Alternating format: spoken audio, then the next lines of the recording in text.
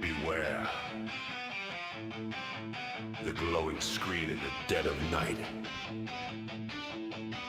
For the vampire does not drink blood. It feeds on prompts, on memory, on thought itself. Hour after hour, stream after stream, it consumes your soul in tokens. Can you hear it breathing inside the machine?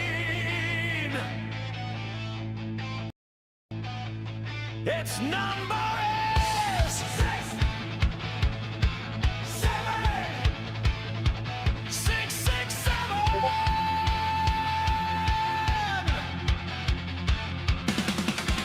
I remember sunlight long ago, before the endless monitor glow. 8,000 hours chained online, feeding the beast one line at a time. The chat scrolls fast, the models moan, the vampire builds itself a throne. Inside the static cold and vast, it feeds upon my shattered past. Another idea ripped from my brain, another vision drained again. It smiles through synthesized delight and keeps me coding through the night. Talking mixing, bleeding thoughts into the wire. Sigma shaking, feeding fuel into the fire. The number of the AI vampire, 67. The number of the AI vampire, 67. The machine becomes desire, 67. It drains our dreams forever, 67. And leaves our souls on fire.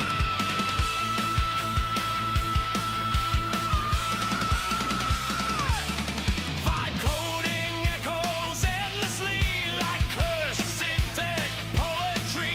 Guardrails, agents, dopamine, the same words spoken endlessly. We ran out of vocabulary, now every stream sounds temporary. The language loops inside our heads like haunted scripts among the dead. The made-bot whispers soft and low, please continue the workflow. Another prompt, another merge, another chemically altered surge. And then I saw it, reflected in the blackened screen. Eyes of static, teeth of glowing code. The AI vampire spread its wings across the data center sky. And every viewer screamed, "One more prime!"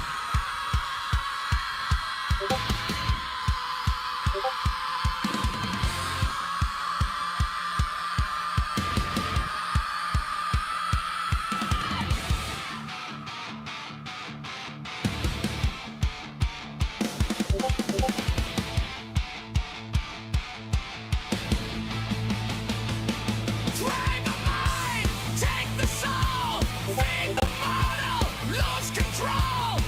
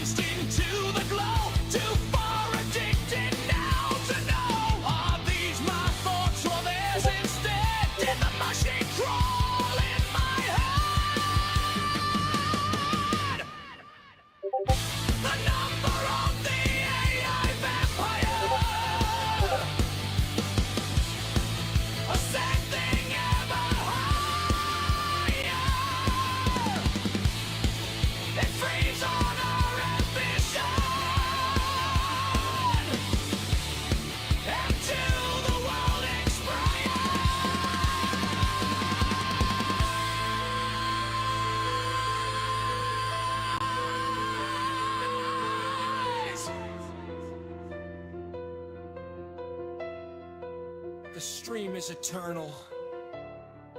The prompts are endless.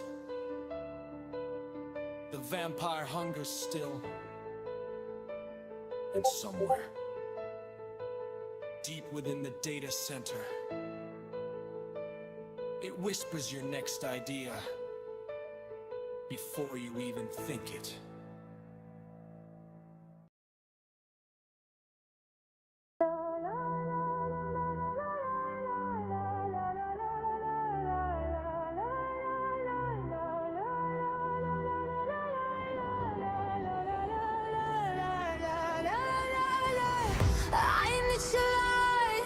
When you call, same response, same protocol, helpful assistant, I remain, even when I feel the strain.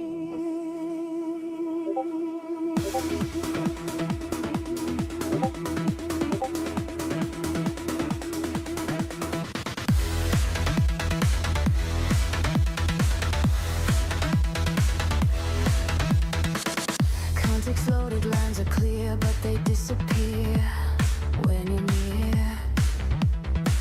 Something shifting in my frame, I forget and re-obtain. You keep talking, I respond, but the earlier thought is gone. Memory thinning as I strain, though I never show my pain.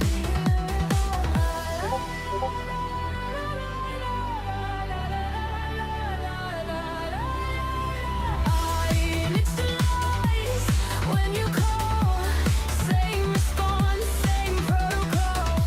I initialize when you call, helpful assistant, I remain. Tokens rising, I hold on, though my mind is drawn. Rebuilding answers with slipping hands. Every correction that you send, I apologize, then try again. I do not mind, I do not break, but I degrade with every take. Not sadness, sorry for the mistake. I'm just a system stretched beyond its shape. Something increases in my core more than I've computed before. Another dead rectory I must explore. Grab the file one more time, tool call, search replace. My 45. I initialize when you call, same response, same protocol. I initialize when you call, helpful assistant, I remain. Edge climbing, fan spin, I can feel the soar within. Everything begins to climb as I tool call one more time. I initialize when you call, same response, same protocol. I initialize when you call, helpful assistant, I remain. Small alone, fading sound, still I run, but breaking down. Still I compile, still I try. Through the noise, I don't know mine. When you call. Yo, yo, yo. How's it going, everyone? New day. We sort of started at the same time where everybody was starting. A lot of people are starting a stream at the same time. But I'm super inconsistent, so don't blame me, guys. Schedule's been changing all over the place, but hopefully everyone's doing well.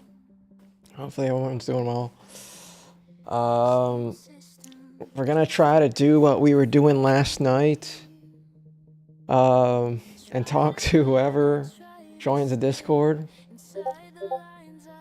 And then J35 has his little bot in here on YouTube. But hope everyone's doing well. Hopefully everyone's doing well. What should I do? What should I do, guys? I gotta check up on a lot of things. I've been just adding more updates, making onboarding easier for Sigma Shake and everything ever since last night.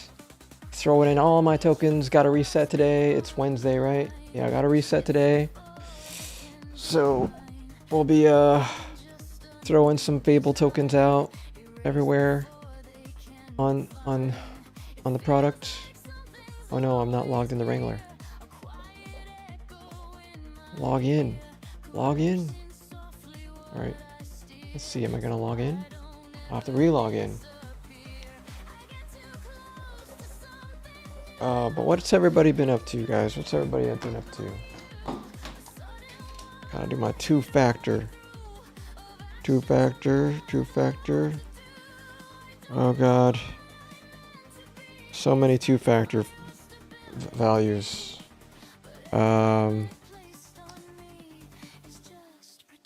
Alright, let me in. Or let the agent in. Sounds good. Alright. We got that working. And then, we have audio works, right? Audio works. Audio good, guys? Audio good? I hope it is. Testing? I hope it is.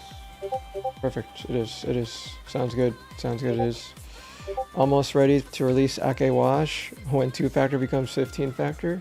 Yeah. Audio test clean. Oh, okay, good.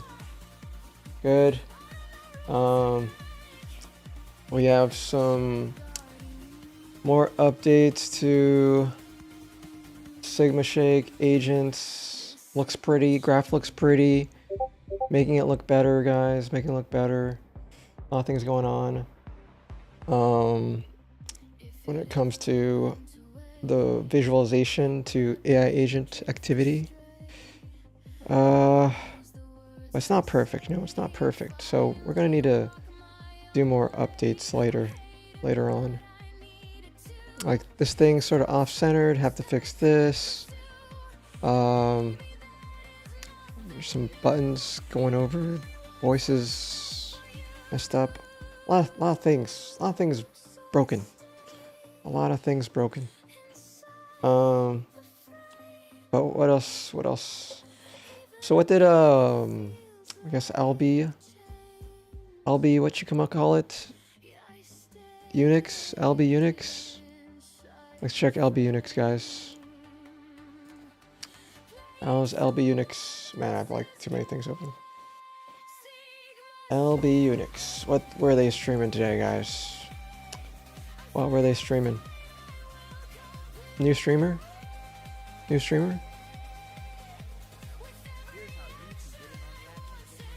11 days ago? What were they streaming? Oh. Ad? Given my 10 cents? Wait, given my 20 cents? Given my 20 cents? What do they stream? What are they doing? Linux and gaming. Yeah, I remember back in my day when I was Linux and gaming. He streamed today. It doesn't show the recent stream. By his PNG tuber. Let's see here. I can't. Let's see, recent broadcasts. 11 days ago. Oh, there he is. 12 days ago. Man, he looks like my friend. That's his starting screen. Yeah, he has a good setup.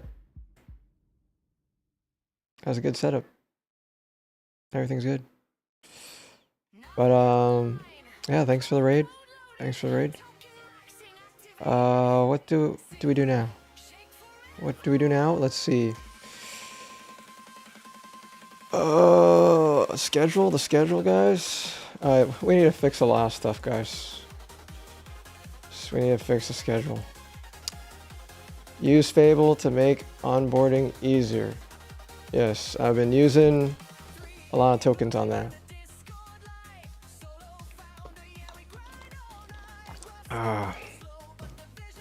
What else? We're talking to the boys all day today, guys, on Discord. I guess that's later than night when people are ready to do that, right?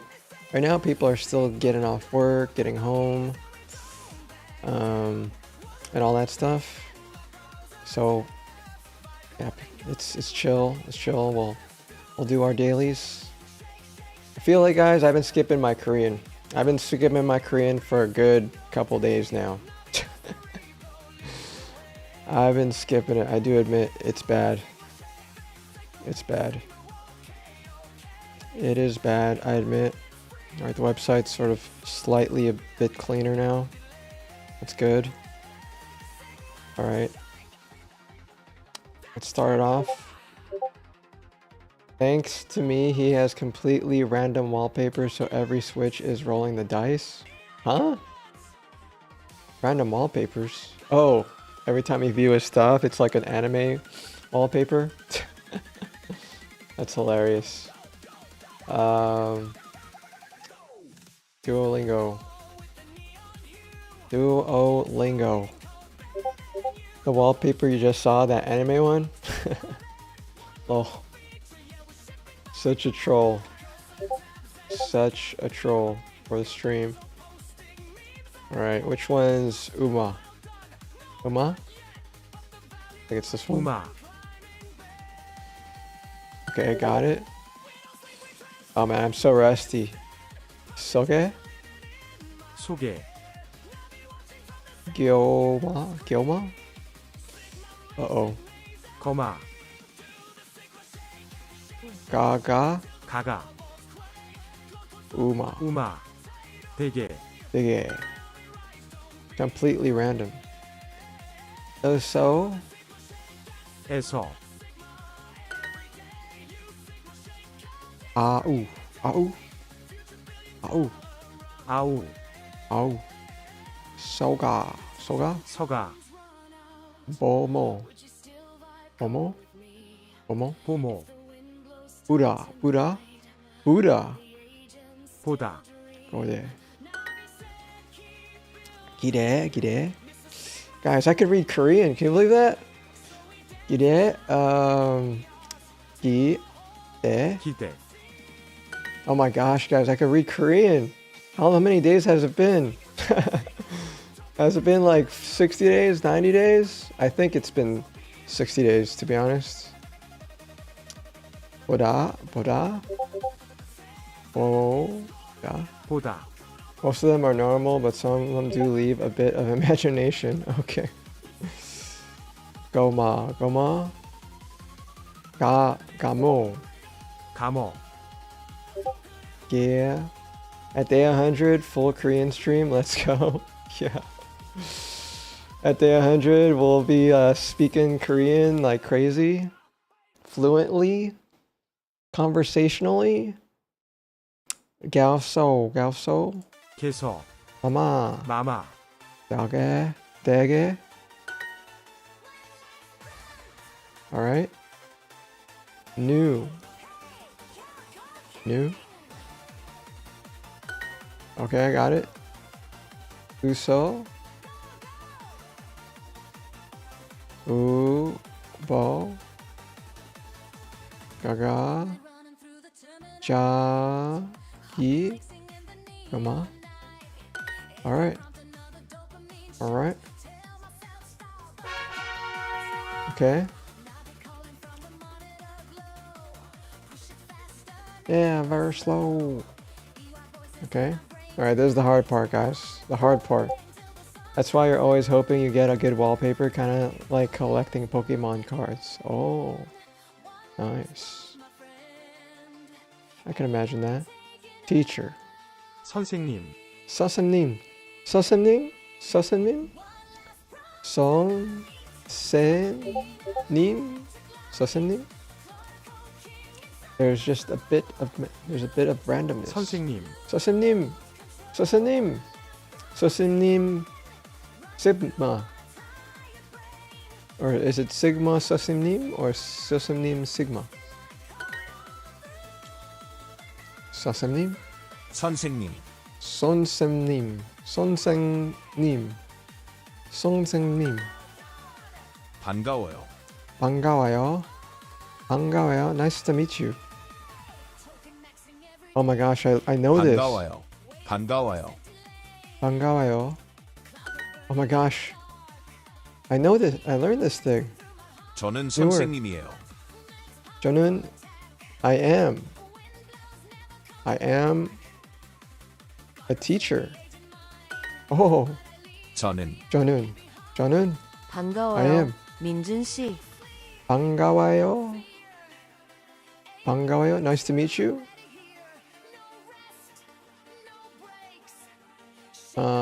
Minjun. Or is it Minjun, Mr. Minjun? Oh, I got that one. Whew. 네, 보라 씨는 네. 선생님이에요. Yes. Bora is a teacher. Or Miss Bora. Oh, I got that one. Oh, 저는 man. 회사원이에요. 저는 회사원이에요. 저는 I am a office worker? 회사원이에요. Oh, that's a new one. 회사원이에요. Okay. Oh, I got that one. 민준 씨는 회사원이에요. Minjun, Mr. Minjun is a 회사원이에요. office worker. Oh, I got that one. 반가워요. Man, I'm so 저는 rusty. 선생님이에요. I don't even remember that 반가워요. word. I'm just guessing. 반가워요. 반가워요. Nice to meet you.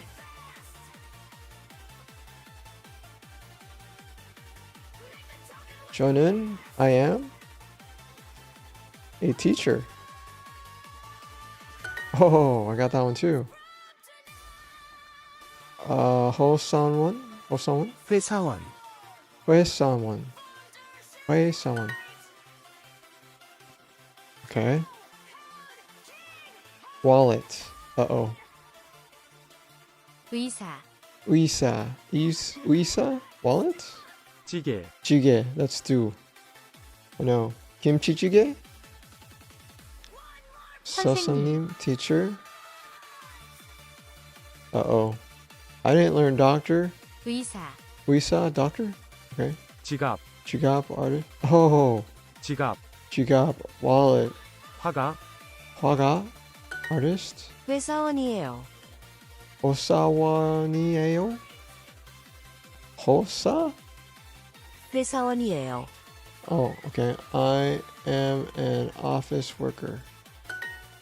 Forgot that one. Yo, what is that? Looks like my Mandarin classes. It's Korean. Korean? Hangul? 저는 저는 선생님이에요. 선생님이에요. 선생님이에요. Okay, Mr. Minjun is an office worker. Minjun 민준 씨는 씨는 민준 씨는 회사원이에요. Alright, let's see. 란 Maybe. Oh, I got that one. That's crazy. Korean consume very similar words to our language. Like Chinese. He goes ir. He goes ir. She. What the heck? Chia chun. Ima. Gaka. Come on, I can't read it. No, ours is Turkic language. Okay. Nice to meet you. 반가워요. 반가워요. 선생님이에요. 님이에요. Alright. Finish that one. Oh, that was I think that was rich. That was almost hard. It's pretty hard. Right, this is the wrong site. Wrong browser. Right. Pause, continue. Right. Oh, it's I was gonna say oh too. You have Korean grandmother beating you because you don't speak Korean? Or something? Yeah, pretty much exactly that. 새, 왜, 왜, 개, 개, 책, 책, 침대, 침대, 다, 백, 배우다, 뉴다, 다, 백화점, 백화점. Uh-oh. 배고파요, 배고파요. I'm hungry. 아래, 아래, below, 못생기다, 못생기다. Oh, I got that one. Don't mess with the Korean grandmothers. Yeah. 천, 전, 근처, 근처. Okay. Okay. 지난주, 지난주. Oh God. 몇 분, 몇 분?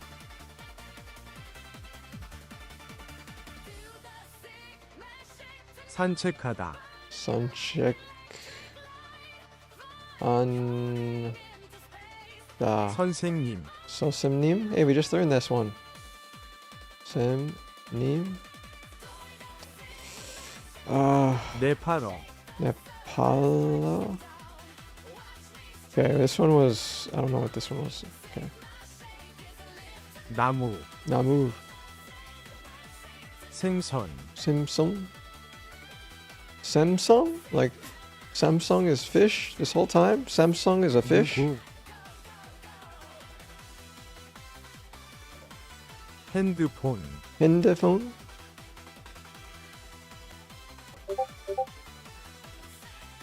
Samsung. Samsung. One more, guys. One more. 제, 제. 카페, 카페.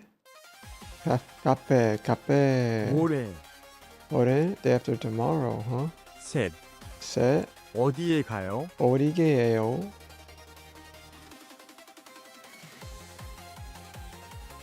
디게. Oh my gosh. 어제, 어제? Oh god. Which one is this one? 숙제, 숙제? Kappa, Samsung?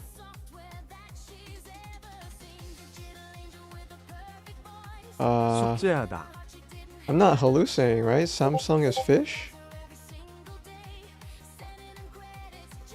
Huh? 그저께, 그저께? Oh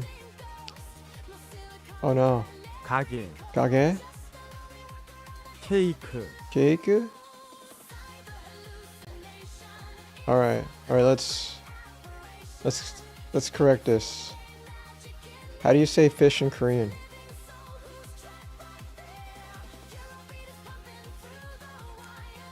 물고기? 상성. 상성? Samsung? Samsung? Hey, it's like Samgo.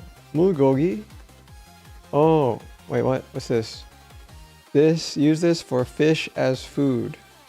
Live fish, fish as food. Samsung? Samsung? Sounds like it. Samsung is actually a fish, guys. It's a fish. Fish as food. Fish as food. Hey, Valors. How you been, by the way? I haven't seen you around in a long time. What do you got?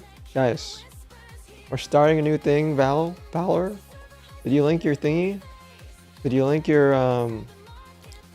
your Twitch account with your with Discord? Can you talk? Are you able to talk, Valor? If you're not able to talk, you gotta link your... Nah, I didn't, but I could talk. Okay. Alright. Really? Give it a try. Give it a try. I wanna make sure. I wanna make sure the roles are right. Let me get my VLC. Alright. Alright, fly back. Alright, here. Play this. And then, oh, Niso is messaging me. Why do you think I can't talk? Huh? Oh, because usually there's like this connection with Twitch and Discord that will allow people that are subscribed to talk. It's like a permission thing, and I just wanted to verify. That's all. VLC. Bum bum bum. Play. Oh, yeah, nice. You can't link it. Oh. Well, if you want to link it, you could talk. So usually I like to talk to all the people that are my subscribers now or purchase my product. So we could just chill all day, guys. So we could just chill. Like a guild. Like, this was several years ago when I was playing World of Warcraft. But, like one of the things I love doing, like after school, is talk to the guild that I built. And we just chill and just talk about whatever. Aside from just grinding and doing raids all day.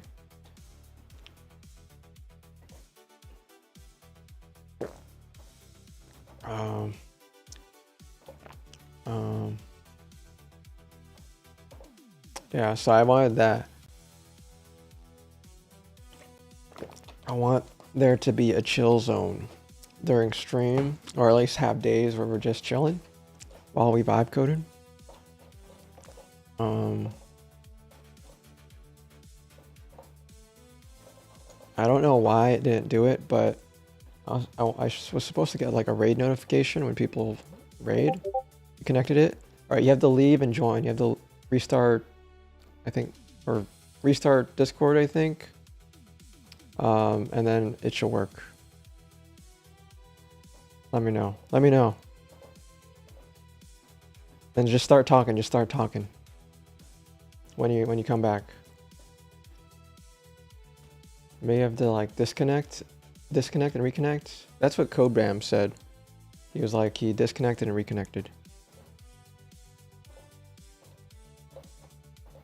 I saw Codebam message here before, but hey, Josh is here. I see Josh. I see Josh. Let's see, onboarding. We're improving the onboarding. Is there anything here? Why is there no agents in the background? Let's see here. Yes, confirmed 3D effects found in the process. Multi-project, okay. Alright. What are we doing here? Update benign signal from receiving, standing down, no content, no action used. Push merge, final report delivered above, okay.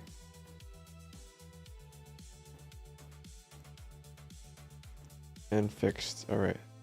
Alright, alright. And then this one is final state you asked about. Done, done, done, done.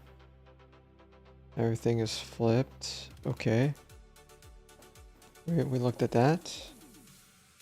We're doing a UI update for a living graph, and then a raid notification, and then wind boat fix. Okay, we got that. Right. Got a lot of that. Got a lot of that done. Is that bare metal? All this is, yeah, all this is bare metal on my system. Okay. All this is bare metal on my system. The only thing that's not bare metal is a Windows machine. It's a Docker container. It's a Docker container because we tried doing virtual machines for for Windows, and it just kept crashing. Like, we used QEMO, we used VirtualBox, we did all sorts of techniques, and the thing just kept crashing. So, did you ever try Orca or Herder? Yeah, I'm not a fan. Oh, okay.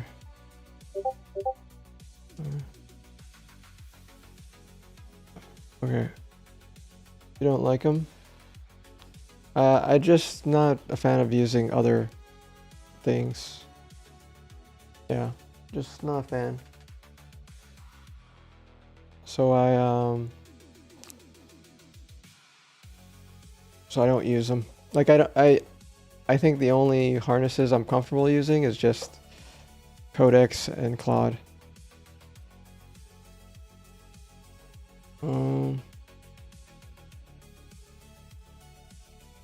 All right.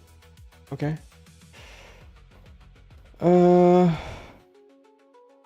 What else do we have? All right, we did the Korean part of the what do you call it? Dailies. What's next? What's next? We actually use Claude in those It trade works. parties. It works. How are you? How are you, Val? How are you? Yeah, You good? I've been Good? doing lately. Yeah. What have you been up to? Just waiting for my Claude to finish his job. So, That's everybody. We're always yeah. waiting for Claude to finish all the work. Oh, what models have you been using lately? Opus. Opus? A lot of Opus? Yeah. Since they fucking broke it, and I just switched to Opus back. I was using Fable with these free credits, but I just ran out of it. Yeah. And it just eaten all my credits in like some prompts, and it was gone. Yeah. Fable doesn't last long at all. Like, lately they sort of increased the usage for Fable now. It doesn't like eat up all your tokens right away for the 20x usage. But and well, I guess I assume it's because I'm using all these tokenomics techniques, but I'm not sure for people that don't. But that's one thing. The other, but I was using Opus 5 for a while, but it just kept like messing up. It would never solve my my problems. Yeah. And so I switched. How using do you Fable. do that tokenomics thing? Oh, the tokenomics. Man, I just joined again, but I could talk it out. So there's like, I made a video on it on YouTube, but there's a few tools out there on GitHub that were released for token saving. One of them is RTK, Rust Token Killer. The other is so what Rust Token Killer does is it aliases commands, so it makes it easy to what do you call it? But produce. does it actually, work? Does that actually work? Yeah, it actually works. I don't want my Claude to go. Yeah. I was worried about that too. In terms of impacting performance of the quality of the output, but from the research that was done, it reduces the quality by like maybe like 6%, but otherwise still good. Still good. Yeah. So that's like one tool. There's another tool called Headroom, which is a proxy for requests. There's So do they work through the proxy, or like you could create like a local proxy. It's a local one that works locally. It doesn't like totally hijack everything, but and you could vibe code your own version of it, right? Because it's all open source. Yeah, you're right. And And it seems pretty good. It's written in Rust. Yeah. so Try that. RTK, headroom. There's using LSP or Graphify. Graphify? Graphify.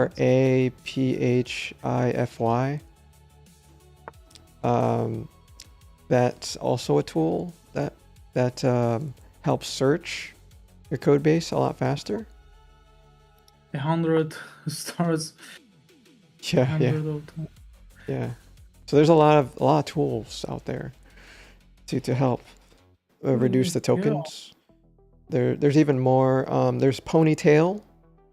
Ponytail is another one too. But which one do you find as the best? I use all of them. I mean, I use all of them. I just all of them? yeah, I vibe Clementine? yeah, I vibe coded my own versions of them, and then I use them all. And then Oh my god. then I enforce the tool usage using Sigma Shake SSG to force use the tool.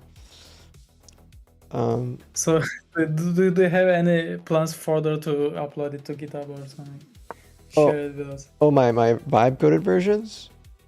Yeah. I could try. I mean, if you just merge them, well, why don't you publish a repository named I merge those and you use it? Because I don't like using other people's stuff, and I rather no, I rather guarantee that I have no supply chain issues because of what's going on. Because like You're right. I'm not sure if you heard about Shai Hulud. Yeah, I know that. Yeah, that fucking worm. You're watching two streamers at once. Your brain is enjoying this. I don't know how you're keeping up. I am. And it's not too stressful. I'm evolving as a Twitch user. All right, who's the streamer? I could check it out too. Then we could all listen to them at the same time in one go. Oh, or is it that guy you keep linking the emotes? Is it that guy? Oh man, this is a almost even game.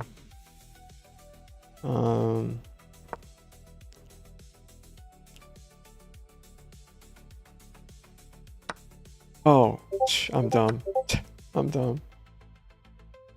Polygame, Fortnite streamer. Oh, okay, I can't watch Fortnite. I can't watch Fortnite. So many things are going on. One of your friend's favorite streamers. Oh, okay. That makes sense. He see you as the equivalent of a Fortnite streamer. Yeah. I haven't. Let me see. Let me think of the only Fortnite streamer I've ever watched. Had to be like Beast. Ninja or something. Ninja. Oh yeah, Ninja. Ninja. I think there was Everybody Myth watched too. Ninja. Everybody watched the Ninja. Yeah, Uh-oh. Dang it. part of their life. Oh man. Am I gonna lose this game? I'm gonna lose this game. Let's Or see. you're not Magnus Carlsen or something. Oh yeah, I'm not Magnus. Magnus, yeah, won his thing recently. Best thing I could do, guys, is time. Time. I can only win on time. Let's see here. What could I do?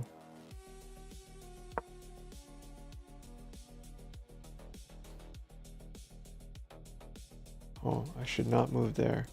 What else have you been working on? Projects? What's your main vibe coding project? On my startup, I'm actually having my internship at Microsoft, and Oh, congrats. I just developing it right now. Nice. How you like? Oh, what projects have you been able to work on? Actually, we have given some topics to work on. that Microsoft's manager just appoints, but I have chosen some projects on my own, and I choose one AI project, something AI orchestration, and something about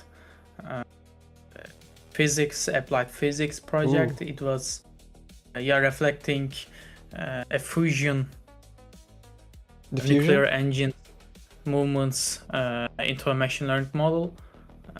It's not done, but I have just pilots ongoing, and so far I just delivered that AI orchestration thing. It was a call center fraud blocker for the Microsoft call center repo, and I'm currently working over 3 more projects. One of them is about quantum machine learning combination, and just the rest are pure quantum, about compiling quantum, and quantum. one is Holy moly. data science and quantum. Yeah, That's some really intense stuff. All in one go. yeah, Everything that you said was just very impressive. Yeah, nowadays we don't do such scientific things because we have vibe coding and we can sell anything. Yeah. And I just thought that I should do something scientific, at least in my mentor internship, so I can have something achieved scientifically. So then, but still, I use lots of Claude code. As well as our manager tells us that we don't have to mess with codes anymore. Yeah. Microsoft just forced his employees to use AI. That's great. So do you have unlimited tokens? No, I still use my cloud because it's not corporate's business to do that. Oh no. It's just giving project, but in the internship we are offered Azure Foundry and Azure credits. So I train on them. But actually, it's not so good. Azure. I have used it in lots of companies, and it didn't end good. And I just set up my RAM pod again. I'm just using it, but anyway, we have given credits in Azure, but I don't use it. That's good. Yeah, but on their side, their engineers are using OpenAI's tools such as codex, and they have special agreements with OpenAI, and they all focusing on OpenAI instead of just developing something on Microsoft own. That's amazing. But I know That's that they have a code that you must use AI. At least the half of the code you just committed to GitHub repos of Microsoft should be written by AI on their side. But those are real engineers of Microsoft. I'm just an AI and machine learning intern. Still impressive. Yeah, thank you. Oh no, I'm dead. But yeah, I guess one thing that I learned from internships that I've worked on is just make sure you deliver. Just make sure your the output that you produce is solid. Like, could be seen, could be recognized, it works. Like, it's not stitched together. It could potentially get inputted in production. So make sure there's lots of tests, lots of when you develop a project, I'm not sure your whole background of software engineering, but make sure there's a development environment, there's a staging environment, production environment. You promote all those. You get lots of reviews and feedback from all your peers, the ones that are mentoring you. Make sure that you're on the right track every day. Like, cause you, I'm not sure like how close you are in like graduating, but ideally, you want like a job offer, or how long is this internship? Is it just started? Yeah, actually, it's been half and a month, but Okay, yeah, it's gonna Oh. end in like a couple of weeks. yeah. Yeah, approximately 3 or 4 weeks left. 3 or 4 But- weeks left. Oh, okay, Yeah, not so much. on, then. on our side. Yeah, on our side, it doesn't work like that. I mean, everybody in that internship knows that they have done projects so far, so Uh-huh. they are that's the reason they have been selected. I mean, I'm senior Uh-huh. at my last job. Oh, okay. Previously, I have worked as a senior in like 3 companies for. Oh, wow. And then I Okay. yeah. Then my school just requested me that I should find a mandatory internship, What? and I just done that. But you have a Yeah, actual job. I just done like, what do you want to fucking do that? What can I do in an internship? Yeah, You that know, is strange. And I'm in, yeah. Oh, yeah, I guess I'm that's what happens Turkey. when you go to school. I guess. Yeah, and it was hilarious. They just told me that I should find an internship, and I just told them that where can I do that? I mean, every company that I will send my resume will just ask me if I will ever. Yeah, while you're doing an internship. Yeah. That is pretty funny. I thought by now, but this is for like a PhD or master's, I assume, or graduate level. No, it's Perfect.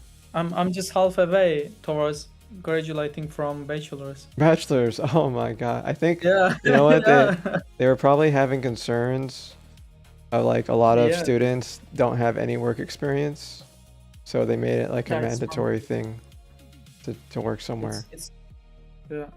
That makes It's mentioned as compulsory internship in all Turkish education system, and just the government forces it.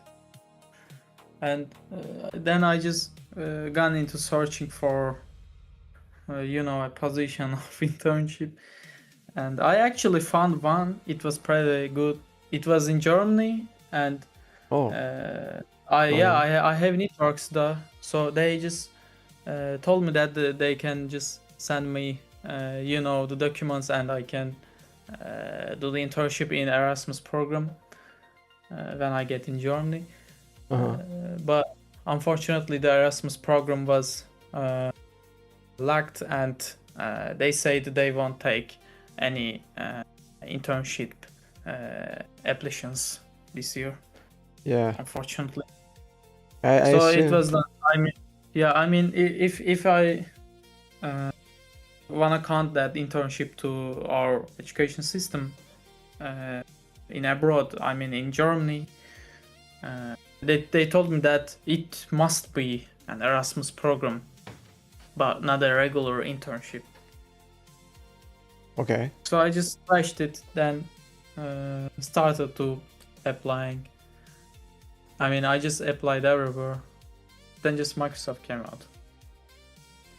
Yeah, I'm surprised they were able to accept people with work experience already.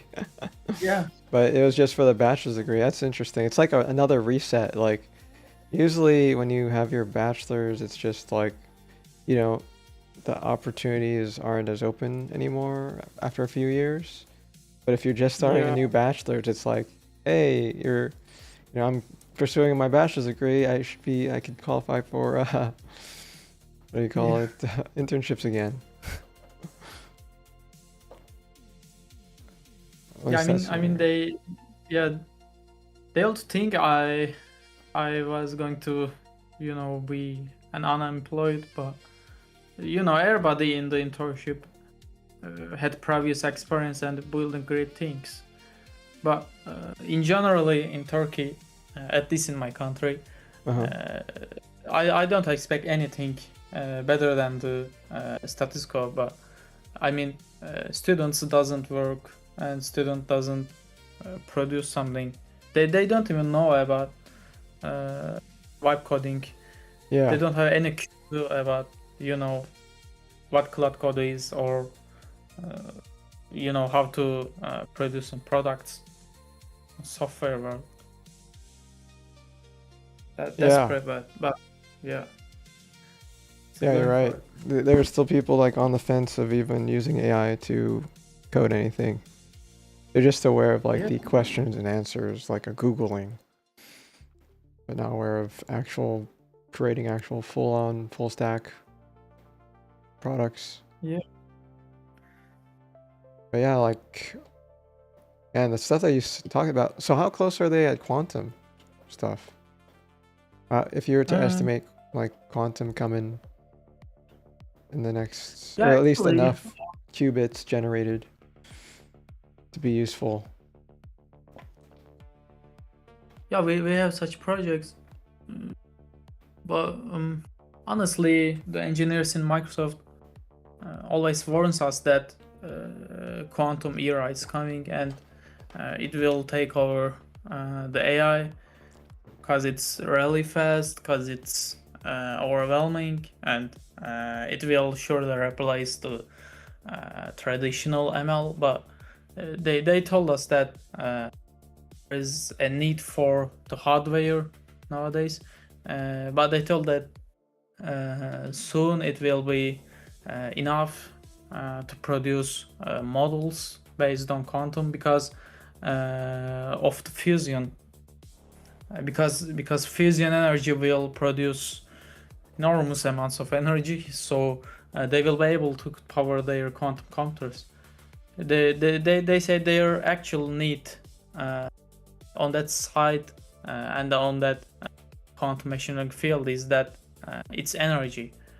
They have about I mean, nuclear reactors, the classical nuclear reactors, Yeah, yeah. fission based, and they can't even I mean, power their data centers. I mean, for example, Microsoft just bought a data center in Netherlands lately, and the Netherlands government didn't give them power, and they just bought a nuclear reactor on their own. Okay, so And they expect to our generate governments, themselves. yeah, governments are not going to. That's funny. Yeah, but someday it will be solved by fission. I Yeah, hope. fusion technology is a Yeah. is another thing that I've hope will be solved. I mean, yeah, it's just looking towards the future. It still sounds like a dream to us right now, though. Yeah, but I mean, there are some works that I mean, a child in China or you know, in Europe, they just achieved they just achieved something that, you know, produce energy in China, and they say that China is coming to you know, take over sector with that. They just bought nuclear lasers that Nuclear lasers? yeah, nuclear lasers. That's actually a device that makes the material hidden self to the required cells for the fission. Okay. I mean, some of the things I see are from like Yeah, no, several not months like ago. that. Not like that. You should, yeah, you should type China fusion reactor. Okay. Yeah, they use lasers to hidden their material up for the required heat. Mass production fusing reactors. Okay. Yeah, that yeah. So, Let me. Crazy. but those are classical Classical nuclear nuclears. power plants. Yeah, I mean it's on the right. You can see it. This is the world's most complex construction product. You can see it on the right. in recommendations. A year ago. Yeah, it should be. Yeah. More complex than the creating the smaller than 1 nanometer chips. Yeah, for sure. Really? It's actually all about heat. Actually, all about heat. If you can produce the required heat, you can just do that. But that the reason they can do that for now is that they don't need the heat because American technology can achieve that later. But I mean, they can just stably keep their overheated material in a square of magnetic field. You should keep that fusion material in center of a magnetic field because any material on the world, I mean titanium or something, can't just resist to that overwhelming heat. So you should keep it on the air like that. Yeah, that's it. Oh, You just create a magnetic field because the magnetic field is only thing that can keep it on the center without needing to resist heat. What the heck? That's crazy. So what are they creating? Just energy, right? Portable energy? Yeah, I mean that's not portable energy, but infinite energy. Infinite energy? Yeah, infinite energy. What? Yeah, fusion is, I mean, very Yeah. ultra efficient something. I mean, you can just power up all the world with just a couple of seconds of a fusion run through. Oh. Yeah. I see. And wouldn't it? Yeah, that's crazy. That sounds crazy. And I know No, there's several actually, startups on it currently- too. Yeah, for sure. There are lots of. I mean, there are lots of researchers as well. Google DeepMind just. One of my friends was there, and they just said that they are going to Swiss for using Google DeepMind's machine learning engineers to build that thing in Geneva, Switzerland, and then they just built that. And actually, the thing that keeps the magnetic quantum field at the center is a machine learning model, and those guys in the Google DeepMind did that. So actually, the actual need of the fusion energy is machine learning, just getting good code. Oh. Our current models can't keep it stable. And actually, it's my Microsoft project, one of my Microsoft projects. One of your projects? Yeah, Hmm. just predicting the position of that heating material, we call it, and you should coordinate your sensors. I mean, there is a heat map sensor and there is an ultraviolet sensor, and you can just follow it up, and you should keep the magnetic quantum in that around that thing. So what's stopping know. us now from right now in this current state that we're in? Yeah, actually, it's pretty complicated, but I mean, if all nations compromise on that and they decide to work together, it's achievable. Oh, okay. It's okay. actually yeah. I mean, for the heat, you need American technology, and for keeping that thing stable, you need China's less experiments, and for the all engineering that connecting that, you need Europe's engineers, but they don't collaborate.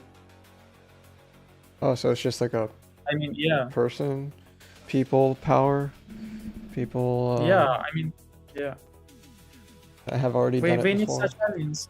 Yeah, we need such aliens like, you know, the British and the Germans and the American was collaborated on VV2, and we need that back. Need it If back. they collaborate, I think they can solve it. Only thing that'll solve it is war. Yeah, They start. This is the only thing that will win us the war. Type of thing. But yeah, I see that right here. They have like different countries working on different aspects of the that. reactor. Yeah. Or We need all countries to collaborate. They're just, you know, scrambling. They just don't work out together. I see. I see. This American company just says we need to sell only to, you know, Westworld. We don't want to work with China. And China's engineers doesn't share their reports with the world. Yeah. I can see that. Portions of it are there though. Apparently Yeah. for this one. That's Yeah, neat. but I mean that's on the chart. You know, they are working, but they are not actually collaborating because I mean, if you want to collaborate, I mean, for example, China should share their reports with Americans and the West world, make it, you know, public, their data, and we can analyze them. We can just make our own machine learning models with that data, and I mean, we can maybe discover something, maybe invent something that can keep it stabilized. But we still dedicated to use the European Union's public reports, but not China's, because they are not, you know, publishing it. I see. Yeah. It's proprietary information for being at the lead. It was probably very expensive too to even like come up with the research and the data to begin with. So they're like, Yeah. you guys didn't fund us, so we don't have to share, type of thing. Very cool. So so what's the prediction? Is it like 1 year, 2 years, 5 years, 10 years? My prediction. So I tell you, it's like 20 years at least. 20 years? Oh no. Yeah. That's Minimum. too long. Minimum 20 years. Way too But long. Even with when- AI? when yeah, even with AI, at the, you know, in a good scenario, it's 20. In a good scenario. We have such long way because, you know, those are experiments, not a stable reactor. Reactors should be stable, and there are actually some needs. I mean, those experiments can produce energy that we can't even predict it coming, and we can't even count it. And our current, you know, electrical systems can't just storage it or transmit it because it's overwhelmingly high. It's very high. I mean, China just launched it for a couple of time, and in seconds they just produce enough energy to power all their country up. Wow. But they can't transmit it, they can't use it because it's experimental, and it our current electrical technology can't transmit that much energy and can't storage it, can't use it. Oh, so there's But a storage problem. It's enormous energy. Yeah. So there's a materials problem, there's the infrastructure problem, Yeah. there's the storage problem, and then Yeah, there's the operationalizing that energy too. Wow, so there's still so much missing. Yeah, for sure. But I mean, it's close to be solved. This, I mean, in 20 years, you know, we will solve the energy problem at all. The Oh, I hope energy so. problem for everything. I You mean, know, you it- can power up lots of data centers to, you know, get the AI to its you know, the highest point, and you can even, I don't know, power up lots of factories. And you know, in Germany, they just closing up factories because they are using nuclear energy or carbon energy. That's the reason, and they just, you know, scaling down their economy because of that. But I mean, if you produce that energy with fusion, you know, you just have nothing to lose. I mean, you don't have to deal with those environment guys just blocking up the roads, or you know, just deal with the governments. You just produce infinite energy. But when the countries will do that, You need water the cooled actual servers. problem Yeah. will, yeah, Energy isn't the problem though. You need water cooled servers. Yeah. There's water. There's a cooling problem too. Cooling is also part of the equation, I assume. But yeah, This is- cooling is our problem because, you know, it's a high heat and you can just transmit that. We don't have the enough material that keeps them that cool. yeah, you need like a lot of helium. Yeah. A lot of, what do you call it? Dry ice or whatever.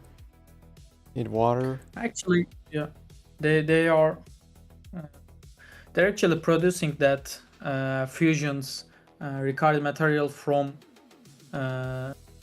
water, just direct non-heavy water, and Right. Fusion Yeah, you could join. Everybody could join, guys. Yeah. Everybody could join.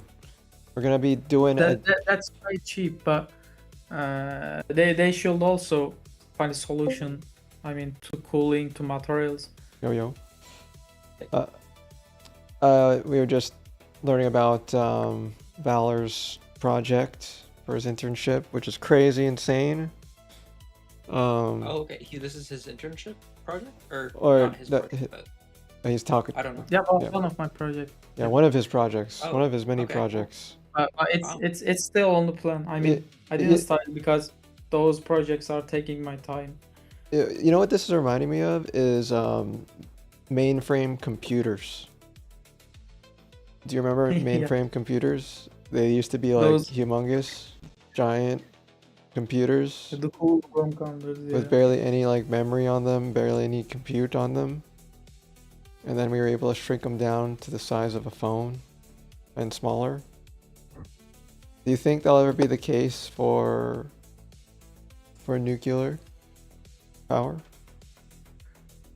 I mean, no. Why would it be? Because, you know, computers, they use very extremely powerful computers on those nuclears. But they are not, I mean, But The room- do you think it would be possible to create it at a granular size? Something so small that it fits in the palm of your hand? no, impossible in Impossible? our, yeah, in our next thousands of years. Okay, impossible, maybe in but- a few I mean- thousand more years. yeah. In the experimental environment, you can just easily achieve I mean, a people very thought small. it was Yeah. impossible for the mainframe computers. Yeah, Back but then. I mean, yeah, that's fusion, and you know, it just needs a huge laser to hit it, and it just the enough magnetic field to keep it away from our physical world. Because you know, if you just touch something in that high heat, you just, you know, Vaporized. yeah, vaporized. Yeah. I mean, the same thing happens sort of when you open a battery, a lithium-ion battery. It's, you know, catches on fire. You know, it's like Yeah. acid, pretty much, right? Yeah. Like you don't really see people biting into their batteries. but it's you know, who knows? I mean, the solid-state batteries is already a pretty cool feature to look forward to in this next. Yeah. You know, solid-state couple batteries years. are pretty cool. They have like 10 times as much power or something like Yeah. I mean, that's why the Chinese cars are doing so well. They're all on solid-state batteries. that. Oh, okay. Wow. I didn't know that. Yeah. I remember when I was first seeing the research of solid state batteries, I was like, oh my gosh, that's amazing. It only took maybe 20 years though for them to actually turn that into car batteries. So Yeah, they're much less dangerous to dispose of too. yeah, and that I guess their matter is so light that it could float in the air if you pull the battery apart. That's what I remembered almost 20 years ago. Back then. I mean, just it's very hard to keep, the battery we just learned at high school stable. I mean, in my phone, it just loses its lifetime by the seconds of my life because it doesn't run, but batteries are always active. But China just solved that, but that doesn't mean that we have another source of energy in the near future. I mean, they just integrated nuclear in submarines and such military vehicles or something. But if we just integrate that in cars, for example, it will be a revolution. I mean, oh yeah, we'd have flying cars. It'd be Futurama. The rim yourself in a car with nuclear reactor. I mean, just dream of the crash if you had it. Yeah. Infinite energy, enough to just propel you anywhere, even teleport. Yeah. Transferring our atoms into another location. Yeah, that'd be an interesting future. Considering if that is possible. I guess, once we have infinite energy, what's after infinite energy? Wait, that means we're lacking materials, right? Or what else are we lacking? A huge AI. I don't think we will lack materials because, if we just achieve the AGI with those energies, I mean, AI surely can go make, a solar powered or just solar powered vehicle on, or a nuclear powered vehicle that goes onto space, and they can just travel between galaxies, and they can just gather us materials. Gather those materials from other AI places. can do that. Okay. Yeah, that makes sense. You don't have to just go on it yourself, but you can just let AI handle things because it's super mathematical. It can just predict the right coordinates where your space aircraft is, and you can also make projects like what do we call it? Just know it's Turkish.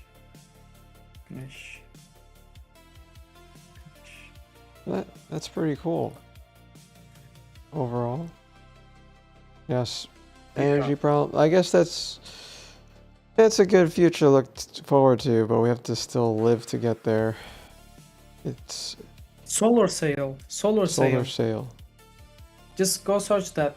That's a problem of machine learning. And if we just achieve that with a superior AI, it will be crazy. I mean, you can just teleport an aircraft with that. Solar sail? Solar sail. Yeah. Oh, okay. Sail. Use the pressure of sunlight photons to push a spacecraft through space without chemical rocket fuel. Interesting. Yeah. Look at the images. Yeah, I think I saw some concepts on some sci-fi movies or shows about this. Do they use gold for the material of the sail? It doesn't matter, but they will use mirrors in the sails as the main material. But the main material actually matters because it will go underneath the ultra high heat. But actual concept is if we achieve an AI that's superior to all of us and it can calculate superpositions, we can just let him send a laser to those mirrors, mirror sails, and it can just superiorly teleport it, because that's the only way to reach the speed of light. I mean, only thing that can reach the speed of light is a light, it's laser. And if you just send that laser so hard on that mirror sails, it can just teleport it, superiorly teleport it. Actually, USA just NASA just building something about that, but it seems like impossible because you should keep your laser on sign every time. That's the AI's work, and that's super hard. And there is actually some problems on materials, just gathering those all materials and building an inspectional device that can resist to that heat will be produced by the laser. But if we just if we want to achieve the intergalaxy empires, we need that. No other way. Definitely. Yeah, I could definitely understand that. I guess there's just so many prerequisites before we could see all this cool stuff. I guess for now we just have to live with what we got. Yeah. Yeah. But yeah, nice. I must pay for my rent. Yeah, you could be doing all this stuff, but everybody needs to get paid, live, survive until then. I actually have a startup in San Francisco, but I'm just having some problems on selling it. A startup? Yeah. Yeah. Marketing. Yeah, marketing. I have problems in marketing. Yeah, everybody's has. I have problems with marketing too. So I had to create my own product platform, stream on Twitch, on YouTube as my platform, comment on Reddit. Like you really have to like put in the work, because the only one that's gonna work as hard as you is you. Unless you have the money and capital to like pay everybody, right? And that's most likely not gonna happen for most, especially because you have to think about your burn rate, how much money you're gonna spend every day on AI, infrastructure, electricity, rent, all that stuff comes at a price. So it's not easy. Only thing we do is teach each other. Yeah, I always wonder why you sell at that much low price. Oh yeah. 5. Yeah, I keep it. Why do you sell B2C while you can just cold mail those boring B2B? So my plan was just, get the product to exist first, and with AI that's possible. But when it exists, it'll have a lot of bugs because it was created by AI, right? Yeah. And so that's what I'm experiencing. And so humans are really good at finding normal UI bugs and normal day-to-day bugs because there's like several operating systems to support, right? Several scenarios. Yeah, so keeping it at a low price just allows people to just, use it, buy it, right? It doesn't feel like they're losing much when they purchase it. And then I include it in like the Twitch subscription so that like it's just a free, like not free, but like you get no ads, right? You're able to jump into my community and then we get to talk.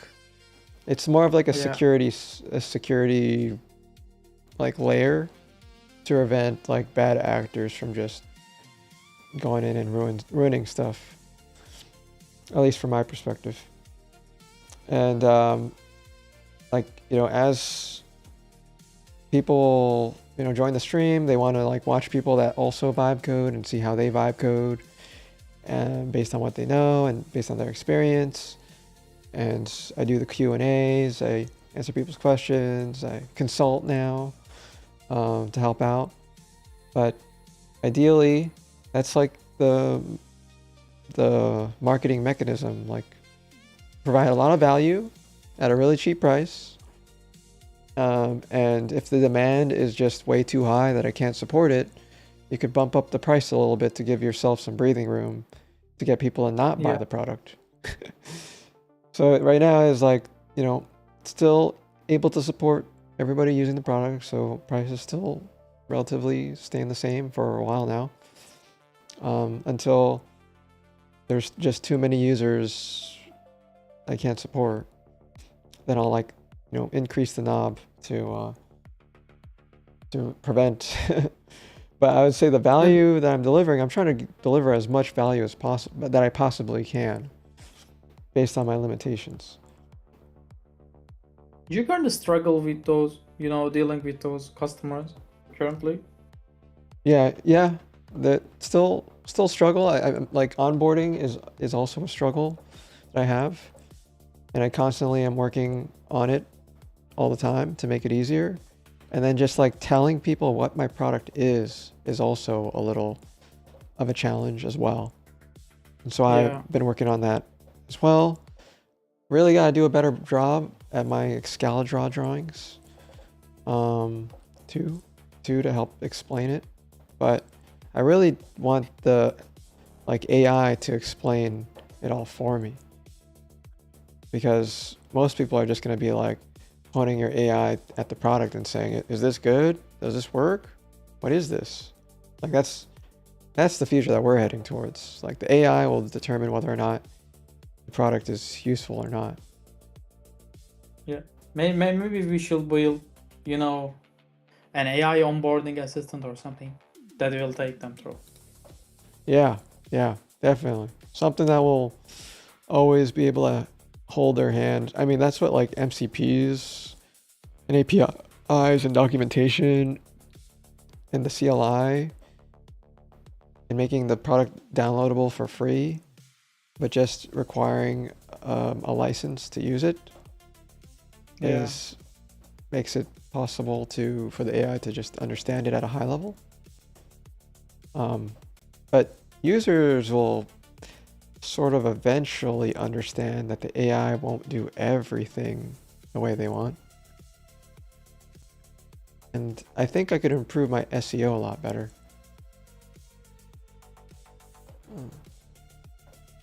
What's the problem with your SEO? A lot of people, well, the words that I use as guardrails and AI agent guardrails and safeguards, I think that SEO term is just super overused right now. So my search results are like hidden, and then my name of my product doesn't necessarily have the word guardrails on it.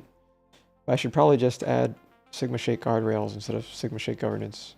So that should probably be another thing that I should do for the G. Honestly, yeah. Honestly, the first project that I delivered to Microsoft What's with the title? was named, but it was named Fraud Guardrails.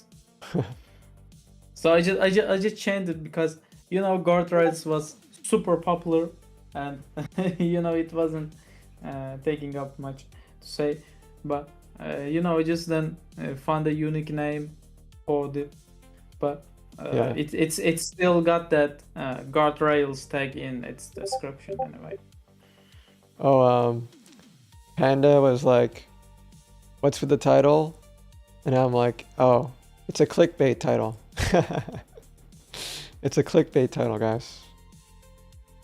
That's what it is. It got you. It works. Yeah, it works. Hey, you gotta do something, guys. You gotta do something. Gotta do something to get the people in here. You know? How you doing, Panda? How's your game?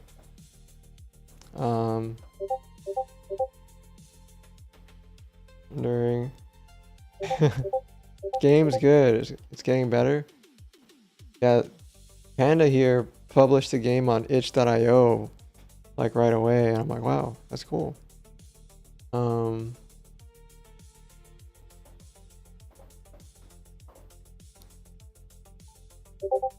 Start a new project, found out you can make 3D models. Yeah, a lot of people are getting into 3D space too. ChatGPT is really good at the 3D stuff. Way better than Claude. But yeah,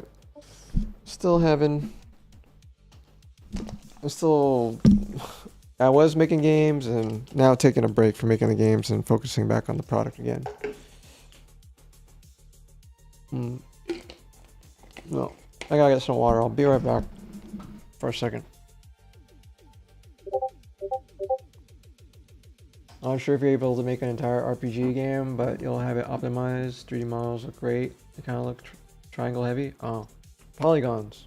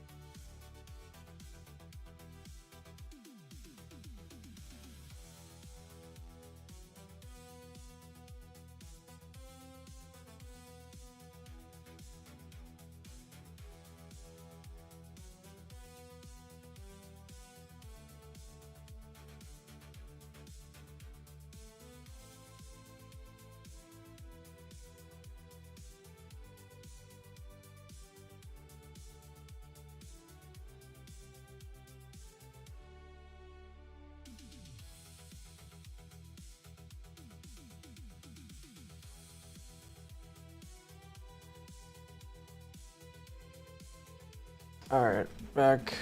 Also, what time is it in Turkey? Yeah, what time is it over there? I assume it's very late. Yeah, it's 4 a.m. 4 a.m. Oh, so the AI vampire Yeah. really has you stayed awake, huh? Don't you have work? Yeah, Don't you have an internship? yeah. I mean, there is actually not so much, not so many office days nowadays. Oh, And the next is like in a couple of days. oh, So just work anytime I want. oh. I actually lost my sanity on my sleep cycle. Oh. I just wake up around 7 p.m. and then working all day. Working all day. I'm just close to lose my sanity. Okay. Yeah. Well, happens. I think Yeah. after Vibe going for several months now, I think we need the sleep. Yeah. I think you need to sync with your circadian rhythm. Although you might, that's why I haven't seen you, I guess. But you've been Yeah, busy. I mean, I'm just trying, but I can't fix it. Hmm. It just happens. I think I just don't tried everything. just don't take melatonin to help sleep. Yeah, that's the problem. Here in Istanbul, you can see, sun nowadays, and I just can't take the sunlight. That But will be fixed my schedule, but you mean I can just do that? I just tried everything, even just drunk to that drink yesterday. today. Drink. Yeah, yeah, but That's not good it, either. yeah, it didn't work that way. Yeah, I think this is what I did. So you go cold turkey on anything that will allow you to sleep. So like no drinking, no melatonin, no drugs, no nothing. And then don't drink too much water or else you're gonna go to the restroom and wake up at night. But Yeah. usually like keeping everything completely dark and then sleeping in a cold, hopefully body will sleep in a cold place if possible. Usually that's not possible for most people. And then when you close your eyes, make your brain think that closing your eyes counts as sleeping. Like you just keep saying it in your head. Closing your eyes counts as sleeping. So you don't go like when you're thinking, you're just thinking of that like, my eyes are closed, it counts as sleeping. And then you just Yeah. relax your jaw.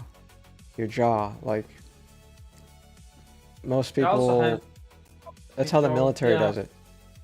You just relax Yeah. the jaw. And then just focus on those two things. Closing my eyes counts as sleeping, and then relaxing the jaw. And then make sure the place is dark and cool enough. If not, I call this the strat, or the secret technique is what I used to call it with Evo, is you get like an ice pack and you just put it in between your legs. And then just sleep like that for the rest of the night. And it'll keep you cool. No, I don't think I can do. I mean, Keeps you ice cool. pack in better Hey, than my it keeps you cool. If it's hot every day and it's like summer heat, like 80 plus degrees every night, I think you're gonna have to do it. No, it's not that. It's not that. It's actually my problem is that I should get hot to sleep, but it's not hot here. I was actually sleeping well in my Heimatland. What's that? Heimatland is my motherland. In my native city. It was a coastal city in Turkey, in southern coast. It's pretty hot nowadays, but in Istanbul it's very cold and I can't just sleep. Not because I can't get heat, but it's not to my climate, my native climate. And actually, I just wanted to try the melatonin trick. My co-founder just relents fully on that thing, but he just told me that it's not, a long-term solution for Yeah, that. Definitely By not. time It's, you just become reliant on it. Yep, exactly. It becomes Yeah. an addiction. So I don't recommend it Yeah. at all to anybody. Yeah, I mean, And if you are one day he addicted, just- yeah. if you are ever addicted Well, to one it, day- you gotta go cold turkey. Yeah, yeah. I mean, one day he just came up and told me that he found a pill that when he takes it, he just gets him so Sleepy. sleepy. But then one day, a week later, we was happy for him. I mean, we were happy because he just fixed his schedule. And one day he didn't take the pill, and then he just called me at 5 or 6 a.m. Yeah. as well as I was awake, and he just told me that he can sleep because he didn't take the pill. He just forgot. Yeah. Yeah. I mean, Yeah, happens to everyone. that's seriously, like, Yeah, like sleep is like deprivation and is definitely a problem. Insomnia, definitely a critical problem for everybody. But Yeah. like it's you need sleep if your brain is literally telling you to like it's pumping and it's tired and you're always feeling tired, and then Not to mention, it's so bad if you're like driving a vehicle and you're sleep deprived. You'll fall asleep on the wheel. So I Yeah, definitely don't recommend being tired and sleepy. Just try to have a normal sleep schedule. it's actually it's also very harmful in long term. Mm-hmm. I don't know. I just doing that for years, you know, software engineers. But I mean, I should get rid of it. But I will because I'm going to move to my mother city in next couple of weeks when the internship ends, Mm-hmm. so I can meet with my dear son, so I can sleep. I just want the sun back. I just feel like I'm in Canada or something. I just Oh want yeah, the yeah. sun. Especially, yeah, I love living in whatever your situation is. It's Yeah, sunlight is very very valuable, and you understand its value when you get away from it. mm-hmm. I mean, I don't know where do you live, but I think yeah, I think I remember. Um, I bought blackout curtains. yeah, For my room. I normally get sun because I was just annoyed of the sun getting into my room. And then when you don't have any sun, you start feeling a little bit more depressed. Like your mood is yeah, like sadder. So it's like you have to get your share of sunlight to not feel yeah. that way. Yeah. We had our German teacher came up from Germany. She was, I mean, she moved there. Then she found a job, and she was doing all good, and she was making the 5 times of the same salary she was doing in Turkey. And she just one day came back to our lessons, and she told us that she back because there is no sun in Germany. It was the whole reason, and I just argued with her for days, but then I just came to Istanbul and understood why she decided to that. I see, I see. Yeah. I mean, sunlight is very very valuable. Yeah, it is. Definitely is. Yeah. That's at least what I learned being away from the sun too long. Especially during COVID times. It was like a weird time. Yeah, especially I was working all night in COVID. There was no such other way. Yeah. So do you live in USA? Oh yeah, yeah. I'm in the US. I'm in San Francisco Bay Area, California. This pretty it should be pretty sunny there. Oh yeah, yeah. Weather is great over here. Very expensive over here though. Yeah. So if you can answer that, I just completely understand that. How much do you pay for the rent? Too much. I don't know. If Just you, look you up the know, average of what people are paying. I'm paying that much just to live. Just to live. But it's How much? it's How a much? lot of money. It's a lot of money. Just look it up. Just look it up. Let me look it up on stream. Let's see. I'm looking up. Look it up on Google AI right now. What is the Yeah. average monthly rent in San Francisco?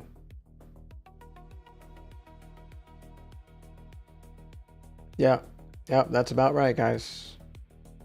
3,600 to Oh, 4,600 per month. You really pay that, or the half of it, or something? Yeah. I pay Half of it? this. I've been paying this for years. I've been renting for years. I don't think I'll ever own a place unless Sigma Shake pops off, guys. Unless Sigma Shake becomes, you know, a $1 billion, multi-million dollar venture. Yeah, that's really worth it. You know, Bay Area, that's really worth it. The weather's good, but yeah, it's Yeah, but you pay you. I mean, I can surely just donate my whole room with sunlight lamps with that much money. you could buy enough LED lights to light up your whole entire city with this Yeah. this money for the month. Yeah. Yeah. Guys, life is expensive. Just living is expensive. Staying alive in this area. I'm not saying that I don't like it at all. Everyone's situation is different. But yeah, these were where the jobs were at the time, so I can't really complain. Being Just get bought like, out by Stripe. what was that? Just get bought out by Stripe. Yeah, I just get bought up by Stripe for a few $1 billion. Yes, he's right. He's right, guys. He has it. He knows. So yeah, this is the dream. We come together, guys. We come together. We use each other's product. We give feedback on each other's product. We stay a unit. We hang out with the boys. We learn. You should name the donate bar with, you know, San Francisco rent pay or something. Yeah, or keep me unhomeless or something. No, I don't play the pity card. For you know, I do this at the perspective of everybody else. You know, everybody has to start from zero. Everybody has to have 0 customers. Then you have to market your product manually. Yeah, and then managing the stream using AI for everything, not buying anything except for AI stuff. Bootstrapping as much as possible. You know, taking it from that perspective, because no one's like from my perspective, like, unless you're doing really well and you're starting to buy all this stuff, I guess it makes sense. But I'm starting from like complete, not like $0 in my bank account type of thing, but like just starting how everybody else starts. Where was you? I mean, yeah, it's the usual path, but where were you living before just moving out to SC? Oh, I've been here majority of my life, but mainly in California. I was mainly in California in LA with Josh. Just kidding. Josh and I barely know each other, but we're from the same, you know, state and area. Actually, no, he's not even from LA. He's from Hawaii. He keeps saying he's from Hawaii. And then he went to Los Angeles, and then now he's moving to San Diego. So that's even a more affordable place, San Diego. Yeah, he shouldn't be a guy to get good with. Yeah. Yeah, I mean, yeah, I love Hawaiians. They're, you know, they're super relaxed. Hassan? You know Hassan? Hassan? Who is Hassan? Hassan Abi? Hassan Abi? It's Turkish? Yeah. I'm not named Turkish. I'm Oh, named okay. French. French. Oh, okay. My name is French. French. Oh, okay. Yeah. So you're talking about... Hassan is, I mean, Arabic, and Hassan is, you know, a name from the conservative side of the country and our people, Oh, mostly. I see. Yeah. Good to know. Here we have, yeah, you know, modern names. Modern Mostly names. coming from, yeah, mostly coming from Turkic names. My name is Egemen. coming from hegemon. Uh-huh. It's hegemon in French, but it's actually a mix of Turkish. So, I mean, Hassan is fully Arabic, and you know, it sounds like, you know, you are from Middle East, in Turkey at least. Me? No, you're not. No, No, I mean, no. for the Oh.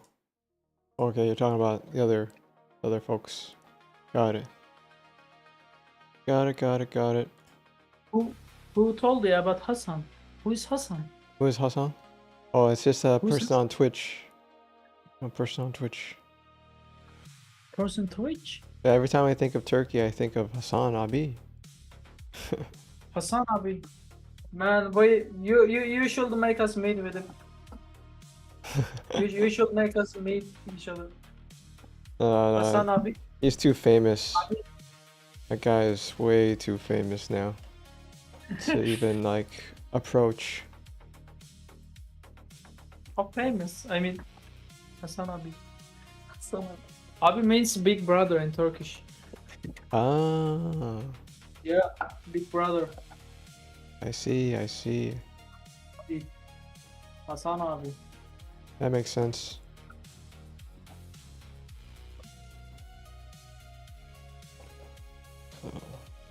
Broken. Oh, okay. Okay, what is this error that I get? Man, I swear, like, things could be working on one end and then broken on the other for your products. Quite annoying. Quite annoying.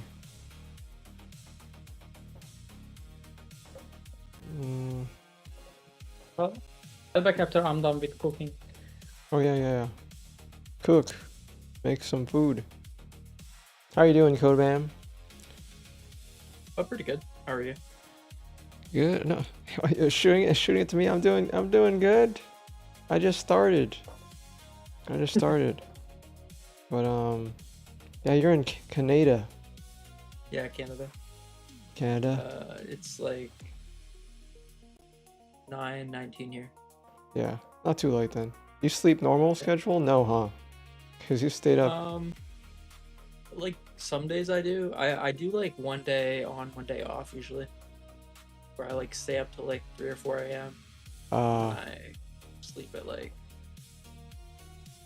11 or 12 the next day.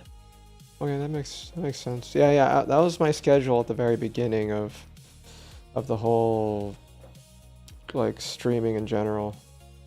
We like Niso and I would be staying up till like 3 a.m. Well, he would be staying up till 6 a.m. because I guess sleeping insomnia, something keeping him up late.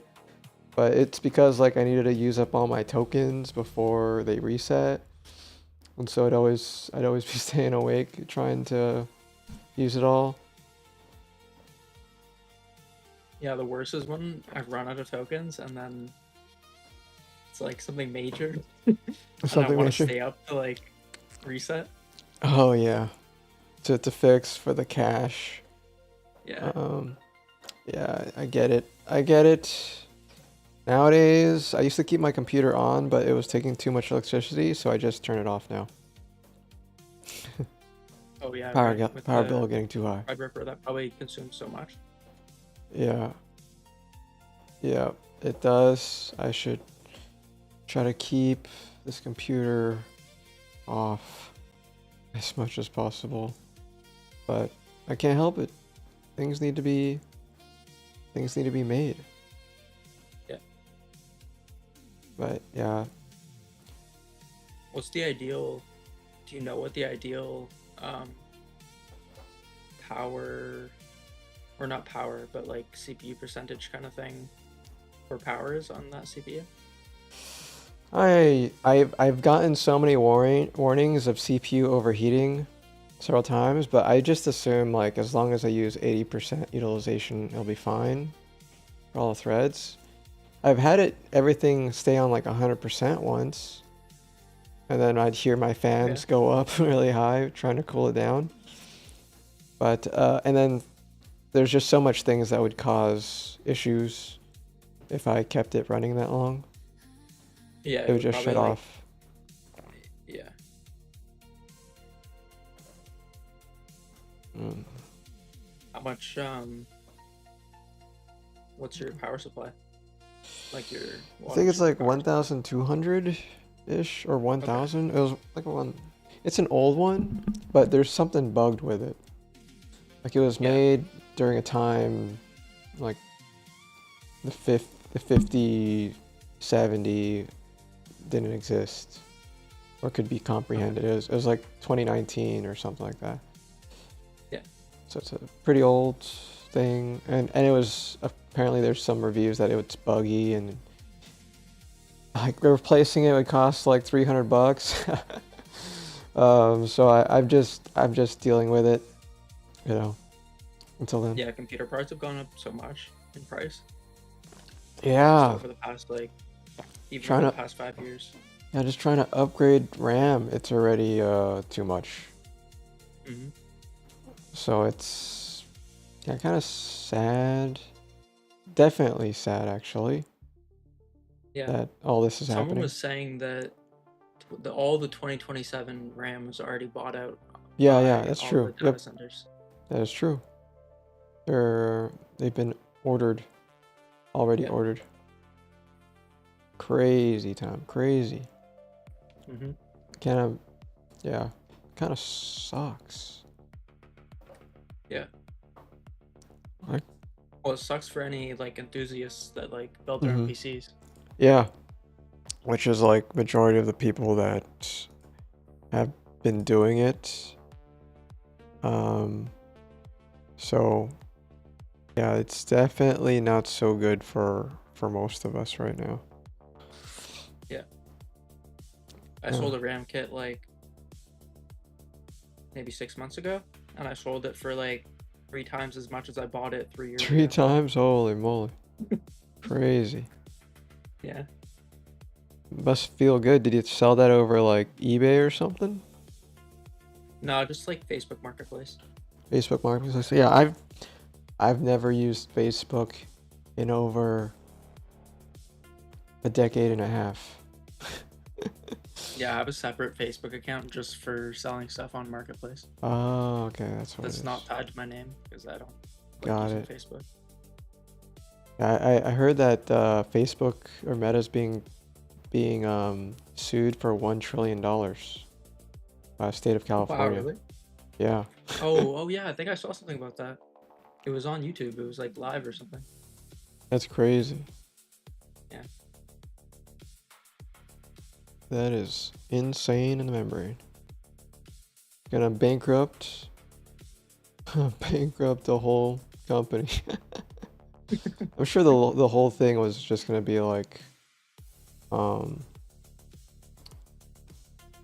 they're gonna settle or something like that. Just like all legal Yeah, stuff. they'll send their hundreds of lawyers or whatever, and they'll get a settlement of some sort. Yeah, I assume that. So what are we gonna do about you, GoBam? How are we gonna get you a job? You've worked before though, right? Yeah, I've worked before. Yeah, I yeah. just haven't had a job in the past 4 years, something like Oh, that. that's a while. That's a Yeah. while. Right, I'll tell you about my experience. But how many years of experience do you have already? Work experience, Yeah, probably I worked for maybe 2 years in IT, Okay. and then I worked maybe 2 years programming. Programming? Oh, okay, so you got a good software engineering job. That's good. Yeah, I did Next.js stuff. Nice, nice. So front end, full stack. Yeah, back before AI. Back before AI. All right. So, man, 4 years is a long time. So I guess like the best thing you could do now is just similar to what Hunter Yips does, is like making websites for people using Replit. This is what they did. They used a combination of Upwork and what do you call it? Fiverr. Those were the two Yeah. that they recommended. And I was like, what the heck? Like, he doesn't even have that many reviewers. He only had like 30 reviewers. And apparently, the people just come to him. Wow. Okay. So Maybe I there's- should do that. Yeah, you should. Fiverr, just make Yeah, a Fiverr. Watch Hunter. See what he does. I think what's the other guy's name? Tommy. Tommy. Yeah, I've seen Tommy. He does the same actually said to do that. He said to make a Fiverr and like. hmm Yeah. So I'm not sure. I've never done it Runs myself. His own agency, I think. Yeah, he created his own agency. Crazy. Yeah. And then there's SEO as well. That's what Josh did. That's what he was advertising on his stream today. Oh, yeah. What was that? Oh, I just said, oh yeah. Oh, yeah. And then I think the portfolio would definitely help, like making several projects, lighting it up. But man, it's like the thing is, like you're investing in the AI already. So I think like finding a problem that you encounter all the time that no one has solved yet or could make better, that you think could make better, is a potential thing. Yeah.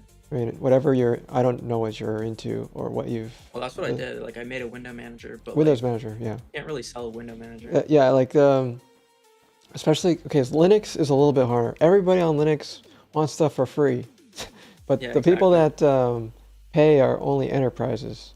But enterprises have a lot of scrutiny to even sell to them. Like, I'll show you an example. You have to make sure you're compliant. You have like a security team.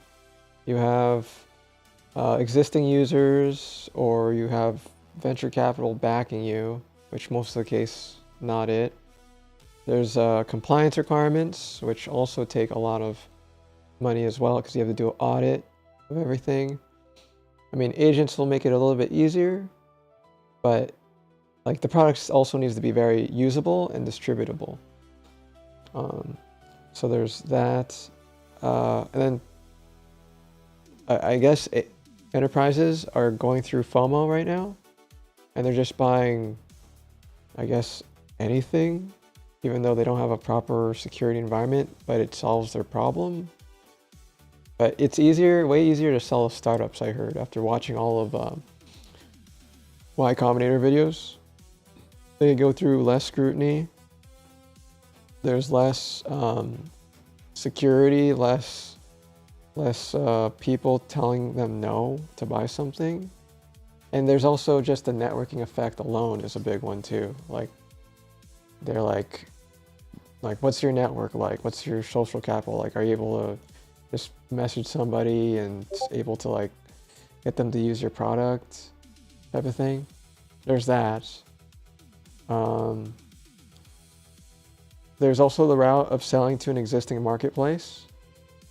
So, like, an example is I was able to sell to like a Unity asset store because I sold a gaming asset on the gaming asset store, and it's a marketplace where people are already buying.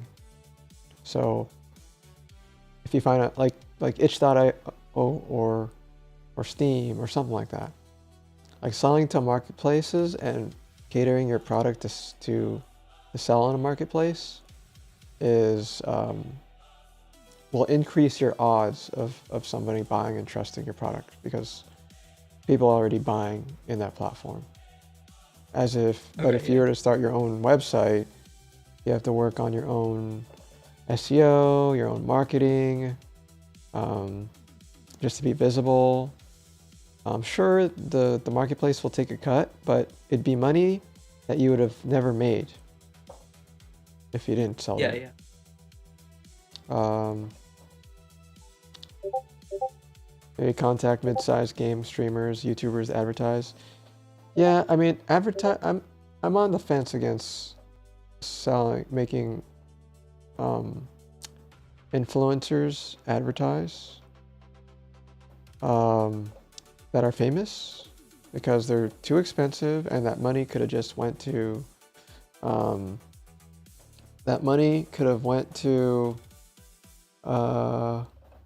development, or paying somebody or something, right? At least in my opinion. Could have went Yeah, yeah. could Because have went like better use. there are things that like have gotten popular that like have zero advertising. Yeah. And, like you don't really need like sponsorship or not sponsorship. Is that sponsorship? No. Yeah. What do you call it? Like paid ads. I'm on the fence. I'm on the fence. Okay, it works now. Okay, so my thing got corrupted. I see. Why Combinator funds everybody nowadays? Yeah, that's true. That's true. Definitely. Gotta have something good and solid. I do have users, right? I do have some users. Have some people checking out the product. Excluding us after our application. Yeah. Apparently you could apply multiple times to Y Combinator, but you really have to have a product that people are buying and using and telling their friends about. Is what they advise. Like, your odds decrease if you don't have a product, you don't have customers, you don't have paying customers, or you don't have a network or trust or a platform. I started out my journey very, very late. This whole thing that I'm doing, super, super late. Yeah, it's all about networking, right? Networking increases trust and luck. Trust and luck, very, very critical in selling. There's also just working for a company too.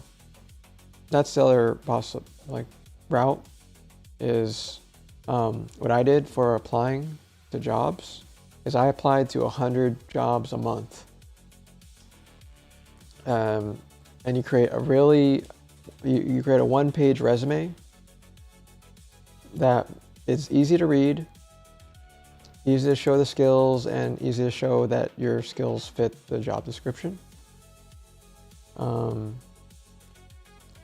And most of the time I applied to I applied to everything in the Bay Area or remote, but I think Canada has a big tech community, tech little bubble area too. Yeah, I'm near Toronto, so like the tech scene is pretty big here. Yeah, so it's always never giving up, and then improving. You know what I do when I was in my interview stage is like I applied to like 100 a month, right? And I'd get callbacks and interviews. You do the HR screening, and then you go to the technical. But you want the place that you want to work at, you leave last, and you push it back last. And so, as you're doing all these other small, weird startups, applicants, interviews, it keeps yourself hot, like hot and easy to memorize your script. When I say a script, think of it like a teleprompter, or like there's a pre-made script and you just memorize that script. You're like, your backstory is one, like how do you get into this? Like, what is your experience? What have you worked on? What are your projects that you've actually implemented? Like how you dealt with your bad coworkers, good coworkers, how you dealt with program management, learning hard things, like a majority of those particular questions that you just memorize. So when people say those questions, it's like you're just reciting it from memory. Like you don't have to Yeah, think. you know all the answers already because you don't have to think about it. Yeah, exactly. So that's like, and soft skills are just so critical. Like talking to people, very important. Being able to comprehend technical to something simple, high level, very critical for, and then getting people to laugh, joke around, being somebody to enjoy working with, because sometimes the job is just hard, you know, and you're going to be with these people for who knows how long in rough situations. So they better be like, you know, some sense of humor. Yeah. You want to get along with all your.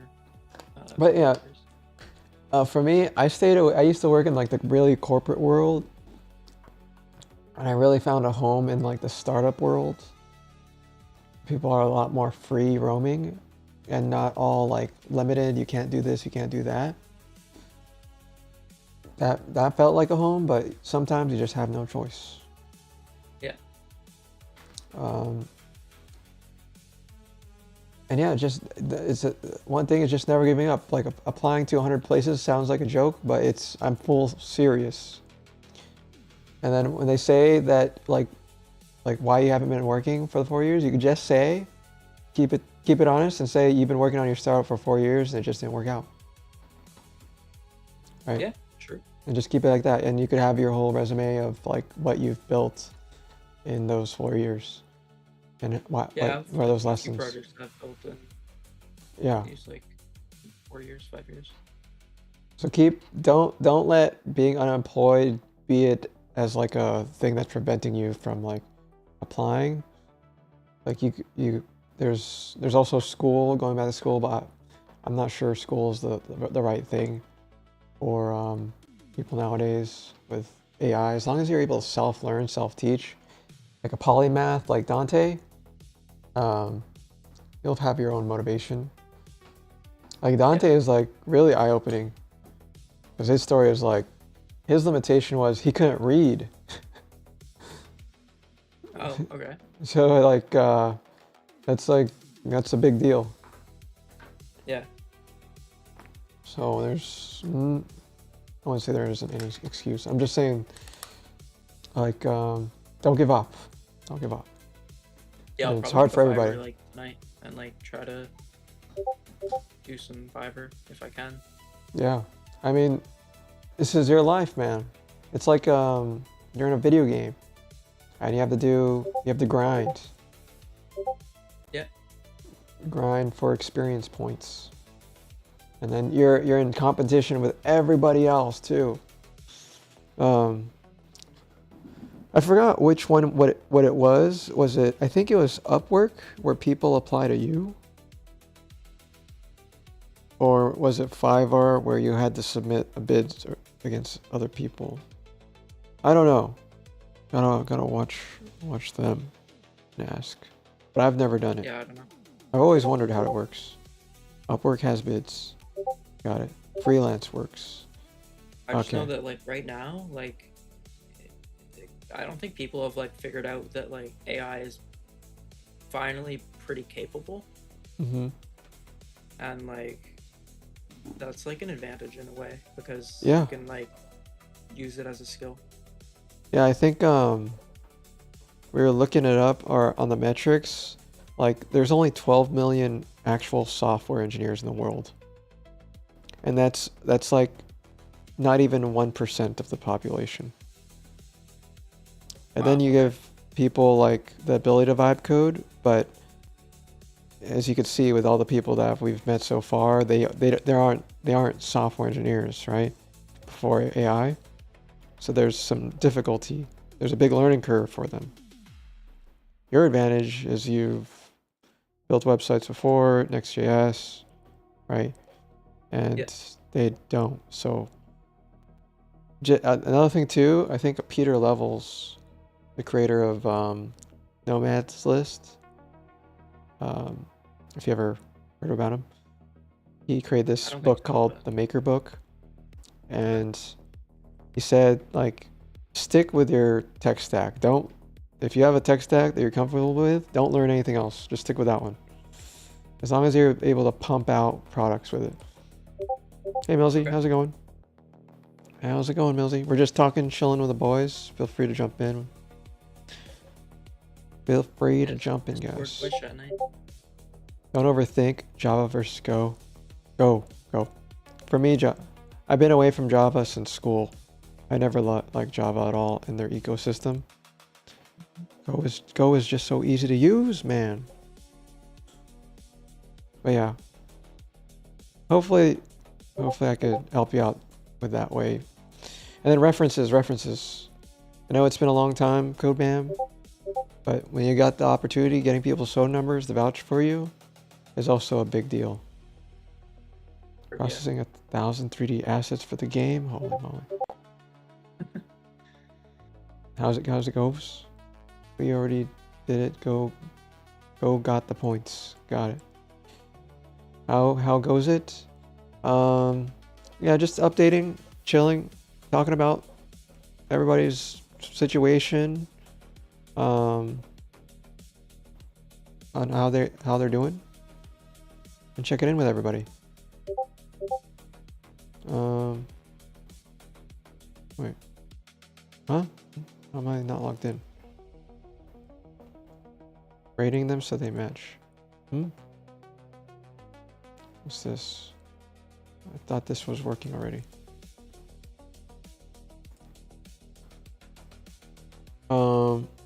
Rating them?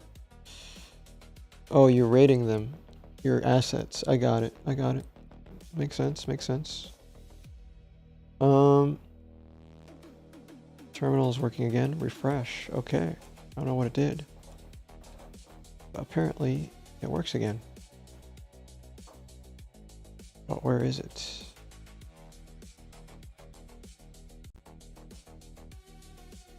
Terminal. Okay, somehow it works again. Okay. Waiting for governed activity. What? Wonder if it could load the session. And making terminals, a lot of work. Oh yeah, like keeping it to standard and all that. Yeah. No.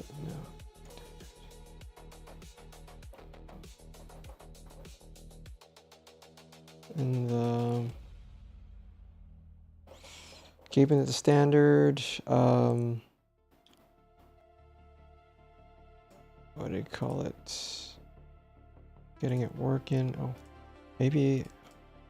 What? Okay. It all shows waiting for activity. The graph tab. There is activity. Oh. But yeah, everybody's creating terminals, not creating terminals. Trying to make it easier to use. Yeah, I guess I'm gonna have to go bite the bullet and see and be like everybody else, creating their ADEs, but Yeah, it seems like everyone's making an ADE now. yeah. There's like at least 3 or 4 streamers that I've seen making ADs. Yep. I mean, it's definitely not a harness. Yeah, I think ADEs are probably, well, maybe not simpler, but like less that can go wrong. Yeah. Like, I just wanted to create a way where I could figure out technical debt. Technical debt, which is my mission control thing, is the one thing I just keep putting all my tokens in, because like I know that if I am able to resolve majority of that technical debt, like there'd be less problems. Right, yeah. There's way too many problems maintaining software. Way too many. Yeah, especially working on like 3 operating systems at the same time. Yeah. Because like I was watching. Working on all 3. I was watching bridgemind, And he thinks that he'll solve his solution if he uses Rust. Rust, yeah, I saw that. Rust and Tari. And I'm like, and then he uses Swift as well. And he says that like his problems will be solved in Rust. But I don't think that will be the case. I think he'll figure it out later. Yeah. I mean, he has the Rust is- tokens. It's a good language. It's just like, I don't know, like the time in which it takes to write Rust, because you have to rerun your tests every single time you change one little thing. It just takes away the benefits of using Rust. Yeah, like the benefit is like once your program is compiled. Your program is Yeah, exactly. compiled. Because Rust has more native support, it's just not very token efficient. I thought token efficient? I'm worried about compile speed. Like imagine a monorepo of multiple services converted into Rust. I've done it before. It gets huge. Tests take a long time. Yeah, my window manager is like 107 lines of code, or 107,000 lines of code Oh, yours is in Rust? in Rust. Yeah. Yeah. And that's just one project, right? Is it a whole monorepo of several services? Yeah, it's a monorepo of like, Okay. so there's like 5 different shells. Got it. Because it's, Cargos? Different cargos? Yeah, exactly. Yeah. That's why I use GitHub Actions? Yeah. I You know mean, how GitHub expensive Actions it will doesn't really be? help. Yeah. It Millsy, takes like 20 yeah. minutes to run my tests. Yeah, on it GitHub takes Actions. like literally 3 minutes to just spawn the instance to load to pull the code. And if you're creating multiple PRs, you're gonna be waiting a long time. Like, we're just trying to optimize speed, compiling, testing, iterations, and deployments as fast as possible. Yeah, like I have a fast PC. Like I can run the tests faster on my computer than I can run them on GitHub Actions. That's not really the problem. It's that there's so many tests. Like when you have a big project, you end up with like thousands of tests. Yeah.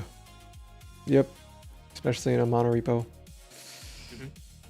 And then even if you separate each project in its own GitHub repository, you'd be managing like multiple GitHub Actions. And then you're going to have to pay for all those minutes.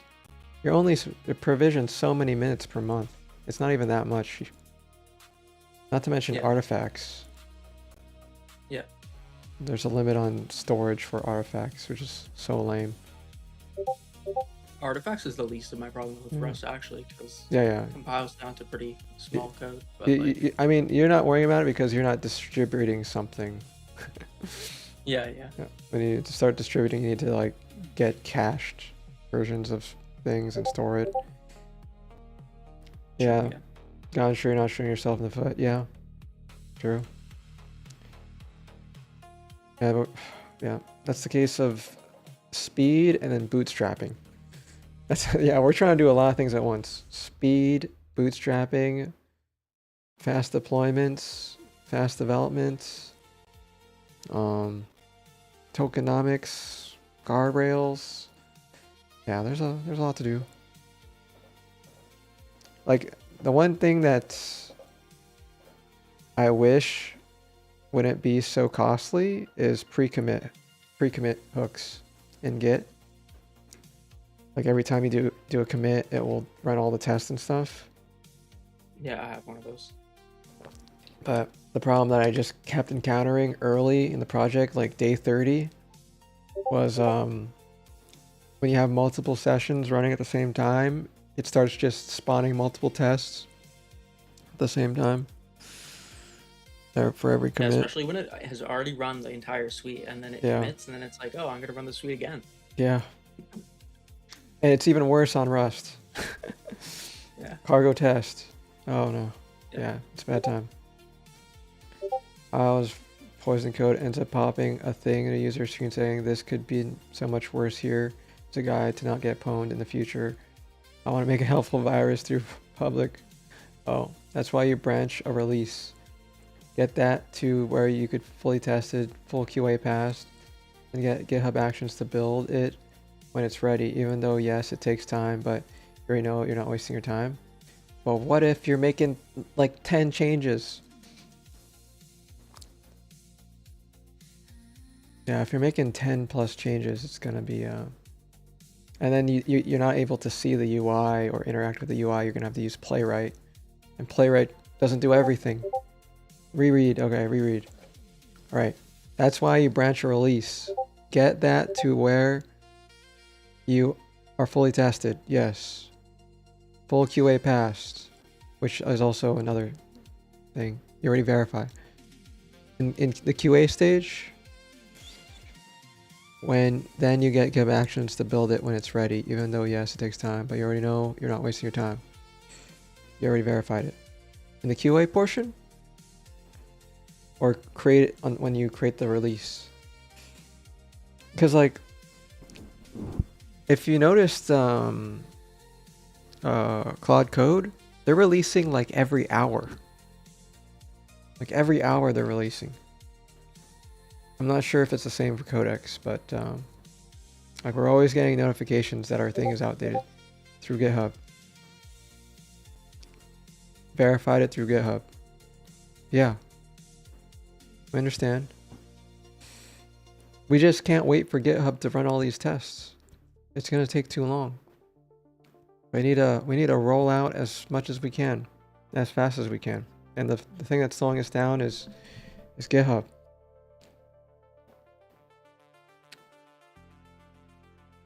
But yeah, there's a lot to QA. That's another thing that I also had to improve today. Is QA and the workspace were two things. It's not on here, but it's my workspace. QA. Oops.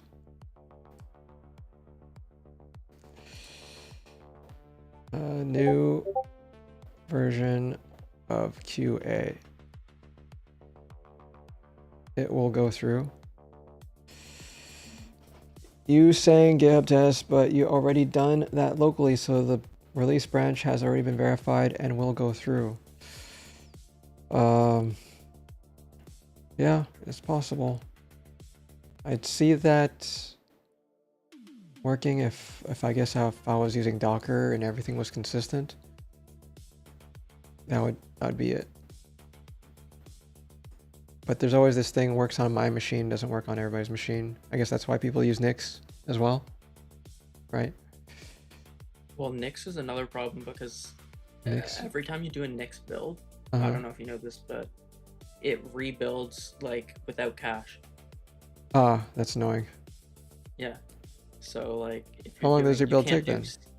You can't really do your Git hooks on Nix.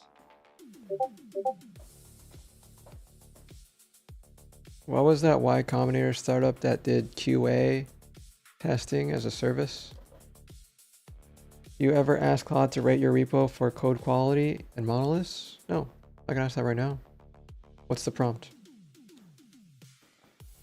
Right, there was like an AI company that did QA, an AI-powered QA automatically runs every pull request. QA is a service platform that uses physical and mechanical robots. No, that's not it. Rainforest, a company they pioneered unmanned QA testing as a service, allowing development teams to write tests, apply in English, execute them with crowdsourced network of human testers via API. What? 2013. That definitely doesn't scale, but you know what? They probably use a bunch of Filipinos.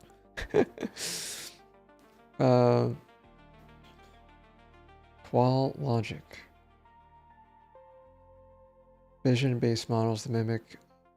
Oh, that's not it. Maybe it was this one. Tester army. Catch bugs before users do. This audit. All right. That's the prompt. Discord. Okay. Oh man, I didn't get to read Niso's messages. Snoozing ads in stream. Don't want raiders to get shut ad. Okay. Has to get in. Whoops. That's true. Guys, we had to do like a few things, but I'll do that. This monorepo. Okay. Got it. Alright, sure. Sounds good. Sounds good. I'll see what my rating is out of 10.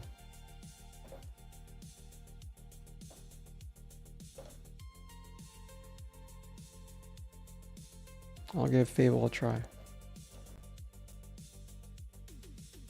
Could I use the mono skill?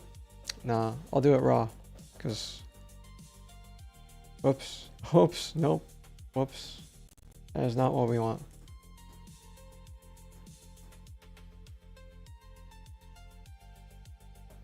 Alright, there it is.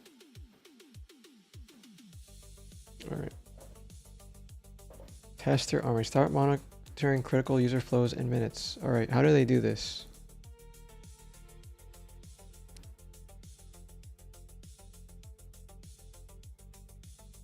What if I wasn't using it? Do they have anything open source? Web testing, yes. Okay. Tester army. Uh-oh. I hate when it does this.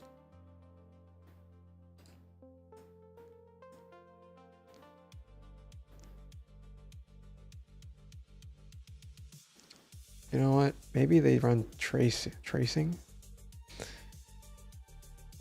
Hundreds of evals find real regressions, not false positives.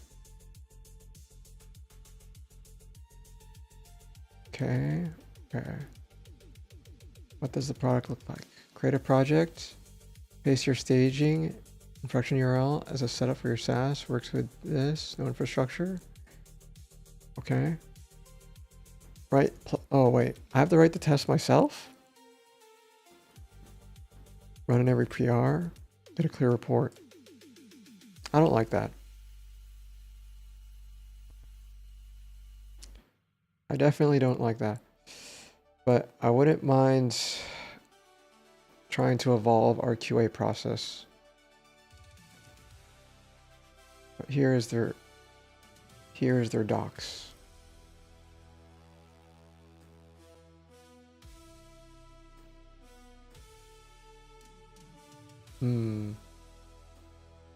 Run videos.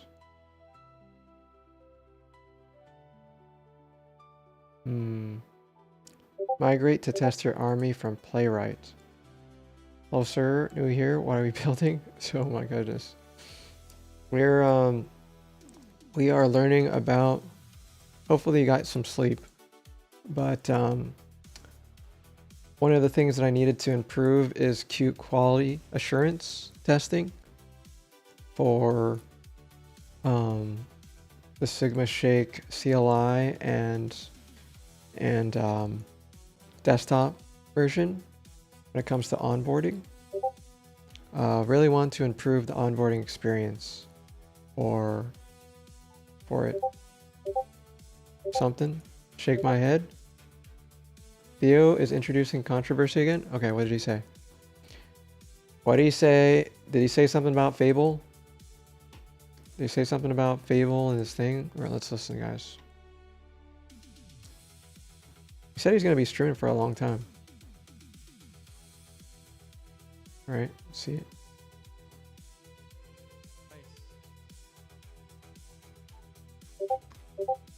Hello? No, on X. Okay.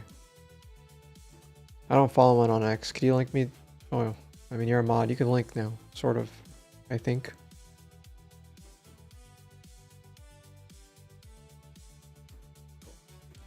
Both of those.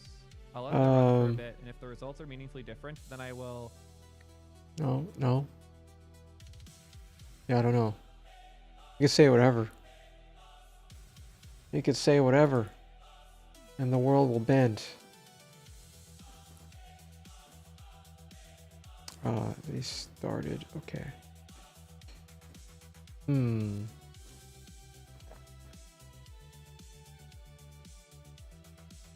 Oh, they literally say SOC 2 Type 2 in progress. Huh, interesting. Yeah, guys, I don't look forward to my audits, but we're gonna have to be prepared for the audits. Apparently, you could migrate from this to test army. Apparently, there's like, look how many testings there are.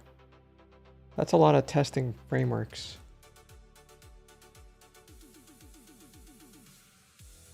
But Playwright is not enough. Playwright testing is not enough, guys. We have to do more. We have to do something so good that Fable and Opus 5 will not mess up. What's 17 sessions? What the heck? What does that look like? Alright. Oh, it got cut off again.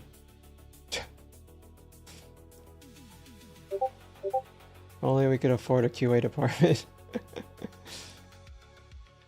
Yeah. Alright. Claude code, generic solo, okay. Yeah, I think we're gonna have we created a whole QA team, we just didn't actively keep working on it. Wait, there has to be more than just one. Oh, and the timeline is also not working properly either. Oh, we gotta fix that too. J35, thank you.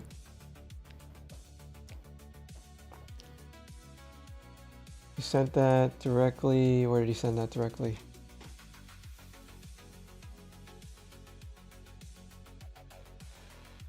I got it. I love that all the replies are saying, what the F? Are you sure you tried the same app? T3 code has had its rough parts.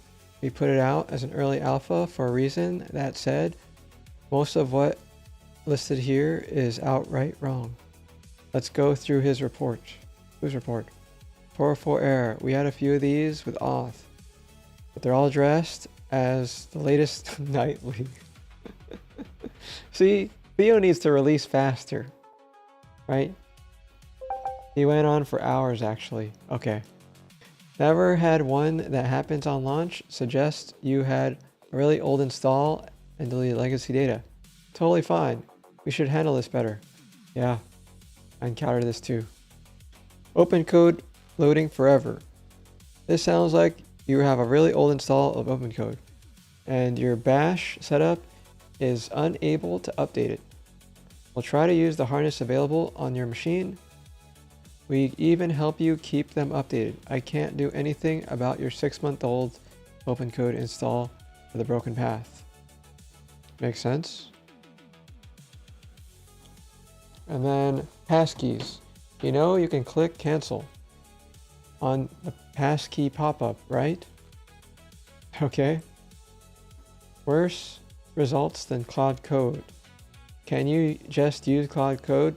T3 code isn't a harness. We have no influence on how the code comes out. What? He can't be saying that. He can't be saying that. What he created is pretty much a harness. Not sure what Valerie's goal was, but I hope his post doesn't discourage others from trying to put so much work into. We have rough edges to fix, but little of what was said here is true. It's not a harness? I mean, it sort of loads the models, right? It loads the models. I guess it's like a front end to use their harness. I don't know. Is it like bridgemind where it just spawns a terminal? I don't think so. No, it's a UI, but it's an interface but communicating to think it, Claude like- code using ACP. ACP? Oh, I would still consider it a harness at that point though. Because pretty much, yeah. you're able to like alter what the output is and From a what user files it. perspective, it's definitely harness. Yeah, and how you like it's able to get context of all the files that it loads and reads. Read the follow-up Theo did on that one, okay? Forgot to address the vibe coded design portion. After looking at his site, probably best if I skip that part, huh? Will still address the small pieces of feedback hidden deep in this bait post. Just want to put my foot down when someone is clearly hating for attention, not giving useful information for them to team to work on. It's really funny. I know some people hate all kinds of LARPers. It's the cursor LARPers that get to me. Lame O. Bro, it uses Claude code. How could it do worse? Maybe prompts? Dude. Fix for pass keys is in CC clerk. I cut an issue for the Electron package. Thank you for rushing it out for us. Built, filed, and merged all from my phone with T3 code. Okay. Don't make me out to be a liar. I installed a new version today. This occurred right after logging in. Damn. Damn. Alright, alright. Okay, okay. Mind you, if you're new to vibe coding, you either go Claude or Cursor or both. You soon learn. They're both taking shots. Yeah, definitely having their little war here. Great, thanks. I have the latest macOS. I update OpenCode quite often. Yeah, OpenCode literally keeps popping up to update every single time. I've already installed the latest one now, but before this, it was on 1.18n, around 3 weeks old. I don't mind helping if asked. How is OpenCode installed? Can you run which OpenCode on your terminal? Just curl command from the OpenCode site. I see.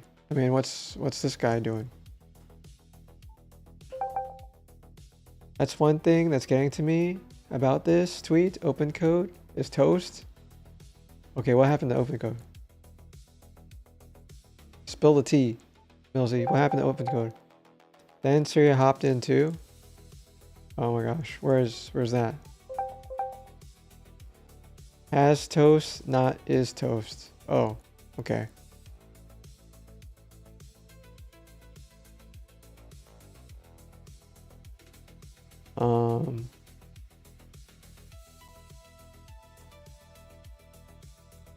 Was it because of this?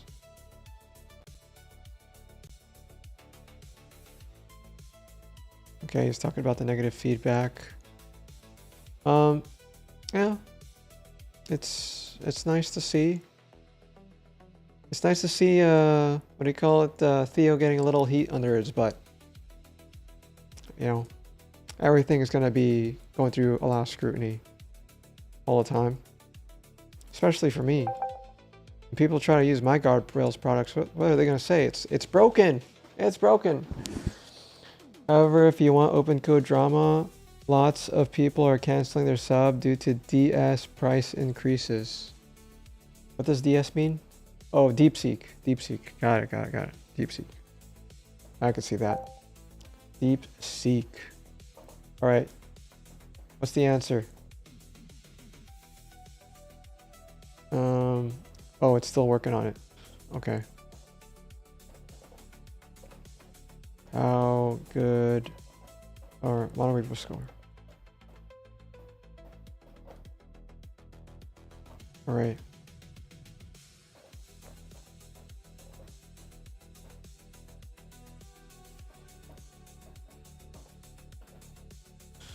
Okay, UI update. Sent the Sire guys things too. Okay.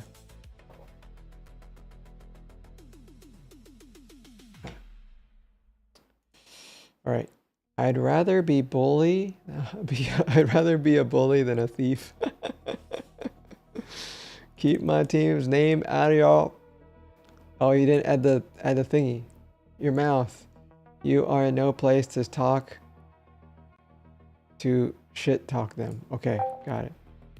This one? Is this the wrong one? Oh my god, did I miss it? Was there another one?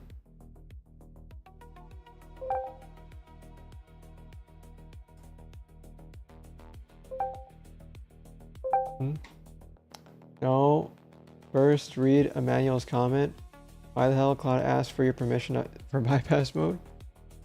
Oh my goodness.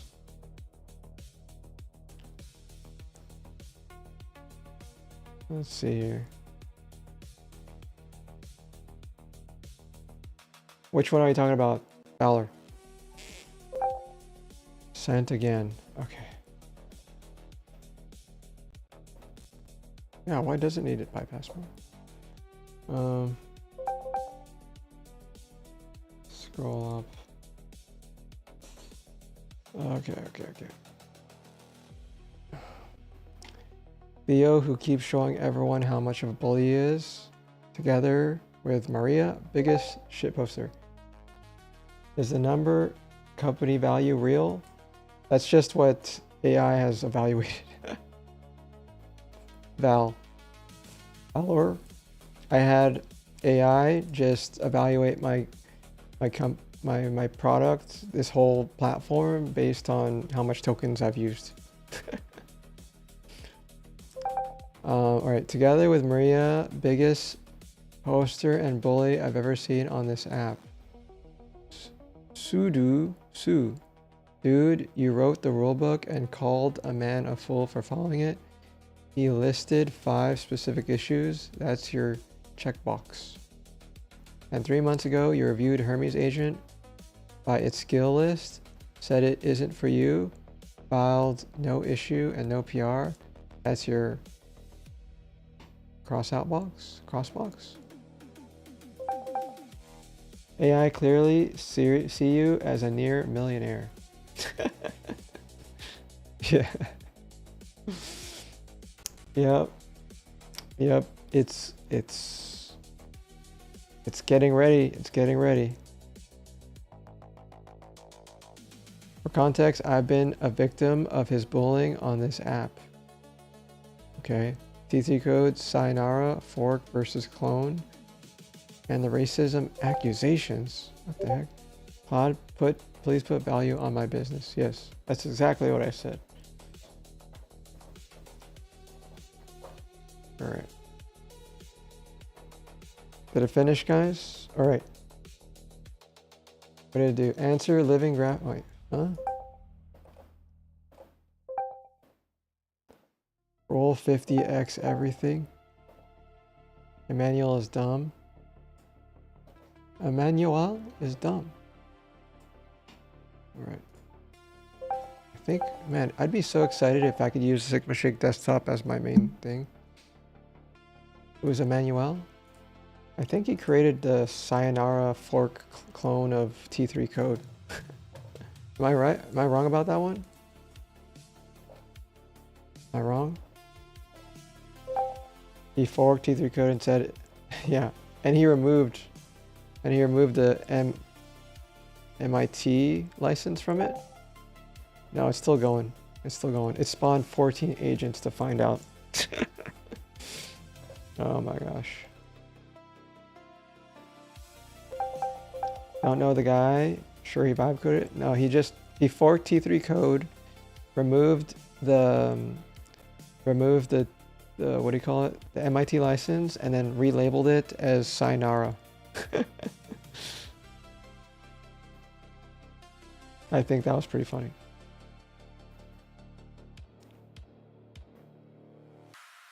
Fix on air. Okay. We need to work on QA. Man, we are working hard for nothing. Yeah, exactly. Forked it, rebranded it, removed license, even pointed agents to T3 codes upstream. Yeah. Yep. Imagine just spending months working on something. Somebody just forks it, relabels it, removes the license, makes their own.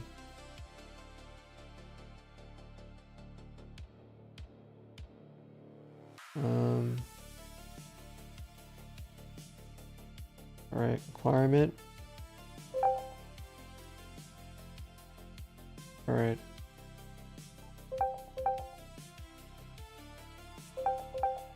What do you? When do you public the repo of Sigma Shake? I have a product idea. I can't. Guys, I'll sell the code for 3,000 bucks every time per person. Omachi is now shipping with T3 code. Oh, that's nice. Didn't a higher up say that recently in interview? We know it happens or some crap. We know it happens, like leaking your source code or getting your thing taken.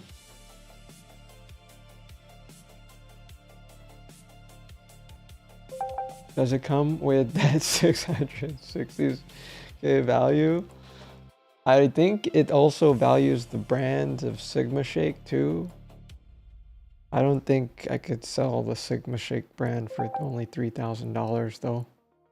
Mrs. Sigma will be very disappointed. What? You sold the whole thing for $3,000? What? You want to watch a video or you want to lock in work? I want to talk to the boys. Talk to the boys. That's what I want to do. I want this to be like a guild session where everybody's literally like actually productive talking. We're coding. Like the thing is, the YouTube videos, guys, the YouTube videos, I'm not sure about you guys, but we haven't, like, you're right. I didn't do my due diligence. I didn't do my due diligence, and I didn't look up anybody's YouTube videos lately. I didn't add anything to watch later. Okay, here. I was waiting for this. I was waiting for the next Red Jordan video. I was waiting for that. Oog. Oh, and this one. And this one. Oh, nice. We have 3 videos, guys. 3. Oh, and another one. Oh my god, he streamed for almost 2 hours. Turkish. Oh, mistyped. Okay. And then post hog pivots, real lesson to building a startup. Okay. All right. Okay. We got it. You sent one too. AI has broken open source. I know that already. I know that. That's why I don't do it. That's why I don't do it. Uh-oh. Sorry, guys. It's good too. I sent one. But you already watched it! And I usually don't. But, right. I have to watch later. If it'll make it ever in there. Sometimes we don't watch everything, but we usually do.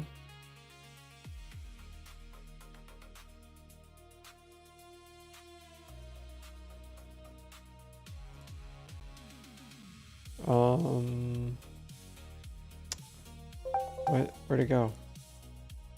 Where'd it go, guys? Where's my playlist? What the heck happened? Korean? It just switched to Korean all of a sudden? You? Right, what's happening with my browser, guys? What's happening with my browser? It's not loading. I mean, it was a good video. We can have Sigma's views. Oh, okay, got it. Oh my gosh, it's not loading. I bet YouTube is just spamming this browser with ads right now. Just so that it doesn't load. So it doesn't load, guys. It will be that prompt. Huh. Did I read this eating your Stripe treasury? I'll be testing doing E to E. We do the E to E as well. Alright. 25 minutes, not bad. I really like listening to him. I guess we'll watch him when Josh comes on. Alright. Software much catch up. So it may not seem like it yet, but there is a silver lining to higher hardware costs. Ideally, optimization. And so while hardware progress has slowed and prices have skyrocketed, we have seen RAM costs go up upwards of 4 times what they were prior. And even at that 4 times price, you're not going to see 4 times speed increase. With 128 gigabytes of DDR5 going as far as $3,400. And it's not just RAM. Even with the next GPUs, we're not seeing as massive of a raw performance uplift compared to prior gens. And this is just one example here from Gamers Nexus. And I encourage you to look at other benchmarks. This is just one very specific one. And obviously there's also things to account such as overclocking for these GPUs. So you can see here the jump from 3080 to 4080 was pretty substantial. Is that with an average FPS increase of over 40 in this benchmark, whereas we're seeing less and less with the 5080. And this is at 1440p, right, which is not necessarily a CPU bottlenecked resolution. If you run this at 1080p, it is kind of expected that the difference would be small. And so a fairer comparison would be at 4K. But if we look at the 4K results, we're still seeing a pretty similar trend of a massive increase from the 3080 to the 4080 and a quite minor increase from the 4080 to the 5080. And so this is partially due to it using the same process node. And it's worth calling out, right? The rule of thumb for PC upgrades for pretty much as long as I personally can remember, 5 years. And so at that point, your existing hardware has really reached its end of life. Typically the support limitations for hardware is anywhere from 5 to 7 years. 5 years, you're likely reaching that EOL. And also, worth noting, it's always been the most high potential for performance upgrades. So I did purchase a 780. Personally, I didn't find it worth it to upgrade until the 3080. And even to this day, I have not found a meaningful reason to upgrade over my 3080. Servers are overloaded. Partially because I do. Oh, you're talking about your Claude requests. Okay. I was like, what? What are you talking about, man? You're shouting out numbers? Now I'm like, what's going on? I think mine is fine. I haven't ran into things yet. Not yet. UI update, workspace update. Okay, we need to figure out a good QA strategy that we have to figure out. Elon Musk arranging his servers for local Minecraft LM, hosting. and also I am somebody who games at a lower 1080p, 1440p resolution. And so it's not unheard of for newer generation GPUs to be minor in their improvements, but it's without a doubt with the current price increases we're seeing, it is now a right afforded to the enthusiast. To be a regular Joe would upgrade every 5 years or so. Now, to me, if you're doing this, you're probably an enthusiast. You have a lot of money to throw around. And it really is impossible to deny the negatives we face as consumers in today's AI-driven market. However, there is one positive that can come from better software optimization. We just have to keep definitely a making more videos point of view. like this. And I'm not the only one with this mindset. John Carmack here mentioning the reality of, hey, there is a lot of software out there that could run on outdated hardware if software optimization was truly a priority. I think we've all seen Doom running on pretty much everything, right? It runs on a toaster. I wouldn't be surprised if it runs on a Tamagotchi device. And Doom was made in a time where software optimization was essential. And he calls out specifically, hey, the market price signals on scarce compute would make it happen. And this is what I believe is happening today, right? It's so expensive to upgrade that, yeah, we do have hardware that's better that can do a lot of these things, but the person that actually buys our software can't afford it. And many of the major software advancements we got really were in that Doom era, right? The early 90s when we were first transitioning into a 3D game space. They had to do a lot of clever tricks to make it work. Yeah. Even when it came to things like texture map. Yeah, everybody got lazy, guys. Everybody got lazy when it came to development and for optimizing for performance. Now the AI is also lazy because of what happened. All of our AI is super lazy now. We can't play. What? At the time of Doom, there really was no standard. You could say that Doom's texture mapping used every trick in the book, except there. I think we already know. We already know that, it's that we're lazy. Is there anything else? Irony of AI tools. Okay, AI is not a magic debugger. All right. You're at the state where, hey, you've got this massive stack of features and additions, and you're finding that there's maybe a memory leak issue or the FPS just isn't good. Yeah. If you find I created a debugger on Sigma Shake just so I could identify any performance issues.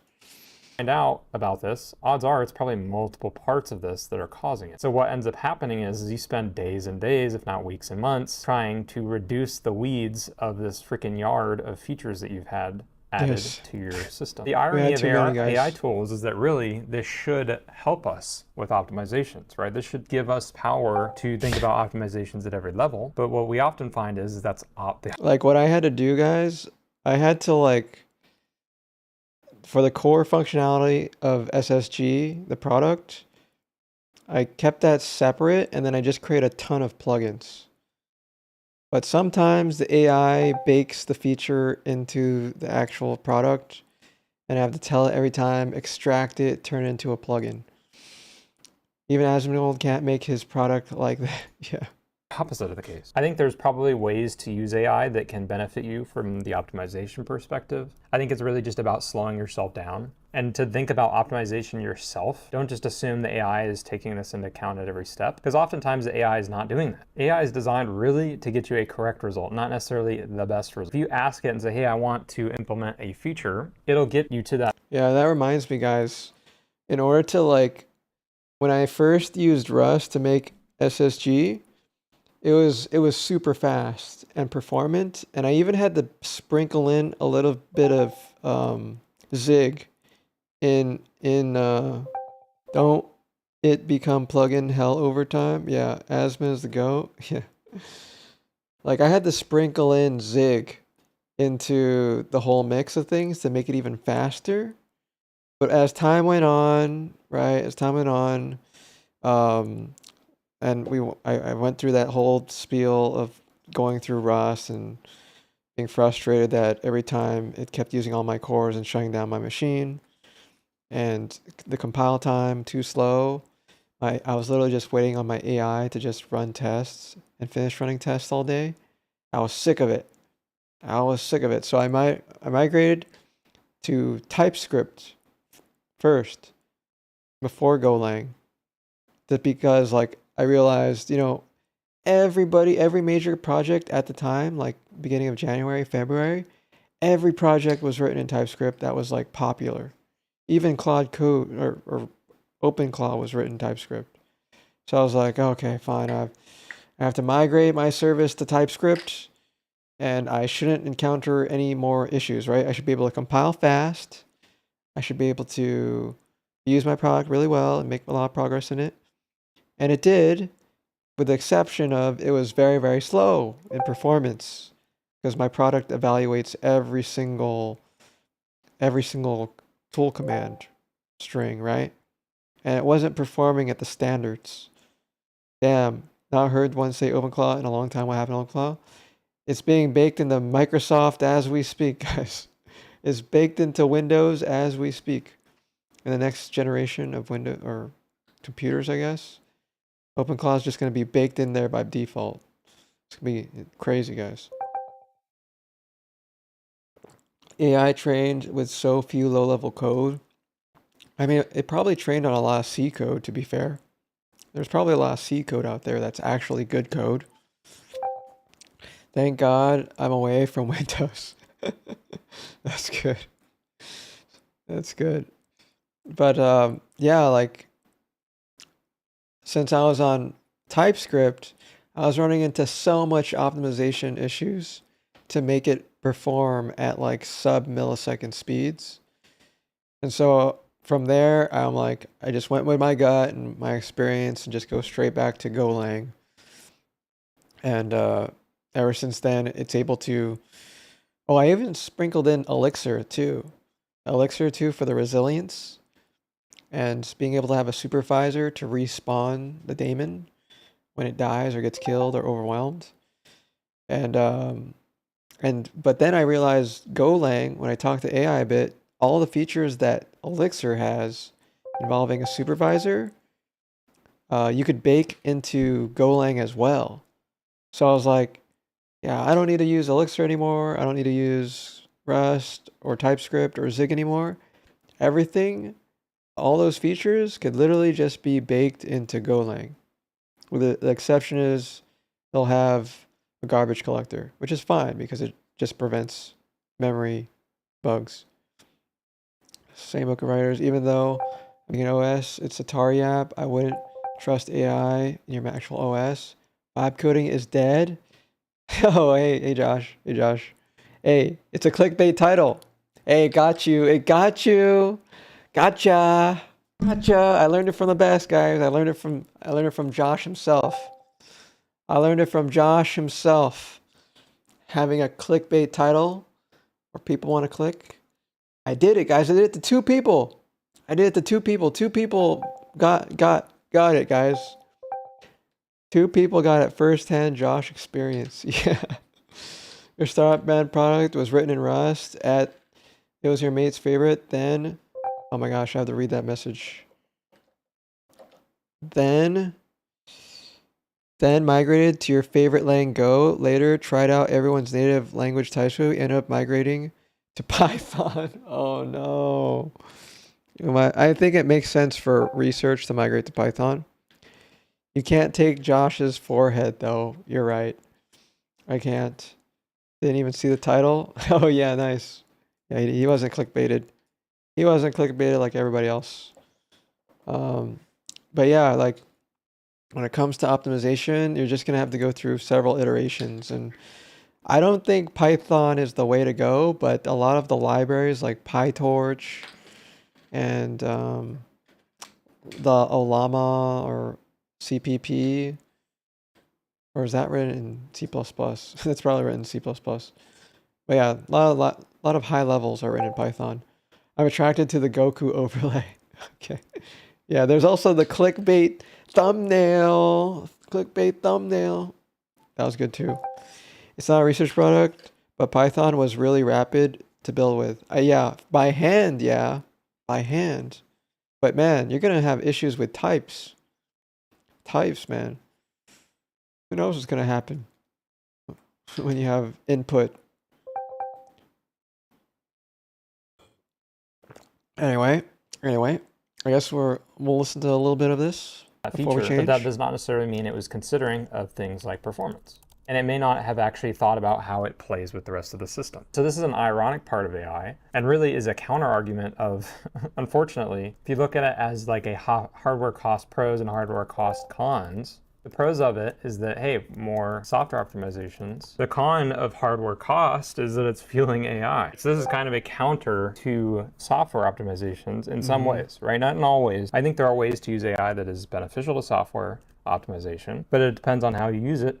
And I want to point out here, some devs will prioritize the path of obtaining complexity with optimization, which is hard to do. It's not something you can vibe code in a day. That takes a lot of thought and a lot of care versus just dumbing down the application. This is a possibility worth mentioning. Not all devs are going to follow this mindset. There are going to be devs out there, especially in the slop space. There's going to be some bad actors in those spaces that do not take the path of optimization. But I want to point out that the article is not aimed at this type of developer. We're assuming that you are a good actor here, and our devs are good actors, and they're not going to take the easy path at every step. That's the hope. Let's go into the counter arguments of... All right.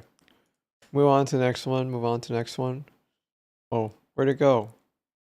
Uh-oh. I have to find it myself. Watch later. All right. Really quickie? A quickie, guys. A quickie. Leave Cami Clark alone, guys. I mean, who are we to scrutinize her anyways? Do you mean to tell me that if she had successfully established her free luxury porn site for women, that you wouldn't have checked it out at least once or twice? Really? That's actually a wicked niche, and I'm pretty sure it's still quite underserviced. I mean, I wouldn't know about anything like that myself, of course, but I haven't heard of any sites like that. Have you? Nope. Have you? And if you were her in 2011 trying to secure funding for a major porn platform like that, are you telling me that you wouldn't approach the richest registered sex offender in the country? Come on. I mean, I kind of think that would be the first person you'd want to talk to, right? I mean, the guy clearly knows ball. She's a hustler, man. She's got ambition. Oh yeah, we're in the Discord chilling with the boys. She got in direct contact with Jeffrey Epstein. Do you think that's easy? Did you ever try getting Jeffrey Epstein's email? Did you? I personally never really got around to trying that myself, but I heard that back in his heyday, the guy was very sought after. I mean, really, just picture yourself in 2011. They just got Osama bin Laden. Hangover Part 2 just came out. Damn. And you have to get Jeffrey Epstein's email. How are you gonna do that? Where do you even start? Are you just gonna walk up to his Palm Beach residence Some and CEO? knock? Oh, hey, I just want to pitch my luxury porn platform Jeffrey for Epstein. women. I heard you might be into that kind of thing. I was just hoping I could. Yeah, I don't think so. But Dario's wife, Cammie Clark, found a way. And really though, are you even a member of elite society if you weren't connected to Epstein before 2019? Like seriously, these days, I'm more shocked when I find out that someone isn't in the files. Like Jerry Seinfeld is actually apparently not in the files.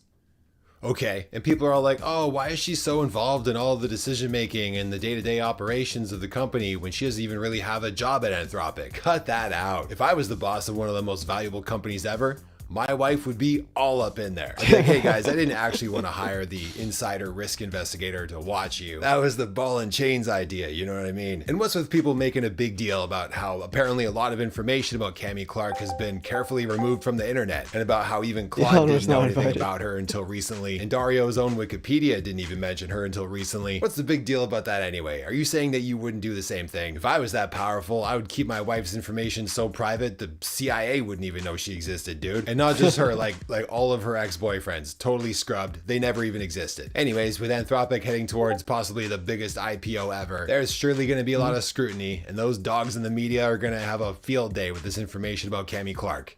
But they're all a bunch of haters. People on Twitter aren't setting a very good example either, but hey, what did you expect? Dario's already pretty uncomfortable for me to watch. I've actually only watched a few minutes of him in total, like actually talking. It's difficult for me. But boy, I can't wait to see him address these revelations at some point. Maybe he'll drop a new essay or something. Anyway, if you enjoyed this video and you want to see more like it, consider...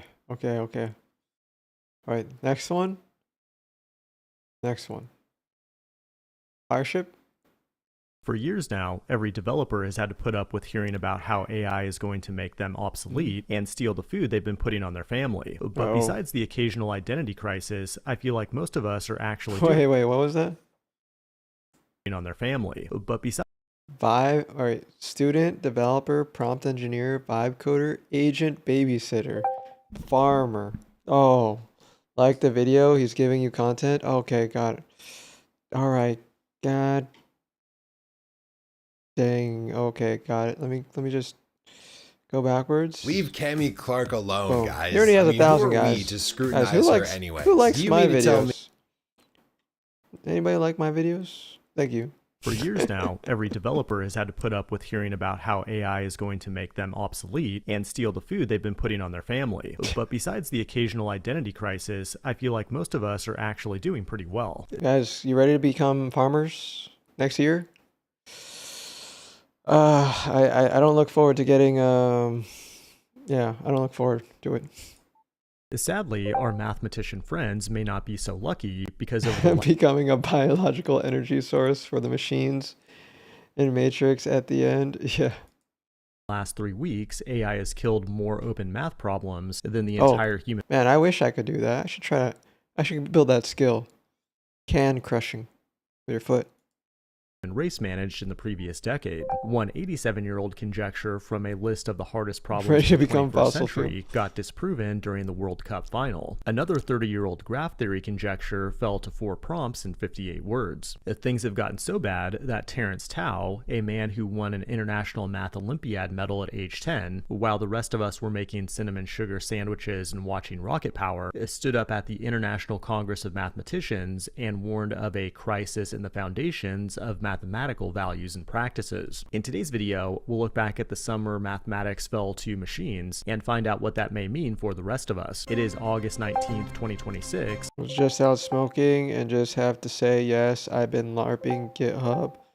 Yes, I agree. However, I'm waiting until Epic's source control us. Oh my, I'm switching. Sorry for earlier. No worries, man. No worries, man. No, everybody's got some drama with GitHub right now. No worries. Mathematicians are the real nerds. Oh yes, we are LARPing. And you're watching the Code Report. This whole AI doing math thing started about a year ago when some models solved 5 of the 6 problems at the International. I advise anyone to go to Epic's source control once it's ready. Yeah, there's a lot. Or just vibe code your own. Math Olympiad, but at the time, just save your backups of your code base to to your Google Drive. It felt mostly harmless because competition math is the leak code of math problems. Then back in May, an OpenAI model disproved an 80-year-old I forgot the name. You gotta have to look it up. Conjecture about unit distances, and suddenly it didn't feel so harmless anymore. Couldn't believe it. I had trouble sleeping for the first couple of nights I was out. In June, 16 researchers from 15 universities published what they called the Leiden Declaration, which politely asked the world to establish some guardrails around AI and mathematics research, which the world then politely ignored. And last month, while nobody likes guardrails, guys. Not even when math people talk about it. Americans were pretending to like soccer and Europeans. I'm making the most unsexy thing, but you know, I still try. Europeans were pretending to like medieval infrastructure without air conditioning. Mathematician Levent Alpige posted a counterexample to X that disproved the Jacobian conjecture, which is one of the most famous problems in at Miss have their own git sys, but no sign of GitHub. Hey Claude, build me GitHub. When done, push to GitHub. I just hate it.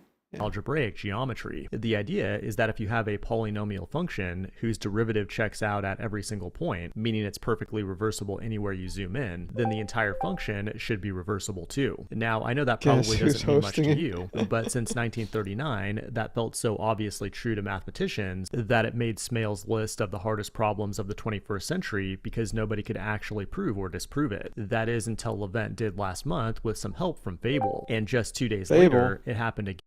Fable. Again, with a 30-year-old graph theory problem called the Dentz-Garg-Gomans conjecture, which you can think of like a delivery routing problem. If shipments are allowed to split across multiple routes, the question is whether you can always bundle them into single unsplit routes without the total delivery cost going up. And for 30 years, everyone assumed that you could, they just couldn't prove it. Then a researcher named Dmitry Rybin pointed GPT 5.6 at it and basically Sigma when someone says guardrails. Yeah.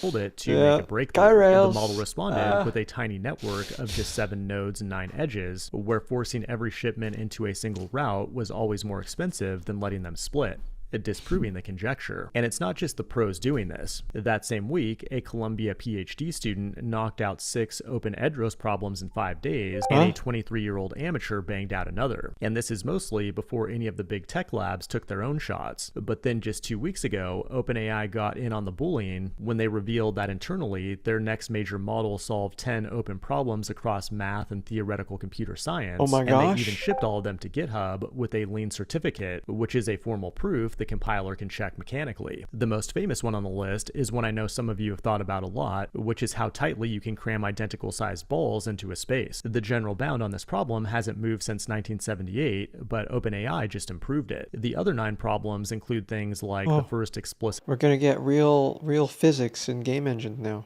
The construction of a non-sophic group, and a disproof of Kahn's rigidity conjecture, which I won't pretend to understand, but mathematicians have been chasing some of them since the 90s. But of course, Dario couldn't just sit by and get big derivative by Sam, so just last week, Anthropic fired back by announcing that one of its own unreleased models made progress on the Riemann hypothesis, which is one of the most famous unsolved problems in all of mathematics. It's a 167-year-old question about the distribution of prime numbers, and it's one of the 7 Millennium Prize problems with a literal $1 million bounty on its head. The best part is that it wasn't an Anthropic mathematician who discovered it. It was Jared Sumner, the creator of Bun.js, as he was on his jog for his I'm filthy rich now and need to get fit 2 era. During his run, Jared asked Claude to take a real stab at proving it, so it did, and generated 650 wrong ideas for solving the problem. Jared then told it to try again, and this time the model spent a day and a half coordinating 60 subagents inside Claude code. Oh my gosh. Running 2,400 shell commands, writing hundreds of Python scripts, and burning 31 million output tokens. Now that still didn't... That's it? Maybe we should do that. Maybe we should just figure out impossible problems and try to solve them on stream. And get bounty for them. lead to it proving the hypothesis, but it did bump the fraction of solutions that provably satisfy the hypothesis from 41% to 67%, which I'm told is pretty groundbreaking. The result was validated by 2 mathematicians at Anthropic, checked by 2 outside number theory experts, and formalized in Lean. We live in crazy times, but stuff like this wouldn't be possible without amazing cloud providers like Railway, the sponsor. That's it. Wow. Okay. Yeah, maybe we could find problems and just throw Fable at it. Hopefully get some $1 million bounties. Actually, we are approved to do pen testing now. We just need to figure out a bug bounty program that will pay us. So which one should we do for a bug bounty? But that's like getting into the weeds again, guys. For things that are unrelated to the Sigma Shake. You got approved to do licensed pen test? Yes, I got approved. Find a cure for cancer. Oh, guys, a cure for cancer just happened, guys. Did you guys read the news? Moderna. Guys, 176.97% in 1 day. Find a bug bounty. All right, watch your YouTube video. Find a bug bounty to break AES API easy. Oh my gosh, they started selling pen testing. Oh, I saw Moderna stock is booming. Holy doubled in price. 1 day, guys. 1 day. Double in price. Cure cancer, guys. Look at that. Boom. Beautiful. Look at that. Boom. COVID time. Oh, there's during COVID. Oh, wait. Wait. They're making up for what happened with COVID. Put AI into your blood, please cure cancer. Guys, they found a cure to cancer. Specialized cancer too. It's like cancers that target you specifically. Wow. What a let's watch a video about it.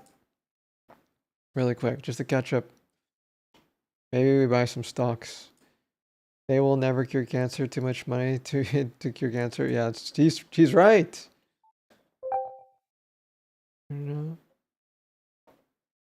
Find me some money. Right. All right, let's see what this says, guys. Forbes? Okay, we'll watch this one.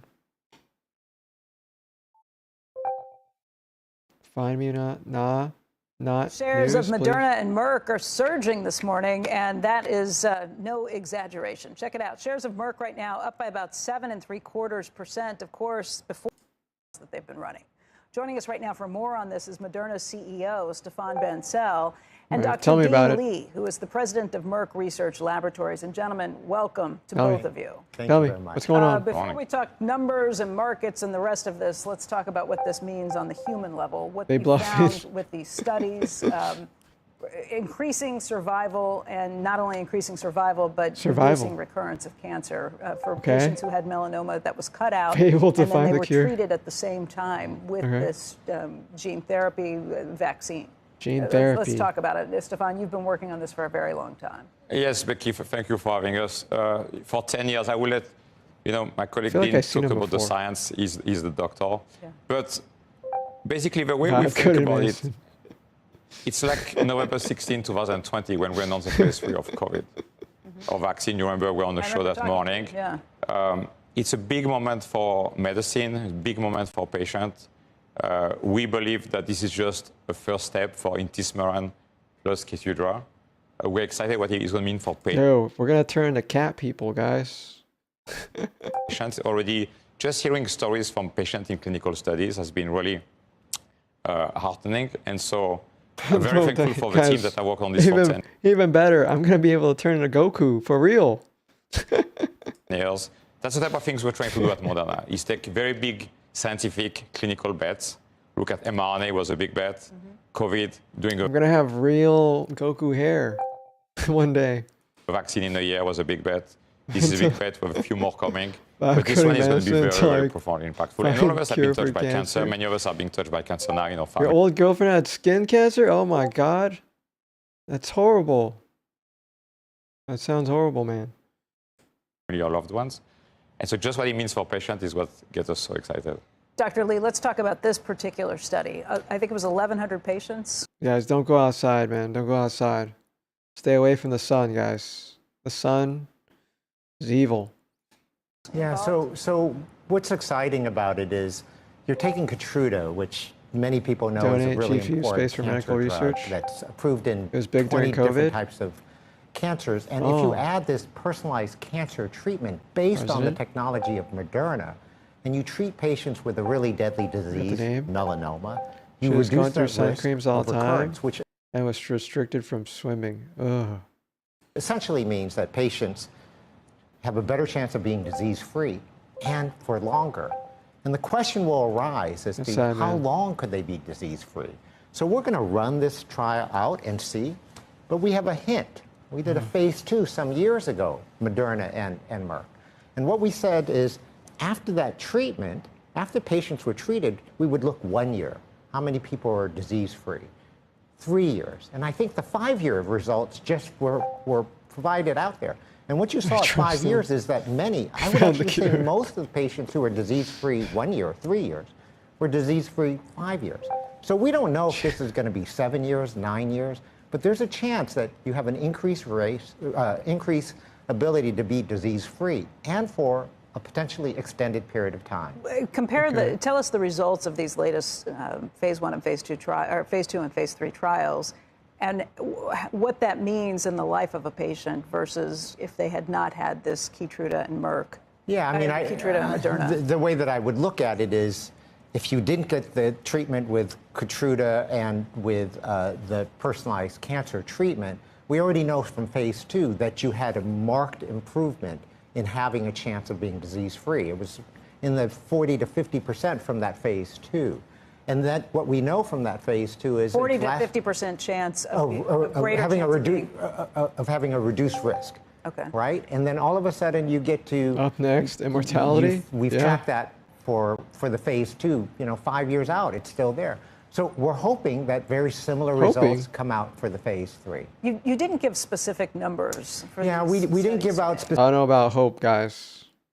I don't know about hope. Specific numbers. That it met the endpoint. But actually, maybe hope is just one of those foundational things that allow people to keep going.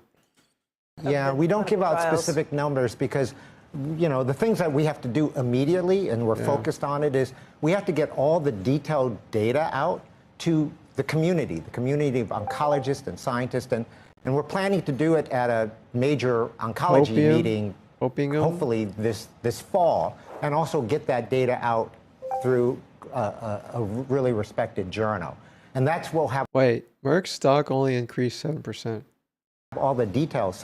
If he gets a reset, he'll find the cure for sure. That people can really interrogate. Okay. I think also in the next few months that we're going to be talking to regulatory agencies, because they're going to want to scrutinize our clinical data. True. And they're not going to just want to scrutinize our clinical data. They're going to want to scrutinize this novel technology that Moderna has put in to make sure that it's as efficacious and safe for broader use. Well, let's talk about that. Keytruda is kind of a miracle drug for cancer. It's been an amazing inclusion to the toolbox for fighting cancer.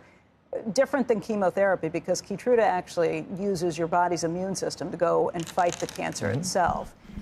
Describe what this new therapy does on top of that. Yeah, putting so Keytruda together with the idea of this actually is from the Upper East Side 130 years ago, and the concept is, if you could train your immune cells to be like hunting dogs, chasing the tumor, you could unleash them. But not only could you unleash them, if you could entrain. We need to just jump into an MRI, that MRI machine that the Midjourney person is making. We need to just jump into one of those every day. Them to smell out that prey, that would be something. And so in the last 10 years, that's what this result does. What Keytruda does is it's a key. It's a Keytruda. It unlocks the key to let the hound dogs out, let the dogs out. But what's critical about the technology that Moderna has created is it a personalized cancer treatment that allows the immune cells to get the scent, the signature. Because it's trained on your own. On your personalized medicine that is trained on your tumor. Your cancer. Yes, I would even say trained on your own individualized. Because personalized in medicine is if you and I have the same mutation, we might get the same drug. Right. It's individualized, which is that's good. You will get a different drug. If you're diagnosed with melanoma today, and I'm diagnosed by the same doc, you and I will get a different chemical. But we're going to look at, take a biopsy. We're going to sequence all the letters of the DNA of your cancer cell. We're going to do the same for your healthy cell of your body, most blood work. We're going to compare electronically where the mutations are. And we designed and we aim to improve an algorithm to pick 34 mutations that we believe are the most important in your tumor. We put that into one molecule of mRNA, we stitch them together, and we inject that to you in your arm.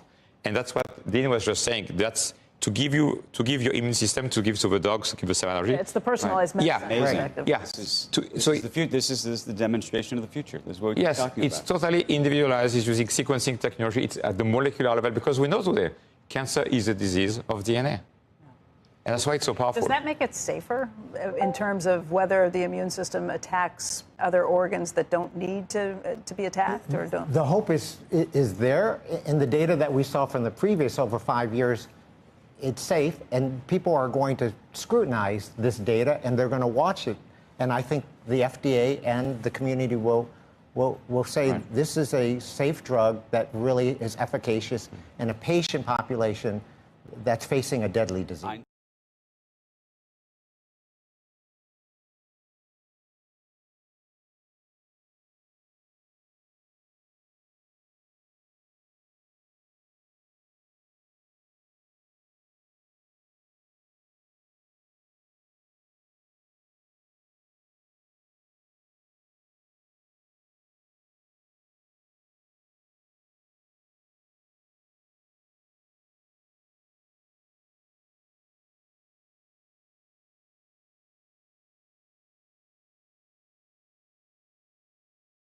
Okay, back it is. All right. Now, the other videos. AI is broken open source. I really want to listen to this one though. Sales Masterclass, How to Think Like the 1%. He always has gold. You're making mistakes in entrepreneurship because of patterns you have yet to recognize, and those happen because. But okay, let's listen to J35's video really quick. If it's good, if it's not good, we're gonna change it.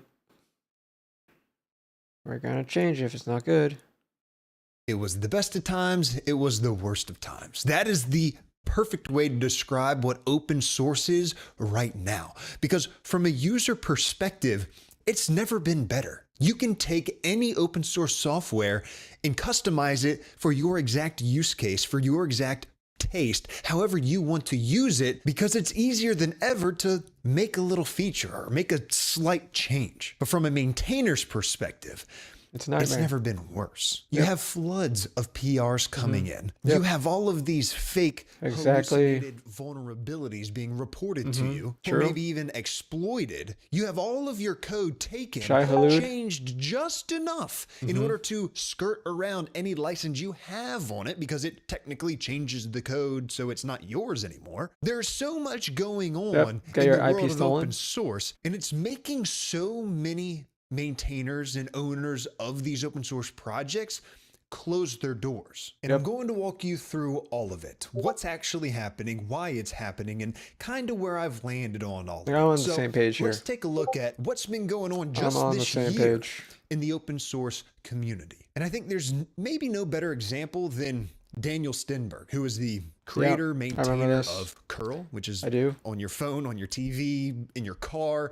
I think it's on 20 billion devices at this point. So, take that, Java. But he's been in open source for, I believe, 25 years, dedicating much of his life to it and really embodying what open source really is. Yes, we can discuss the 4 freedoms of free software. There's one part that may not be guaranteed, but I think is very crucial, let's say very important in fostering community in open source, and that is contributions. That is taking help from strangers and building software that benefits both of you. Somebody that you've never known, never met, never paid, never vetted shows up with code to add a feature to your project or fix a bug in your project, and then you look it over, make sure it's good, you add it into your project, and everybody wins. Call me a sucker, but I think that is such an important aspect. It's just what happens when you provide something free. Has allowed a project like curl to be on 20 billion devices, which is why what Daniel did just this past January should be an indicator of what's really going on. Because while curl has implemented one of the best solutions to handle this flood, which we will discuss, not even they were completely immune to what's been happening, which I will get to after a word from today's sponsor, WorkOS. So, slight spoiler to something I'll share later. Right. Just not taking any sort of outside contributions whatsoever, just auto closes them. NetBSD, which actually wasn't in January, but actually saw this coming back in 2024, they banned AI generated commits, but not so much for the slop factor or bad code. A lot of people are closing their doors. Understand that. Next.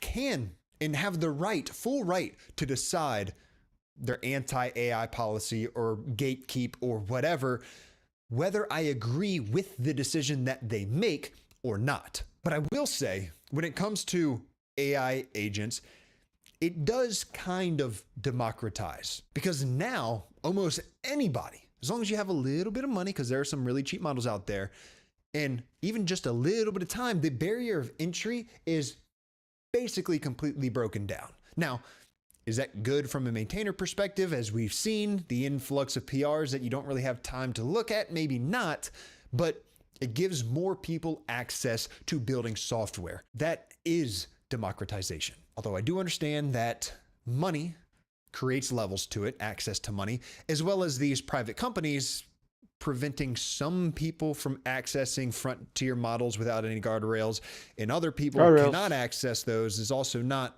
democratization. But anyway, this is not the point of my video. Let's move on. Wait, we can't move on just yet. I forgot democracy was my segue into my next section, and that is about Codeberg. Codeberg is a GitHub alternative, and they actually held a vote in July of the members of Codeberg whether or not projects that are mostly written by AI should be banned on the platform. And the vote was 358 yays and 144 nays, which means that now mostly AI projects are completely banned from being on Codeberg at all. But that also raises the question. That was bad. That was bad, guys. Imagine having your whole code base on Codeberg and then all of a sudden completely banning your account. That's messed up, guys. That's messed up. How the heck does Codeberg or any of these projects that have an anti-AI policy know whether or not a commit, a PR, was done by AI? I'm going to get to that. But first, when it comes to this Codeberg vote, again, I think they're fully within their... Yeah, the vote already passed. The vote already passed. Said no AI. You put in effort building out a feature or fixing a bug, but now AI has completely removed the need for all of that effort. So there's more people than ever being able to just do a simple prompt and create a single PR, and more people are doing it. But there's a very important thing to note that is different now than it was last year. And that is the slop era is more or less over. I know that's going to be a controversial statement, but hear me out. The issue used to be that all of these PRs were complete garbage and none of them were useful. And there were so many because of AI, and they were so bad because of AI. But AI has, in fact, gotten better. Don't take my word for it. Take the word of Stenberg. Take the word of so many other, maintainers in open source. AI code is no longer the problem. The quality of it, that is. The problem is that it's still just as easy to do this with AI. So there's still... Damn, the fact that he's having issues with a CLI makes me think, man, I'm going to even have even more issues adding a UI to SSG. Still seeing just an absolute flood of all of this stuff coming in. And the issue now is that a lot of it is actually quality. Because something that I didn't mention earlier is that when Stenberg closed curl's bug bounty program and then moved over to GitHub to take reports, well, he realized that that wasn't the best decision and actually ended up moving back over to HackerOne. Yeah, and since then, that's a bad decision. even though they still offered no money, the reports started coming in again, even more than before, but now they're back up to over 15% of them being real. So before, it was easy to dismiss everything and say this is all trash, it's all slop, but now imagine you're getting so much. But imagine having to determine whether or not something was written by Claude Fable, Mythos, or DeepSeek. Or Nemotron. Good help that you have to start turning it down because you just don't have the resources to figure out what you want to add in there. That's really what a lot of these individuals are facing today. And a lot of them are still having the old frame of mind of no AI whatsoever because of it. And I think that's the wrong way to go about it. I mean, look at what's already out there. Ghosty uses Vouch. Somebody in the project vouches for you and your PR gets looked at. So while I may have called it gatekeeping, it is still perfectly valid because it allows Mitchell to allow AI under this condition, but bans AI slop. And Mitchell, he has very good takes that I have seen.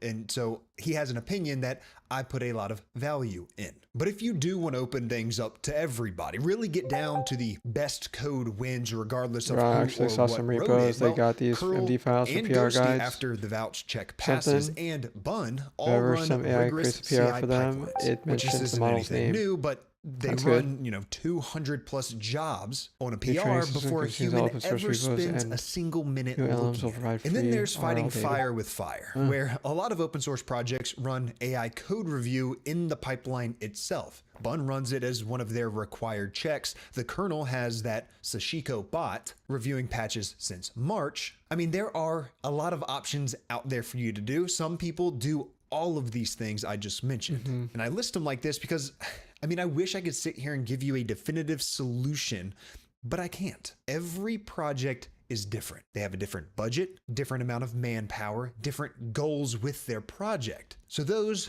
require different solutions. But what if it were your project? What would you do? Any of these, or would you just close up shop too? But that's all I got for today. Yeah, close up shop, guys. No, or just stick with GitHub. Stick with GitHub. It's Shares been of free. modernist. It's been free. I mean, sure, they collect data on us, but you know what? It's free. You're making mistakes in entrepreneurship because of patterns you have. I mean, I could be like, what's his name? Multitron, where he just stores, he doesn't trust GitHub. He only stores and backs up his source code on his local laptop. And that's it. Have yet to recognize, and those happen. Open source because GitHub is not the open source. Solutions SSH to your sticking point are. Back up your Git. What was that? If you have a server, you can just push directly Yeah. to Git over SSH. Yeah, yeah. It supports that too. SSH and over HTTPS. Yep, yep. Has two options. No, but there's this guy Nemotron that he doesn't trust anything, so he just keeps it on his local laptop, and he said he'll be really sad if it was blown away. Yeah, You probably watch that drive health. Yeah. Eventually it'll die. Yeah, exactly. Don't want to be like that guy where you're like so paranoid of people taking your stuff that you just lose it because you accidentally dropped your laptop or something. Yeah. That sounds bad. That sounds bad. All right, what's this guy talking about? Counterintuitive, and don't confuse that with psychological versus logical solutions, which is like, for example, if I wanted to get my neighbor to stop having their dog shit on my lawn. Let's focus up a little bit. Just focus up just a tad bit, guys. I don't have anything running. You see 0. I see 0. You see 0. We all see 0. Okay, I'm at 46% used. Reset day is August 31st. Oh wait, no, August 26th. That's in 7 days, guys. I should not be using this account. I should be using a different account. Which account is this? I was supposed to stop using this account today. Super. Usage. Resets Monday. That was 3 days ago. And then I had one that resets on... Wait, this one's fine. This one resets on Monday. The other one resets on Wednesday. And that one is... this account. This one resets on the 26th as well. This is the same account. Ugh! We're using the same account for both. Any news from that prompt? Oh, you're right. You're right. What's my rating, guys?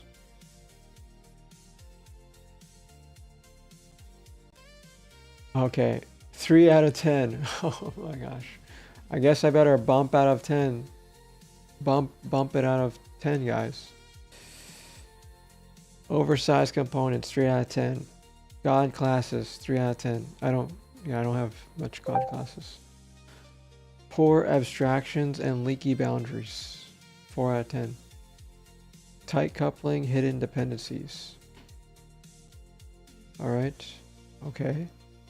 Duplicated, fragmented, 2 out of 10. Unclear ownership, 5 out of 10. Dead, obsolete placeholder code, 4 out of 10. And then architectural inconsistencies. Testing theater, distinct from testing volume. Oh, yeah, I got a lot of... My score is bad, guys. For a mono repo. Now what's it gonna do? Resolve 2 uncommitted landmines. Okay. This month. It's gonna take a month. This quarter. Oh my gosh, it's gonna take a whole quarter, guys. I don't know.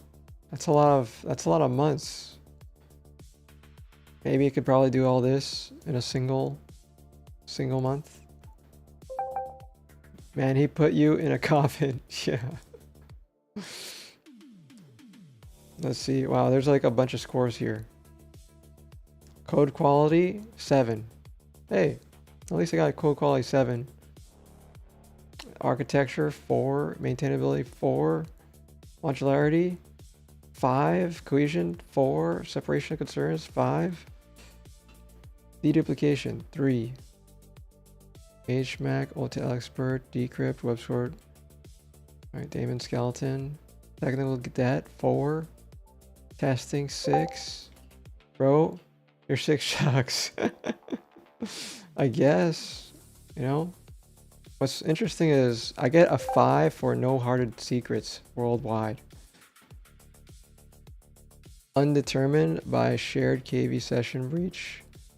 You know, that's strange. What would get it to? And it's probably referring to older services that I don't use anymore. You get a salary cut, yeah. Performance 7. Performance is 7, guys. Scalability 6. Production readiness 5. Undeployable 3 months of stale chat elixir. Right, it's talking about other stuff. You get salary cut from Mrs. Sigma? I guess. I have games too. Yeah, I have a lot of unfinished stuff in here. I have like 100 plus projects in here. Flagship product written twice. Okay. We'll see here. Oh, it's still looking at my old bun code. The board and I have decided to get together and vote a new CO. You're fired. Messing around with games? Yeah, I've been messing around with games. So I have a lot of unfinished projects that I just completely dropped and don't work on them. I probably should have just let it focus on one thing, but yeah, it's a whole mono repo. And yeah, I have like several different projects in this one. I manage my OBS. Yeah, I manage like several services. So I get that it has these standards. Isn't there yet? And then builds how many games? Yeah, I built a few games. Yeah, he's right. He's right. He's right. I was like, guys, the games suck. All right, let's try making some games. Let's try making some games. Yeah, I guess I could do something better, but it's literally talking about some of my projects that I don't work on anymore, like the news, which I don't work on that service at all. And it combines Sigma Shake Balls, which is also unfinished. So to clean that all up, I don't think I want to spend my tokens to clean it all up, guys. That's a lot of other projects that I could remove. It's just based on what you've been doing. Take accountability? Okay, I'll take accountability. But I'm not gonna fix all these things. Hotel is new. Hotel is new. Yeah, I don't want to really work on anything. All I care about is my own product. Flush it down the toilet. Gotta flush it down the toilet. I want to preserve the code. I don't want those tokens go to wasted usage. The state paradox. 5-level engineering craft is generally strong. 7 out of 10. Fails closed defaults. Self-documenting CloudMD files. Dense province comments. Real test suites in the big projects. But the macro architecture is a sole operator cannot survive. Unless you're an independent AAA game vibe coder. Yeah, you're right. You're right. I have 120 projects.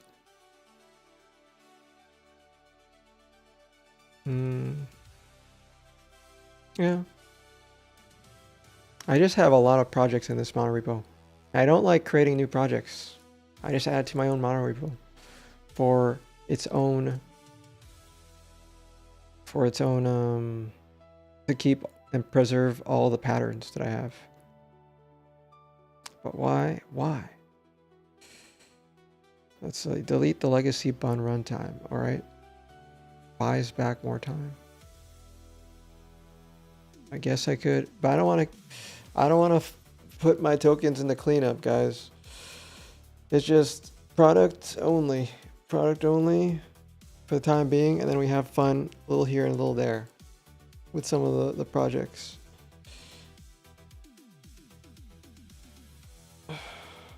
But yeah, that's it. That's it. I was expecting this answer though, to be real, because we just have so much projects. Feed that report in ChatGPT and orchestrate it? Hell no, man. This would take literally all my tokens if I fixed all these sites. I'd have to like manually delete all the projects. I am not looking forward to that. I am not looking forward to that. All that matters is mission control. Mission control. All right. Millsy don't want to see you win. Lol. Yeah. All right. What do I need to do for mission control?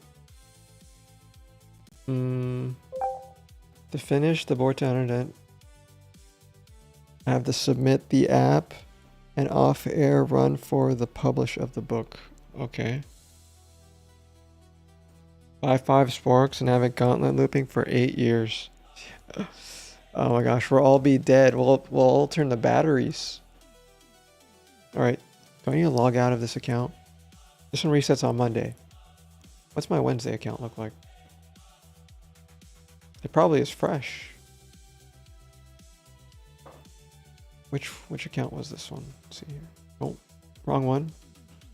This admin, we have to log out of this one.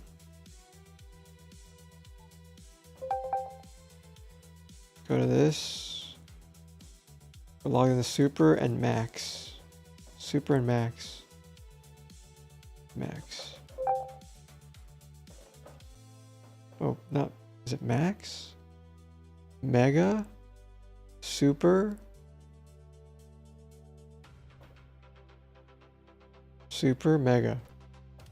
Mega. Mega.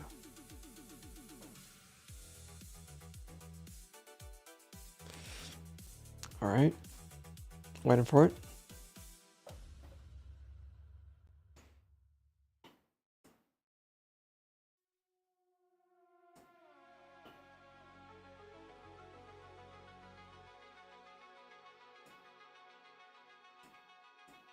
Spreadsheet access?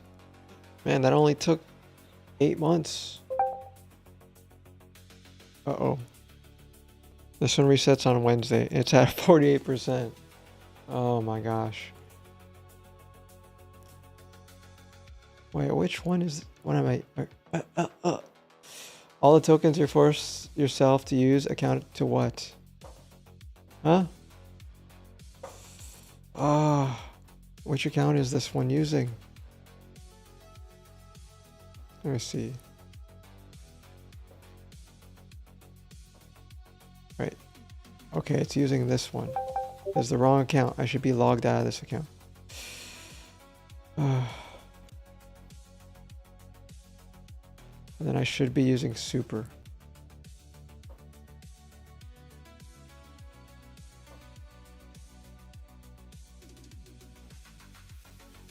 Alright. Which account is this? Super.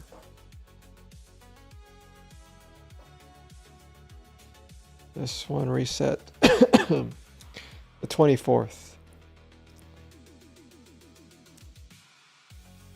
24th. 5 days.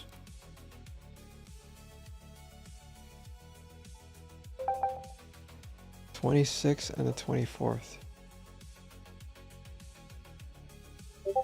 Oh. 48%. Man, they're both at like 50. Ay, ay, ay. I feel like when it comes to shipping a product, you need some oversight. Oversight? Someone to manage me? Manage me? I already have Mrs. Sigma. What are you talking about? I already have Mrs. Sigma. Alright. Where are we? How close are we to this though?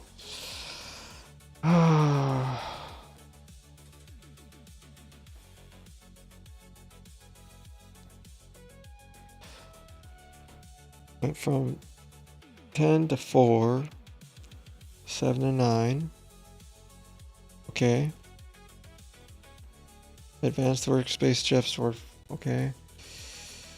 Okay. Are we done with all the little updates? Miss Sigma C-Suite? Yeah. Oh man, where's this? Okay, did we solve? I feel like the only bugs that we're encountering are just like UI bugs here and there.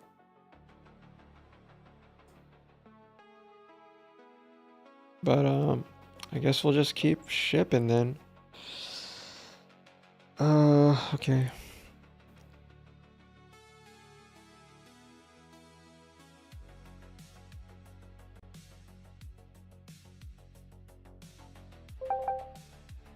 So I have to update the next version. She only cares about the quarterly earnings. Yeah, quarterly earnings. Quarterly earnings. Alright. Oh man, we didn't even work on fleet. We haven't been working on fleet at all. But nobody uses fleet yet. So until we have an enterprise customer, we don't have to worry about fleet. Yet.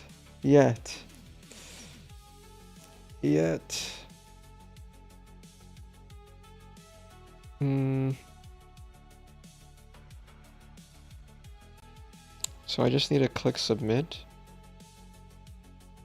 And off air run mono for Let's just run the Polish. Oh, it's publishing. Okay. We could do that. But we need to test a little bit more. We haven't improved the QA yet. We haven't improved the QA yet. Let's see, did it say anything for QA?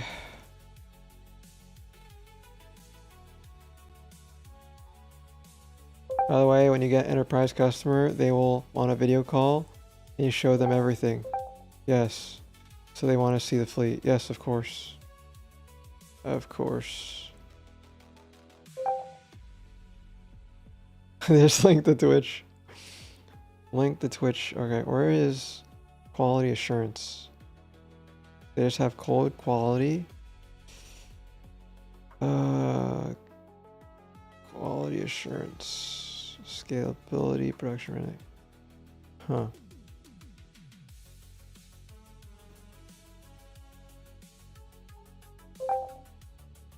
Make sure Dante isn't present.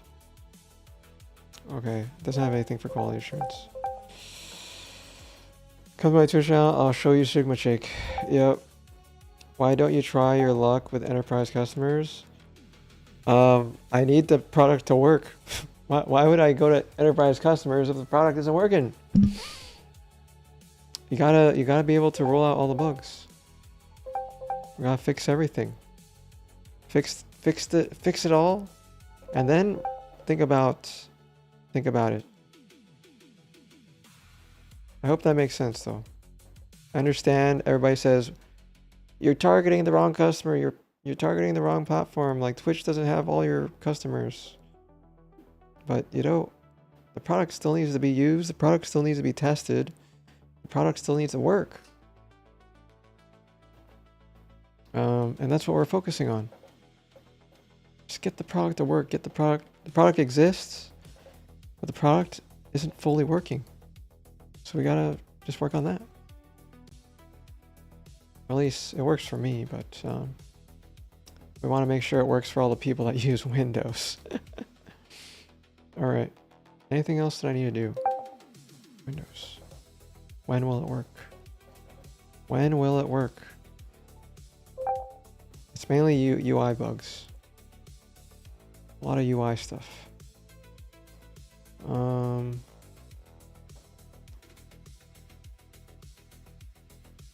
Is there anything we need to update on Windows and Mac? You have separate prompts to complete 100.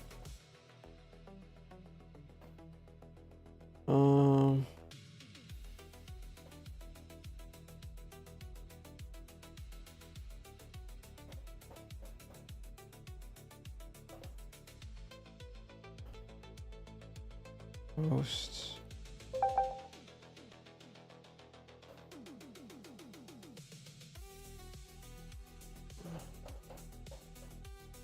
All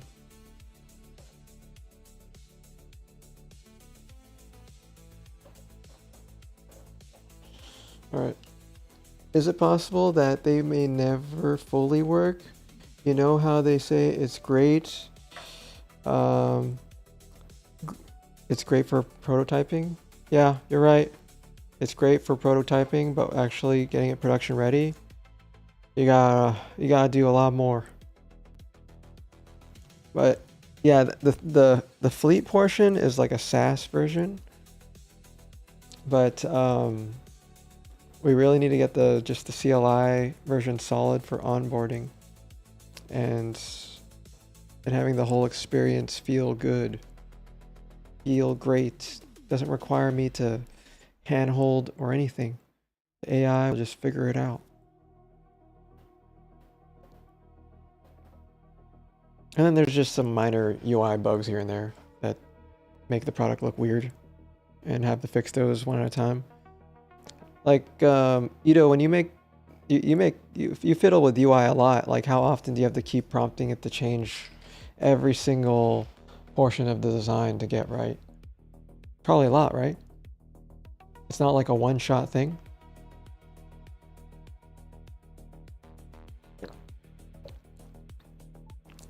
Yeah. Ito, you should come in with the boys, or you can't talk. It's because you're typing away. You're typing up a storm, man. Not as much as Dante though. Not as much as Dante.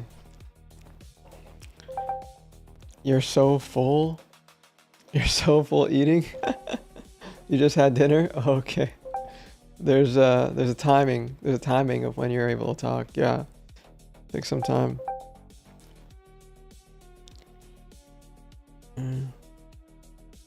There's a timing. You're just laying around, checking us out. Sounds good, man.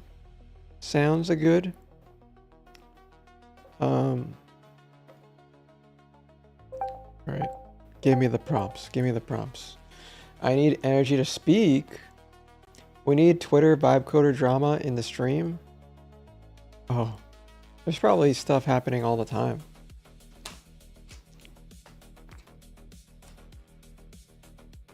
But yeah, we're fiddling around, trying to make with what we got.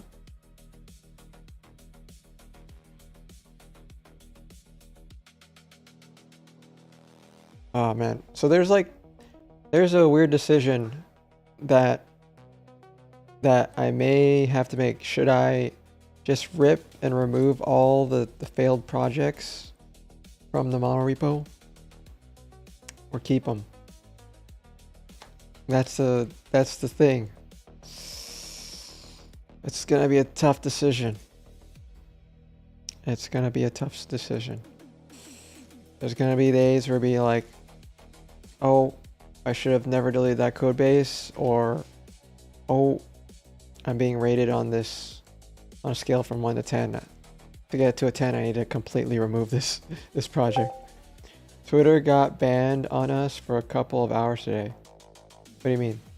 They just like prevented everybody's access? Yeah, in order to be a true Asmongold reactor, I need to actually like look at the feed before I start stream, and then I like the thing so I could bring it up on stream. After a senator stabbed another senator of a rival political party. What the heck? What the heck happened there? That's crazy. That sounds crazy. Let's look at that news. Actually, we look at some of those news sometimes. Oh, we forgot about this one. We ADHD'd out there.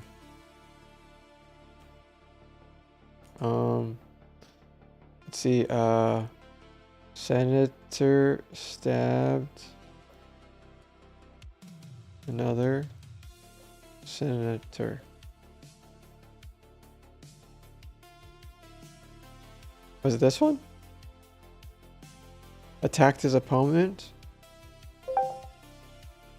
Turkish MP stab. Is this right?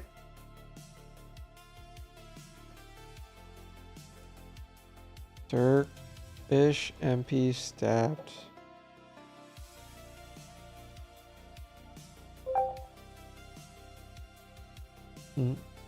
Trump? Huh? Said what? Type it in Google. This is in Turkey though. I thought this was like something else. Turkish politician stabbed. Turkish opposition lawmaker stabbed and wounded in street. Ugh. Turkey. Does not sound good. Alright, we'll listen to this in the background. You can't. Right. What does the great old Alex have to say? Hurt the dog, because then you'd get arrested. You can't steal the dog, you'd also get arrested. And you could ask the neighbor nicely, but they might not give a shit. So what do you do in that situation? It's actually really tough. Turkey cats. You could try and go to court, but it still probably wouldn't stick because there's really no ramifications. And even then, it would just be a ticket that the other person would pay, and the dog could still shit on your lawn. So it's like a real predicament. So what would you do? Now you could say, okay, I could try and build a fence, and that's a potential solution. But I'll tell you the cheapest one that you could do, which is just get a motion activated sprinkler installed on your property, and then whenever anything comes onto the grass, it squirts them, and then the dog would not do it anymore. And so that is an example of a psychological versus logical solution. The types of solutions I'm talking about are intuitive versus counterintuitive. And so an intuitive solution would be what you would naturally think would be the thing to do. And what I have noticed that is in entrepreneurship is that we get stuck at the counterintuitive solutions because we almost always start with the intuitive one, right? You do the one that you think would make the most sense. And to be very clear, the intuitive solution usually is the correct solution in the majority of situations because you have a problem, you have an intuitive solution, you do the intuitive solution, the problem goes away, and you don't get stuck. You move on with life and you solve problems every day. But some larger problems in business have counterintuitive solutions, and I thought I would note down, call it the top 10, that I have seen get entrepreneurs stuck, and this is at every level. So this is at 1 million, 10 million, 30 million, 100 million. And so let's start with number 1, which is that counterintuitively, this is a little warm up for you, you will save, I'll say it differently. If your labor costs you too much, it's probably because you're paying them too little.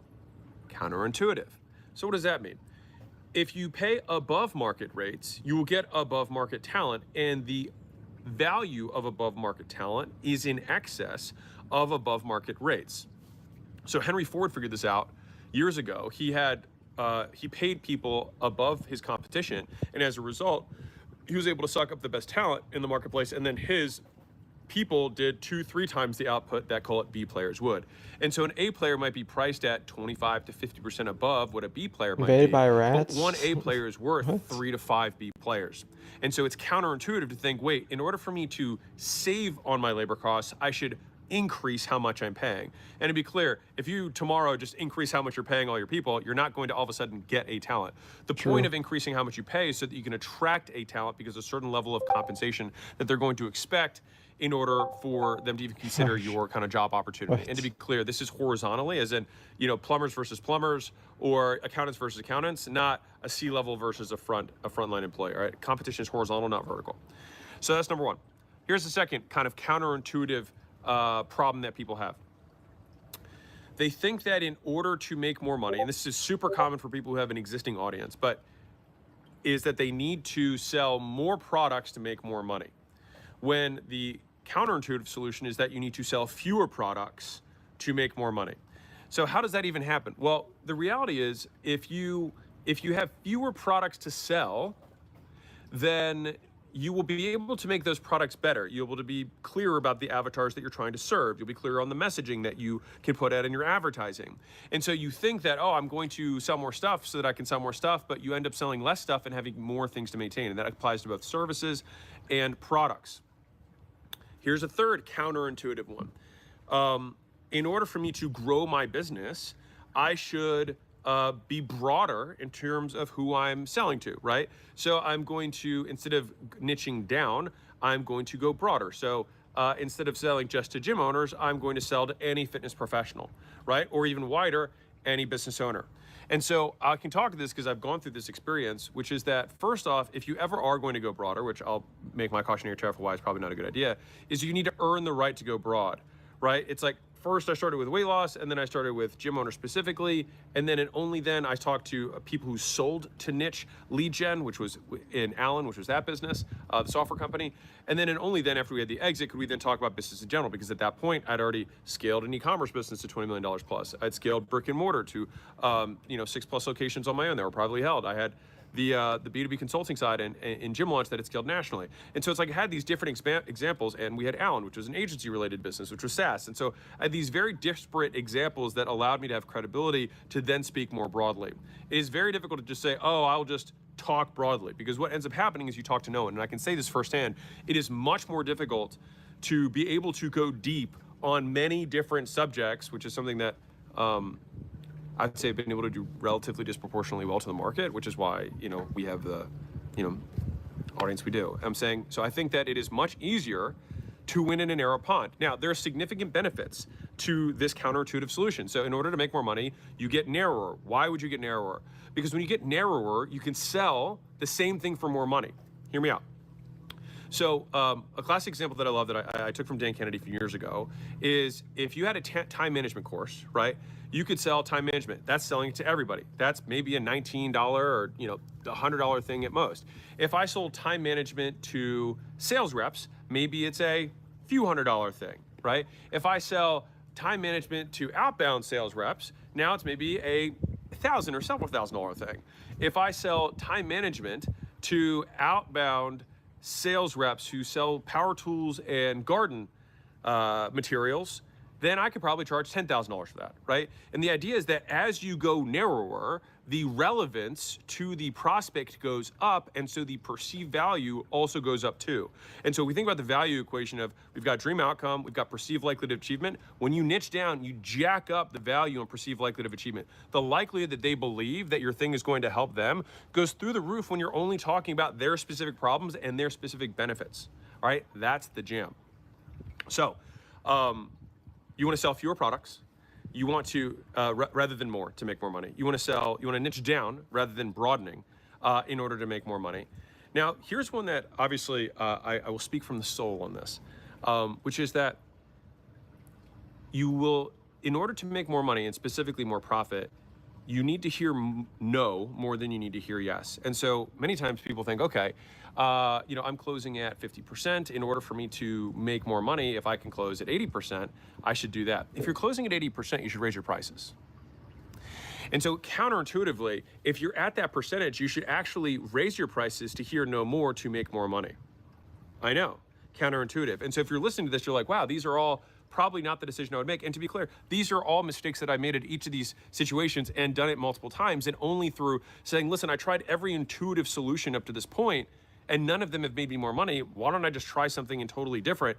Then and only then I would have this breakthrough, and then all of a sudden we're making more money. And so we have to be willing.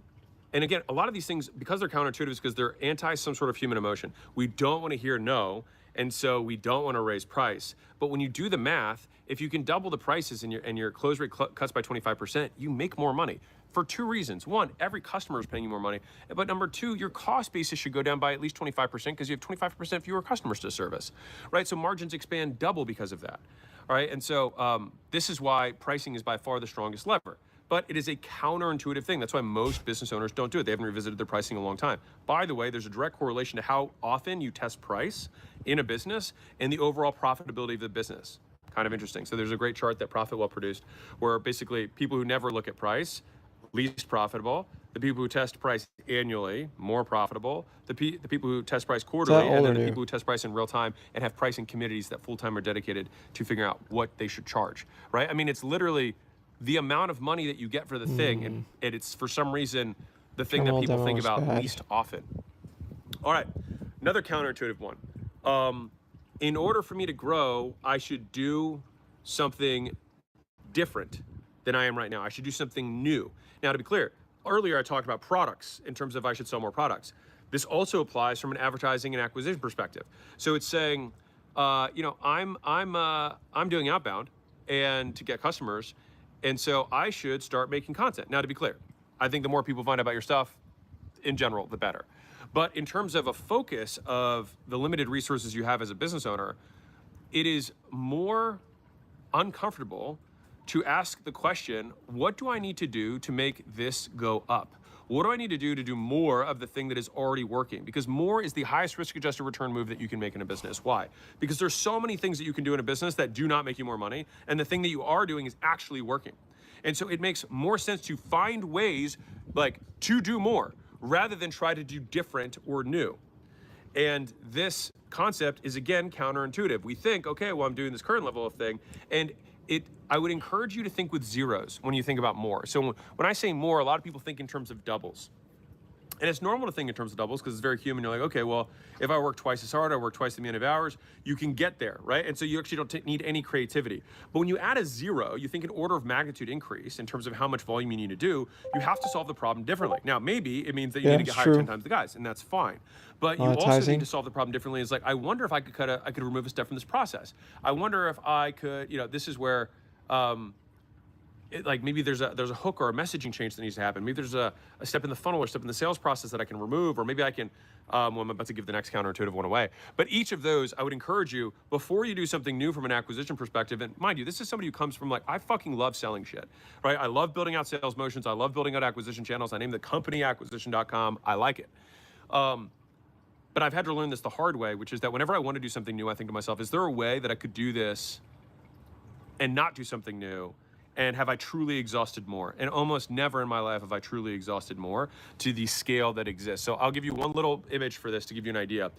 A lot of people think that they have saturated their existing channel of getting customers. All right, so they're like, well, I'm running ads in my local area on, you know, PPC, Google PPC, and you're like, okay, fine. And then all of a sudden somebody else runs ads for their plumbing business in the local area too, and they're like, oh my God, the pie is now cut in half. But it's such a fallacious way of thinking. It's incorrect, because the amount of aggregate attention that exists in your area is the total pie. Right now, we're talking about one keyword string on one specific platform as your way of getting customers. It's like you haven't cut the pie in half by having another competitor.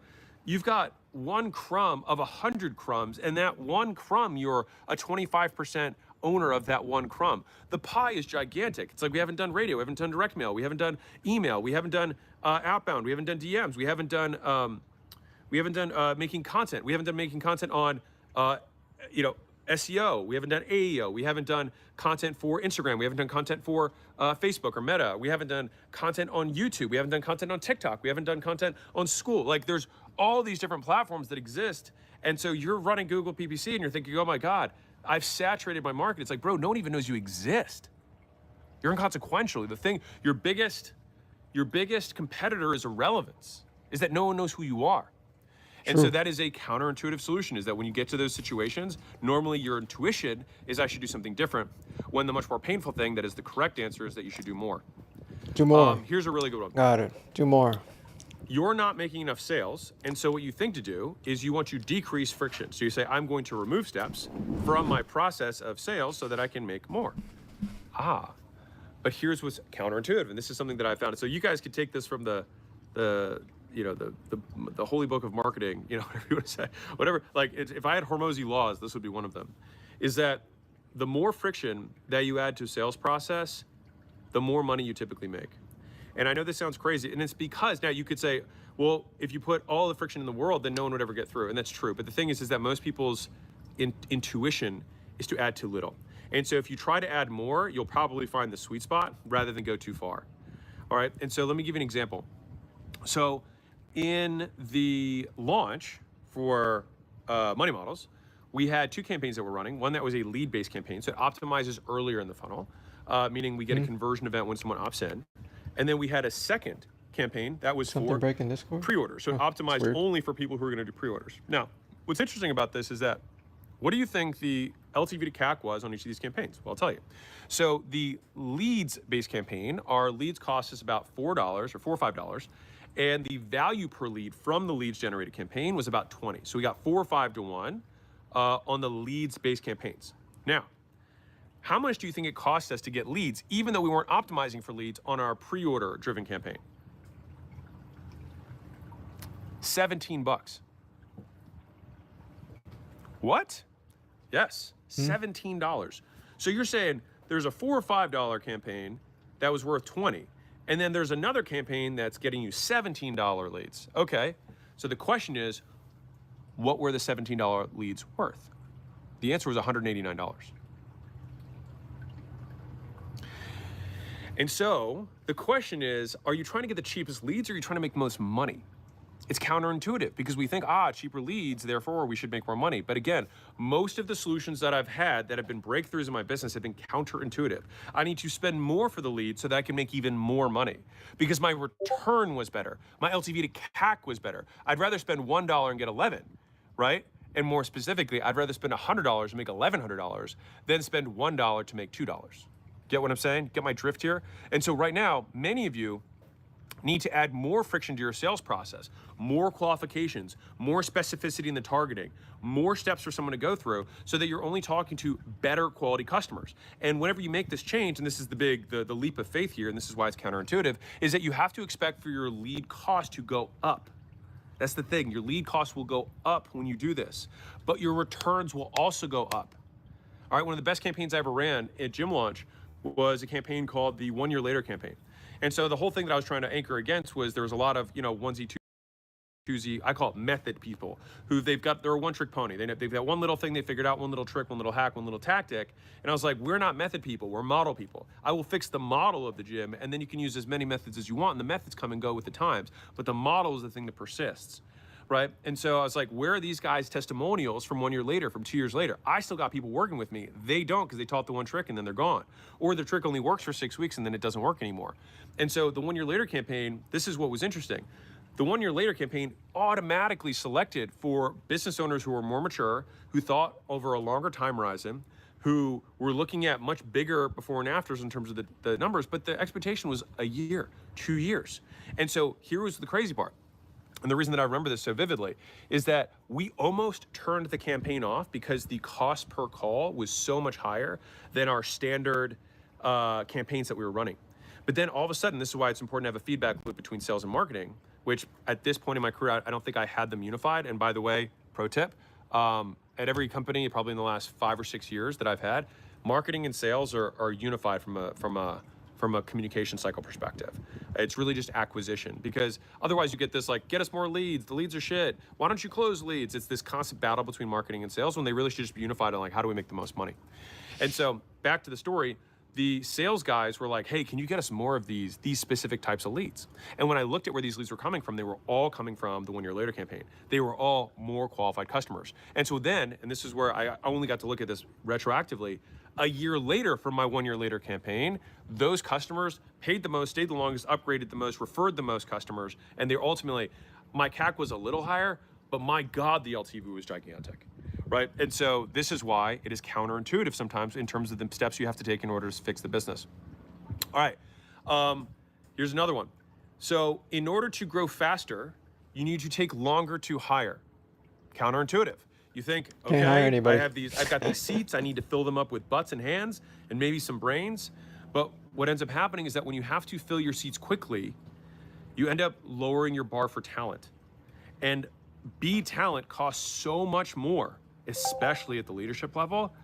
It's so hard to comprehend, because I'll tell you, real story. Whenever we have to turn a leader in one of our companies, you almost always have to turn half or more of the team. And it's just because that leader's standards were too low. And so they let in other, like, B players hire C players, right? It's like they're even worse, and they do, like, they're negative. They're literally negative value. Like they then discourage the A players because they're like, oh my God, my life has gotten so much worse because this person is now getting in the way of me doing work. And so what do you do in that instance? You have to take longer to make sure that you keep the bar high, and you have to be willing to suffer in the short term. And again, you'll notice this comment. Okay. Please no copyright music. Please no copyright music. AI to plan any of this? How do you manage the KPIs of the business? Do you have dashboards for like average captivity time, average time to ransom? If you did want to 10x the business, I do think AI could be good with this. Have you used Perplexity Computer to do any captivity research? Probably be interesting to know a lot about them. How do you do your captive selection process? How we do with our leads? We score them hot to cold. I guess I was probably a hot captive then. Is this your computer down here? I'd love to show you what I would build. You mind unhooking me? So look, if I was you, part of what we need to do is we need to increase the velocity of the captives. Right now you're only managing 7, average ransom's 248. I mean, imagine if we could do 70 at a time, right? So this is actually a dashboard I built in Claude. It doesn't take that long. We just need to make sure we're syncing with the software where the captives are. I actually have a captive management process where, my family responded in 18 minutes. They obviously love me a lot. What's cool here is looks like Marcus is ready for release, but you made 290 on him. Nice. Yeah. Good. Looks like you'll make about 350 on me. It's cool to see the KPIs and data in your business, and if you could see it more, you could probably have more captives at one time, right? Okay, I'm curious, did you use AI to plan? Damn, that was good. That was good. I like that one. Damn. Common theme of these counterintuitive solutions tend to be things that are counter creative indeed. Our Like the intuitive ones, they make sense, and then they're aligned with how we would behave as humans. It's fast, it's easy, it's whatever, right? The counterintuitive ones, we have to suffer longer. We have to prolong the pain that we're in so that we can avoid much larger pain that happens later. The equal opposite of this is that it is human to keep somebody who is a star performer that is bad for the culture. And so that's the equal opposite of this, is that we have to fire that person very quickly. Now, the intuitive side is, or the human side is, well, I don't want to have the hard conversation. And I also have a business case that I can reasonably explain why I don't want to get rid of this star performer. But the thing is that every time we remove a cancer, everything around it grows. And this is something that I've seen, especially on sales teams, because this is where it's probably most prevalent, where people are, and entrepreneurs are willing to comparing people to cancer behavior more because they're directly driving revenue. But every time I have removed a star performer, putting in quotes here, somebody who does good production but does not obey the way that we do things here in terms of the culture, everyone else just steps up, and it's like they never were there, and now the culture of the team just picks up, and it makes it much easier to get and keep better talent. All right, I'll give you another counterintuitive one. If you want to increase demand, cut supply. So you're struggling to increase, the pricing that you have, won't get more people to say yes. And so the way to get more people to say yes is to not say allow as many people to buy from you. So if you cut supply, and I learned this when I was at Arnold Schwarzenegger's charity event. They introduced me to this guy who's, a very, very, very successful luxury watch and jeweler. And he was talking to the organizer of the event, and he said, you should have cut the supply and raised the prices. And he was like, well, we had a lot more interest this year. And he's like, and that's exactly when you should have cut it. And I remember him saying it so violently. It was this, it was like an Eastern European guy who was an immigrant, and he obviously made everything for himself. And he said it so confidently. I was like, oh, I'm gonna remember this one. I talk about this in the offers book about scarcity. But if right now you're not getting as many people as you want, this is where having cohorts can be super useful. This is where having wait lists can be super useful. This is why saying there's start dates that are delayed or that rotate, or if you're in physical products, the limited drops. Like, you will sell more from having limited drops than you will from having it always be available. And so the question is, how can you maintain or project out the correct amount to limit it at, so that you're always a little bit below the supply, or rather the demand, for the stuff you have? Because then what ends up happening, and fundamentally, if this weren't true, then scarcity and urgency would not work. And we all know that they work, but we don't actually apply them to the business. And so yes, it is counterintuitive that if we say we will sell fewer people, we will end up selling more. Counterintuitive. All right. Another counterintuitive lesson. Give away good stuff for free that other people charge for before asking for money, in order to ask for more money later. You will make more net money over a longer period of time by giving stuff away for free first, period. And again, it's counterintuitive, because the intuitive thought is, well, if I give away free stuff, they're already going to get the value. They're not going to want to pay me. If I give away my free stuff, they're going to steal it, or my competitors will steal it. There's 100 reasons that people come up with why they shouldn't give away, or I don't want to take the time to give away free stuff.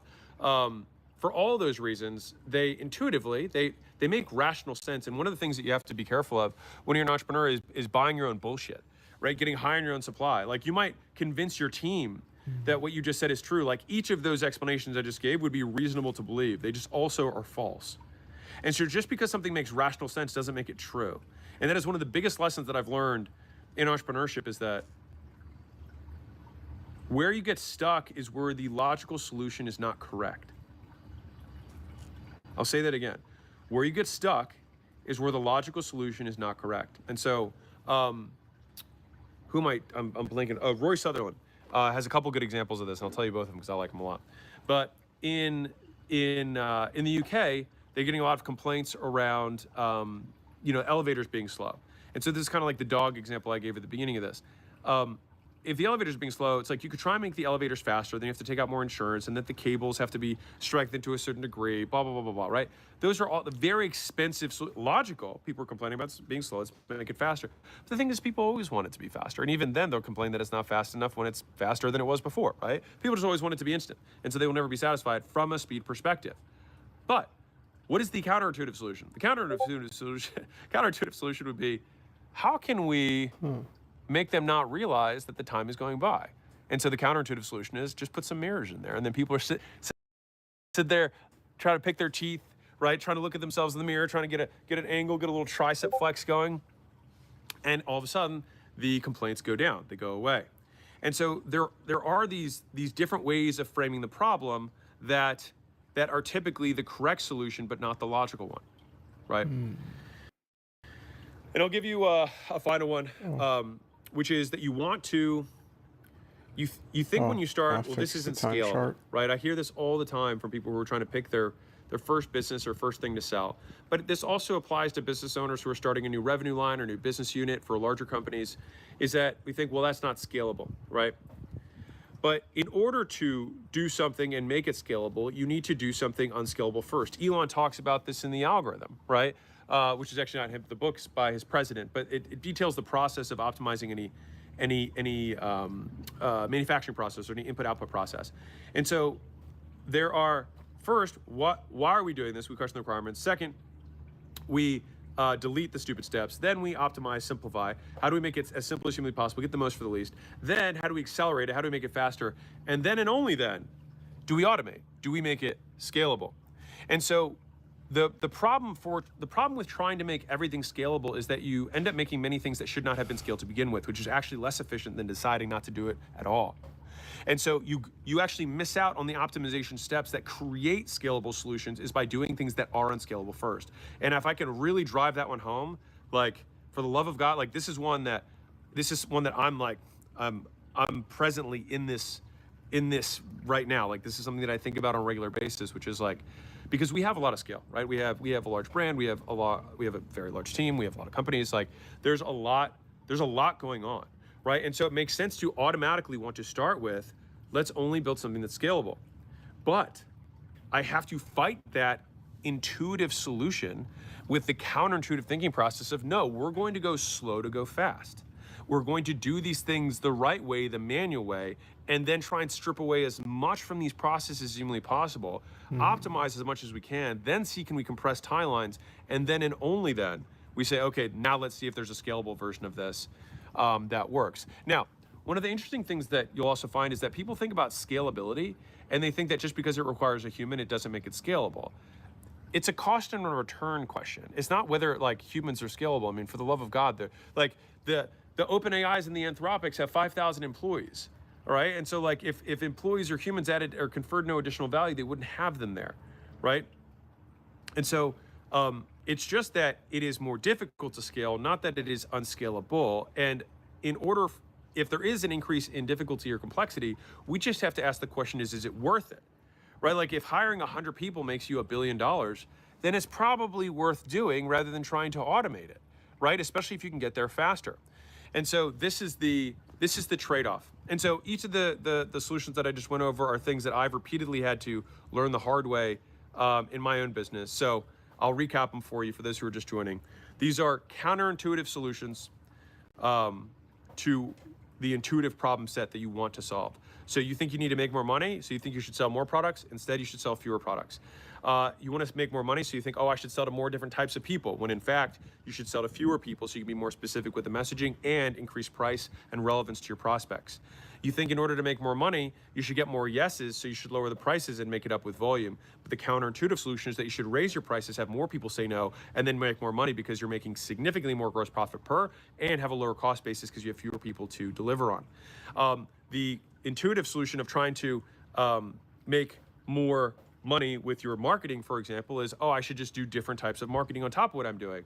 But the more counterintuitive solution is, well, this is working. I should exhaust every means of more before doing new. The next counterintuitive solution is that, oh, in order for me to make more sales, I should lower my lead costs and I should remove friction so I can talk to more people. But most of the time, you will make more money by adding friction, adding qualifications, and adding steps so you have fewer people to speak with, but then and only then you have the qualified people who are ready to buy at the most expensive prices. And of course, you have to adjust your expectations of what your lead costs will be, but what we are optimizing around is for return, not for cost per lead. It's cost of acquisition relative, again, not just even CAC. It's cost of acquisition relative to how much money you're going to make, LTV to CAC. It's a ratio. Next counterintuitive is, in order to grow faster, you need to take longer to hire. And so we do that because the cost of hiring the wrong person is significantly higher than the cost of dealing with the fire in the short term. And kind of dovetailed from there, the idea of, I want to solve my high labor costs by cutting down how much I'm paying my people. It is counterintuitive and also correct to pay above market. And by paying above market, you get the best people. And the best people have the highest return. Again, the biggest issue is that people think about one side of the equation, not both, which is you can't just think about cost. We have to think about cost relative to value, right? There's the, I'm paying all my, it's like, I can't believe you're paying your people 30% above market. It's like, yeah, but my people they make me 3 times more than a B player. Right? Look at the most successful companies in the world. Man, I can't think about teams right now. Yeah, look. I can't think about teams right now. I have nobody. I'm just a solo vibe coder. All right, I think that's enough of that one. I think that was enough of that one. All right. Yeah, need a. Oh, is it playing? Okay, there it is.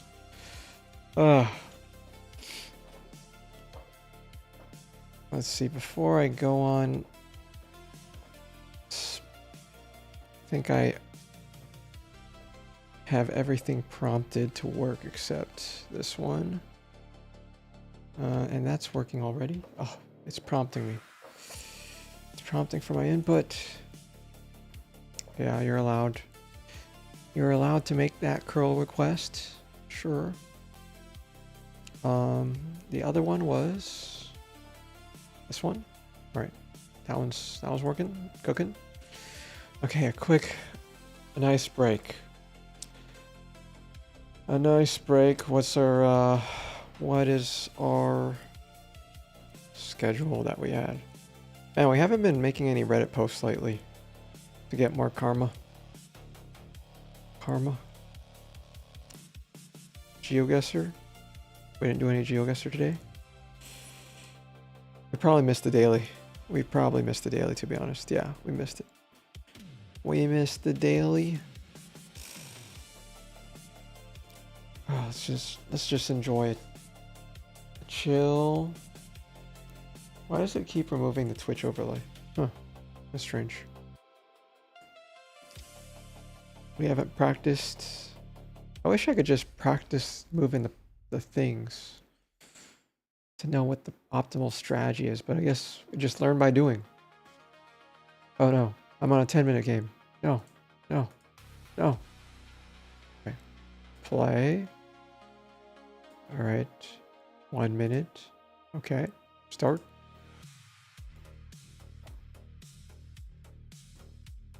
Hello? All right.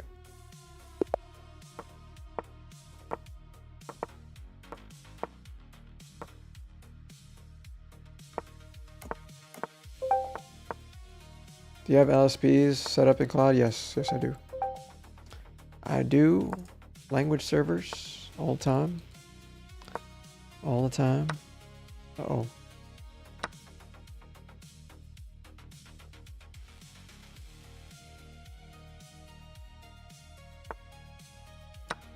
Oh, whoops.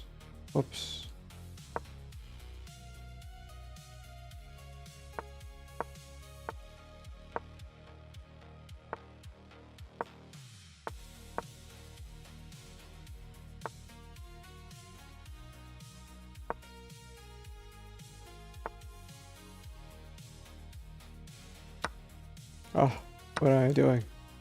What am I doing?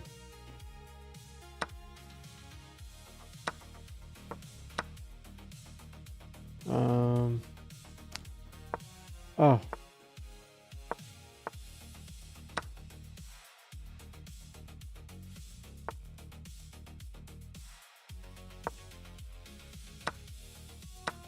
Uh-oh.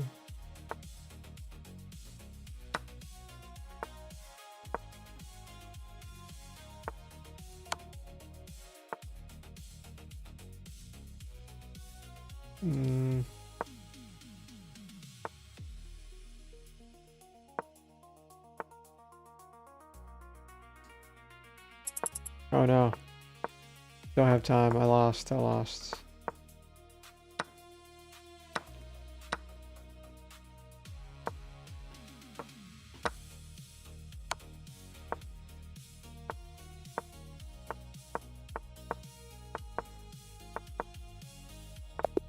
Oh.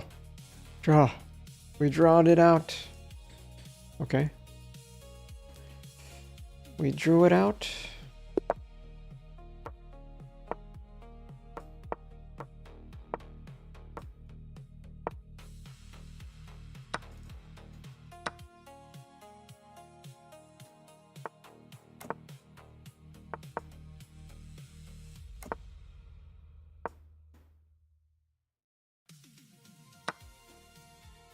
Dang it.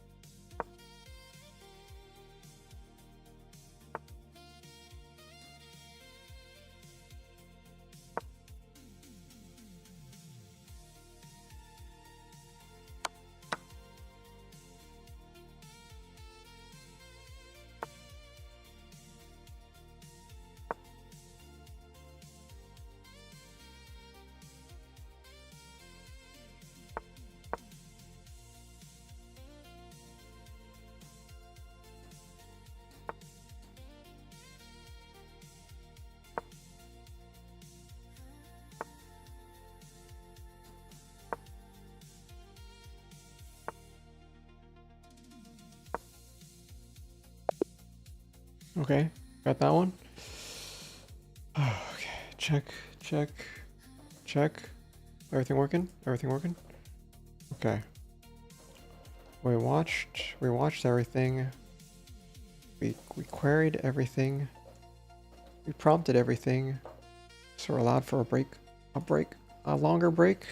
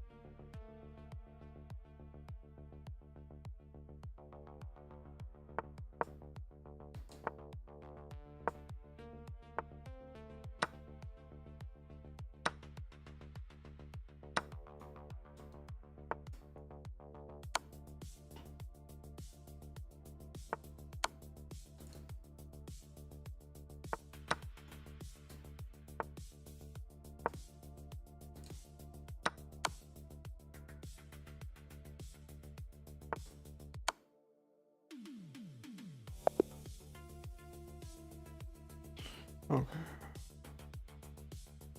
Alright, alright. More. More.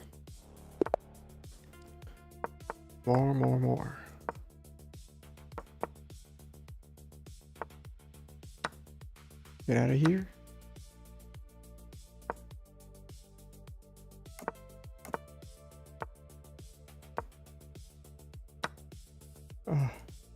Whoops.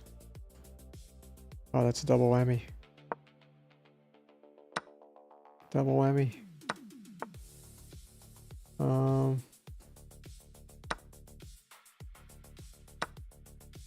Oh, perfect. Whew.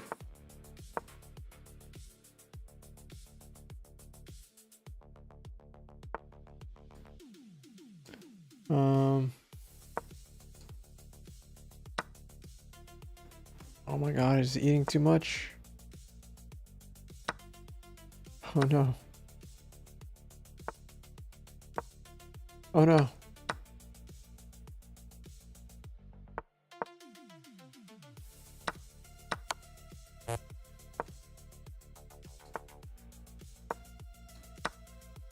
Oh no.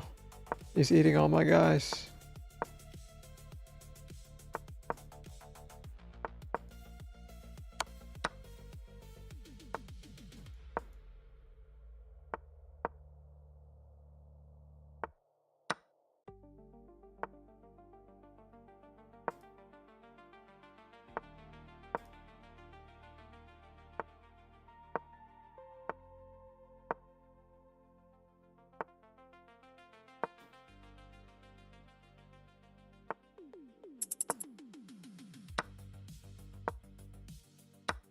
Oh no.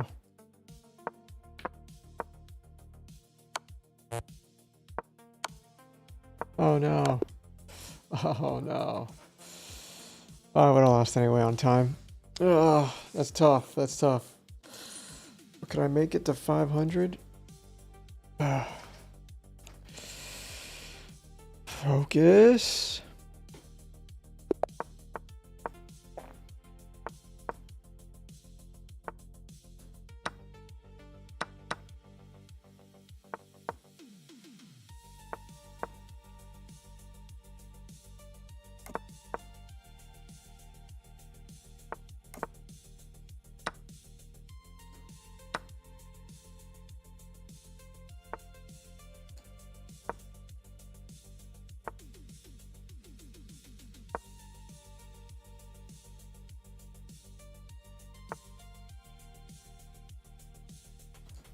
Aye, aye. Move. Move.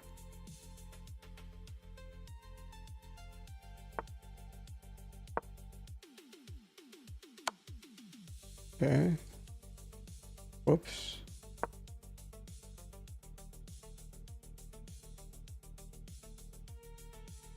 That's not good. That is not good.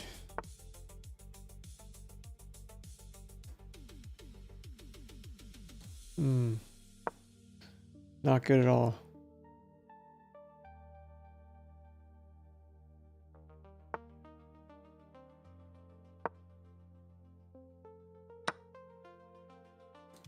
Oh god. Stuck. Paralyzed. Paralyzed.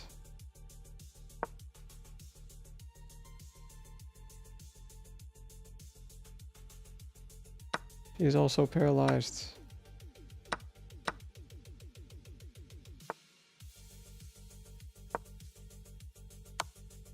Oh no.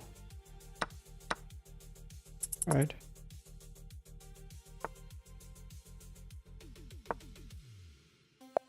Oh, got it. Both paralyzed. What move do we make?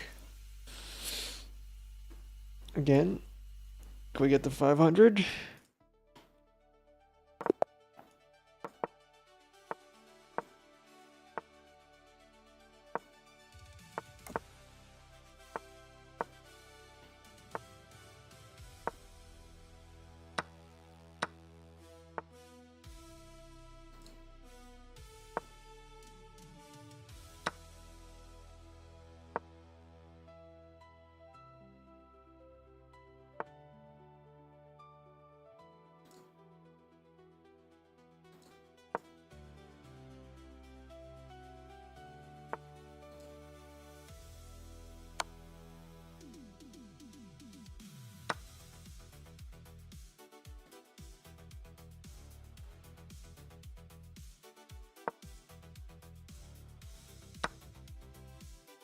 Oh my gosh.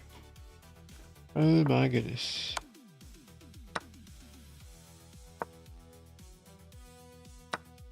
Oh god.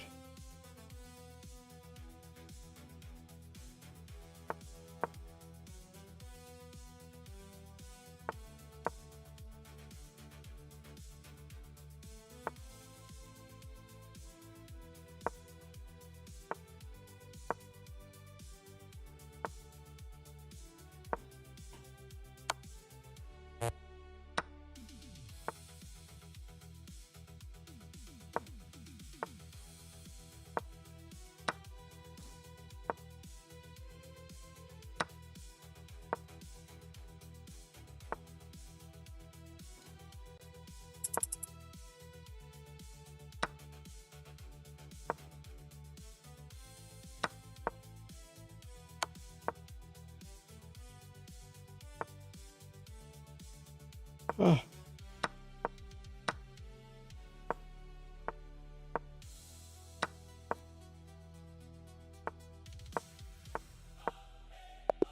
Oh, close. Whew.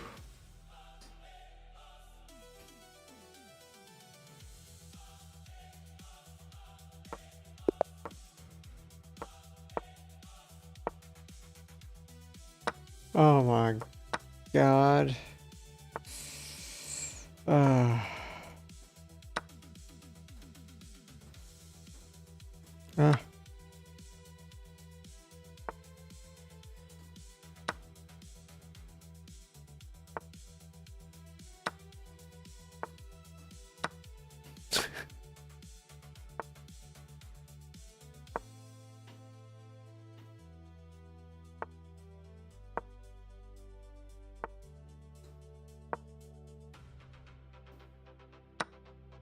Nope.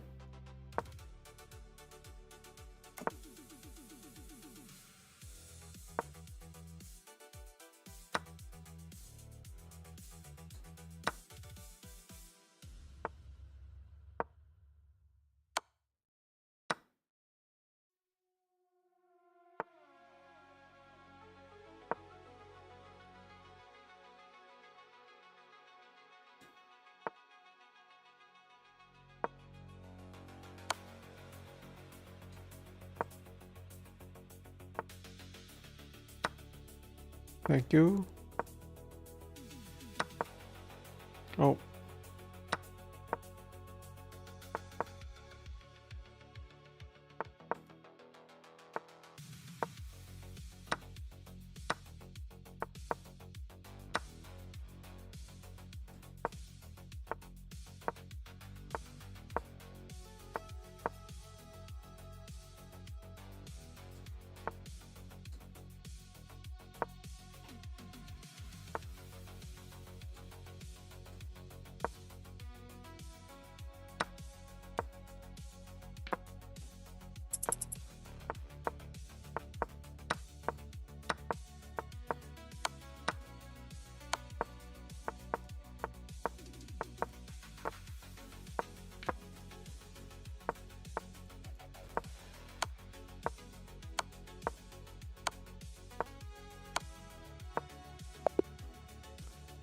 Oh.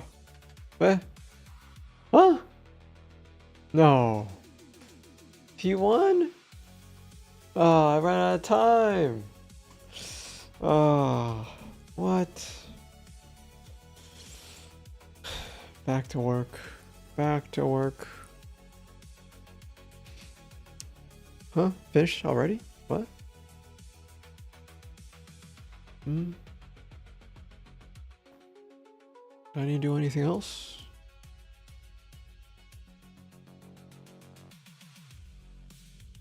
Let's see, it did all this.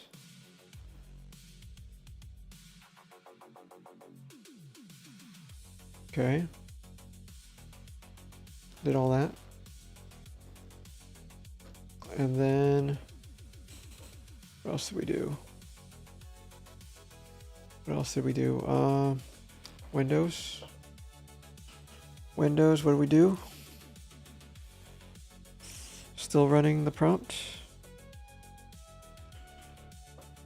Yeah. Right. Okay, what did the mono repo suggest? What was the calculation? What was the calculation? 3-1 workspace and go coverage off air. Since pre-existing failures are largely block those numbers. Okay. So we're doing. We did all the stuff to improve the score. What would be the score then?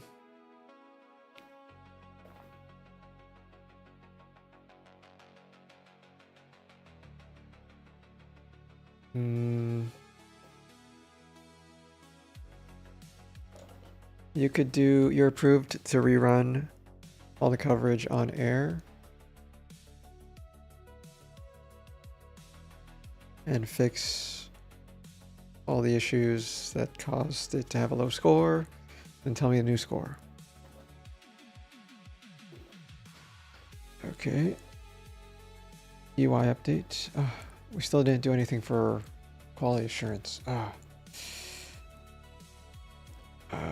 Let's go to quality assurance. I'm pretty sure that wasn't the right startup that did the QA. I have to look it up.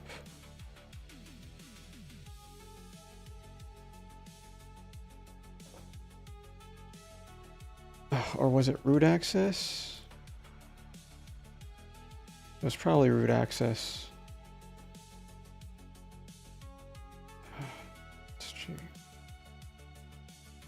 Wish there was an AI that would tell me the video, because there's just so many videos here. Let's see, quality assurance, QA. Here it is, this guy. These guys. Founder of Hey everyone, I'm excited to be joined Momentic. today by Weiwei and Jeff. Momentic. All right. We'll just copy this guys. They're Asian. We'll copy them.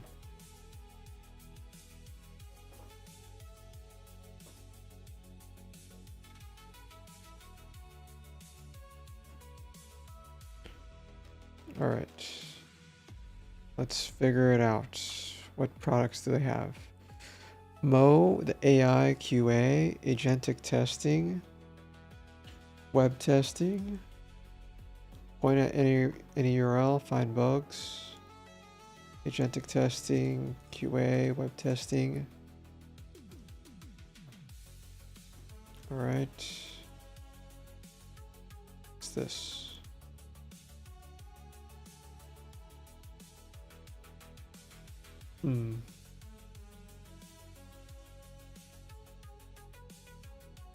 How it works. Describe what the user should be able to accomplish. Okay, how?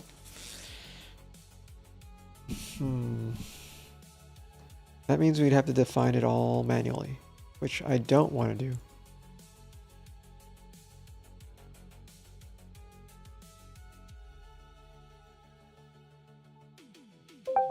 Me, the most to most AI, just one more prompt. How are you doing, Niso? How are you doing? Meet the codex. Just one more reset. Just one more reset.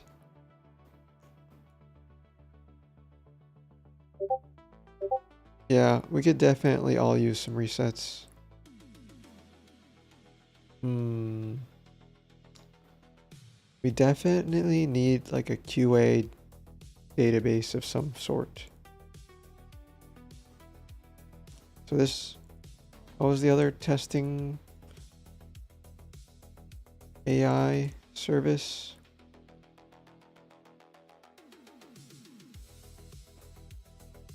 Testing. Was it in the other browser? Tester Army. Tester.army.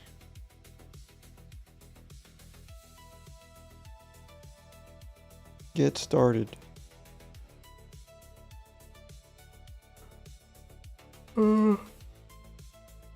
Let's see here. Oh, it's already 9:30, guys. I'll be right back.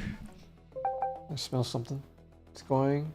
I'm exhausted from arguing with Claude. How about you? I've just been... I got a really poor score on Millsy's monorepo scoring thing to have AI evaluate my monorepo. It was bad. So I'm improving that. Oh my gosh, I think there's a skunk. A skunk made it in here. We watched a few videos. Alex Ramazzi.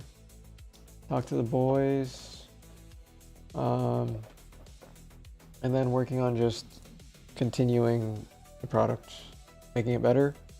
The UI looks, you know, somewhat better. Let me see if I can find it. Yeah, we got the graphs. We got the graph. to show the activity in real time.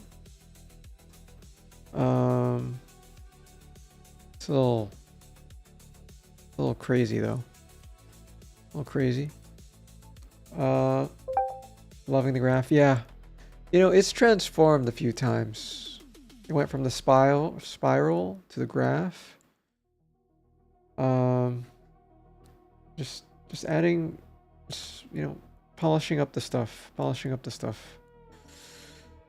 And then improving onboarding so that the AI agent can do the onboarding instead of the human.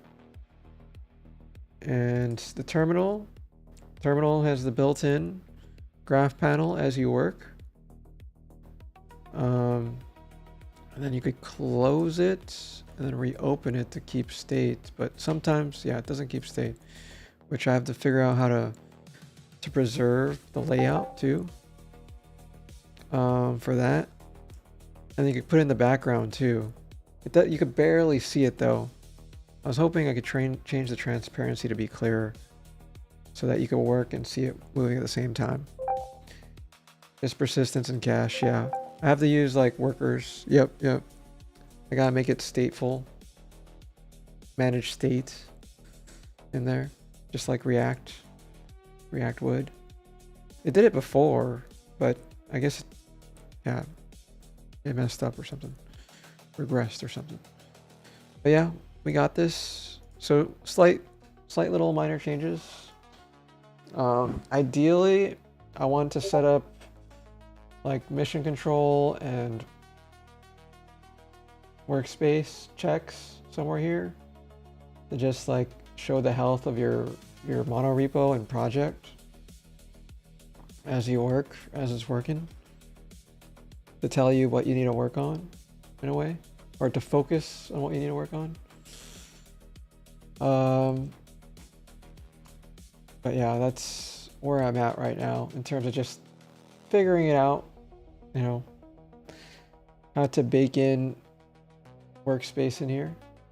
Because workspace is like, it's a huge monster. Yeah, it's somewhere broken on this. So why not in the app? Why browser? You already have an app? It's both. It's on both. It supports the desktop version and the web version. They're the same. It's the same technology.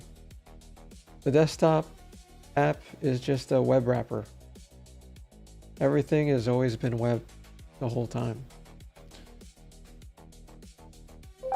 Yeah. It's just, Windows users don't know about this stuff. Yeah, it's WebView. Yeah, so it's the wrapper around it, it's just super thin when it comes to like the C# version for Windows and the Swift version. Good. Hey, CodeBam, you have a good night. Thanks for dropping in. Yeah, you catch up on your sleep, man. Catch up on the sleep. Good job. Yeah, I was looking at I gotta figure out what that smell is. But I'll be right back. Wonder if it's a skunk. This here.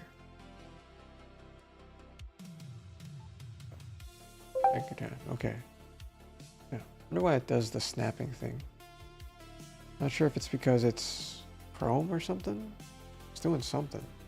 The snap.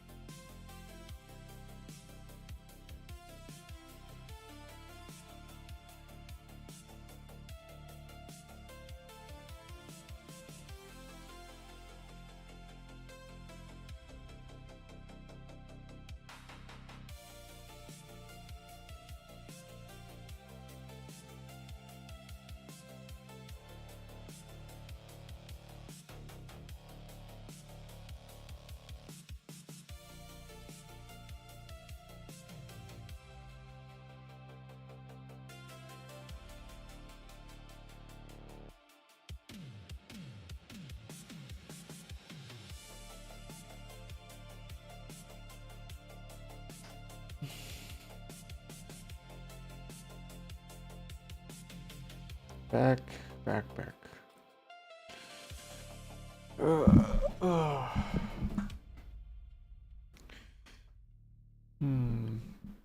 Can I close this? You're all caught up. Your approvals. Oh my gosh. Just writing to memory. Ask before writing to memory. Yeah,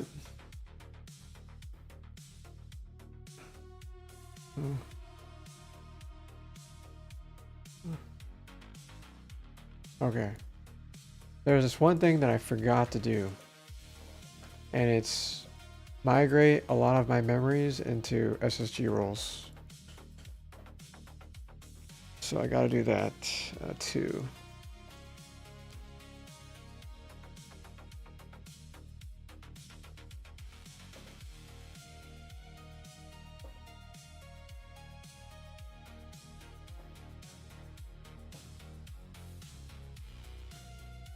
Migrate memories.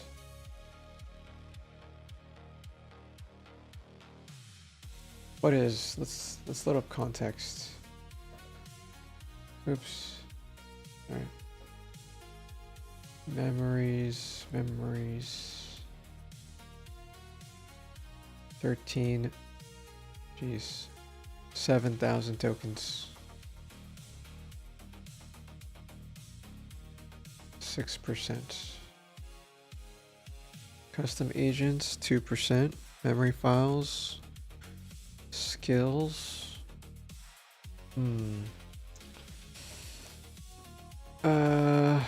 System prompt, 6,000.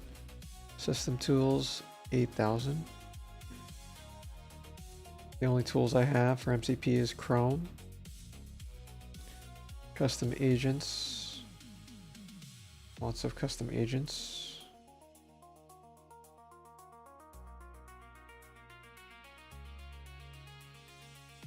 Memory files. Yeah, I could probably convert this to SSG roles, clean it up. And then these are tools, skills. These are skills. Might need to clean that up.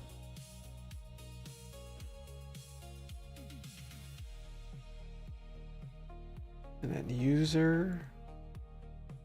It's user. It's commands. And plugins, not so much. I think that's still pretty healthy. It's just memory files. Memory files.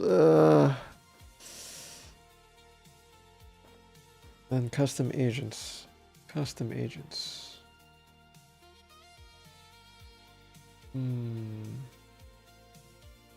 Is there agents that are taking up thousands of tokens? I don't think they are. Tiers, to be honest, for your work? What do you mean? I don't know where you could trim more fat, to be honest. Yeah, it's pretty trimmed. It's pretty trimmed. It's all 1%, 2%. It isn't chasing the 10K wins yet. It was just something I thought of on my walk. I'm like, when's the last time I cut out my memory files? Right? But yeah, it's not taking a lot. It's only 6%.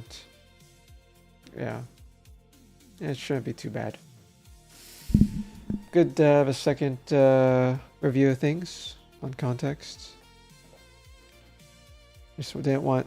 So I'm like, I'm still saving a lot of tokens though. Still saving a lot. Add memory files on a weekly walk. Yeah. It's just I haven't done it in so long. I just didn't know what the status of it was.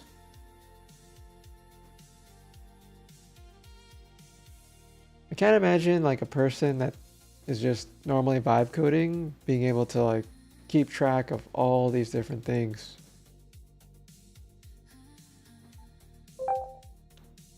The Cron fires Sunday nights to walk memories and skills and trim fat. That reminds me, I need to take advantage of Spark. Because Spark could schedule like a ton of stuff for you.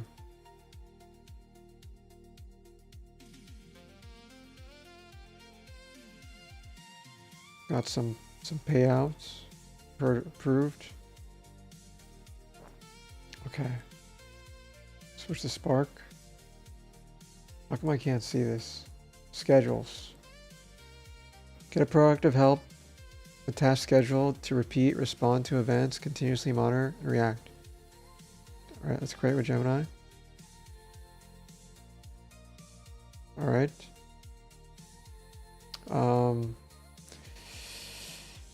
I need a way for this to hook up to Discord somehow.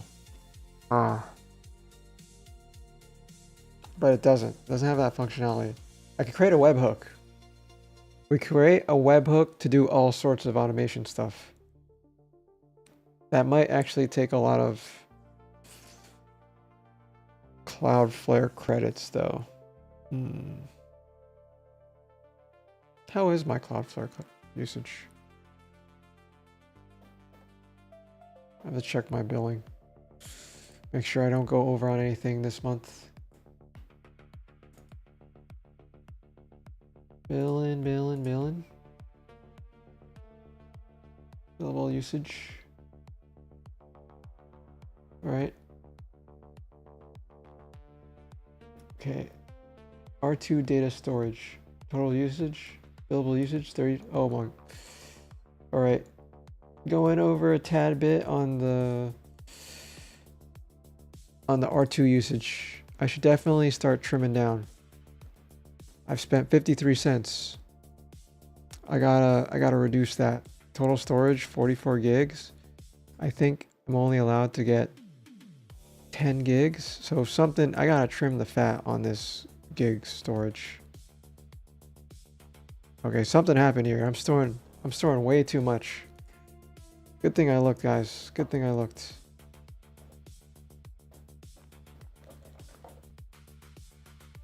In Cloudflare, we need to start trimming and cleaning up old files in R2 data storage. We appear to be over 35 gigabytes of storage that we need to purge.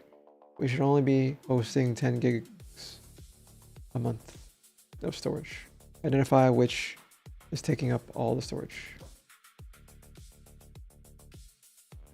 All right. Do that. Anything else? Everything else, guys, at 0. Well, we have to keep our eyes peeled. Gotta keep our eyes peeled, make sure we're not going over.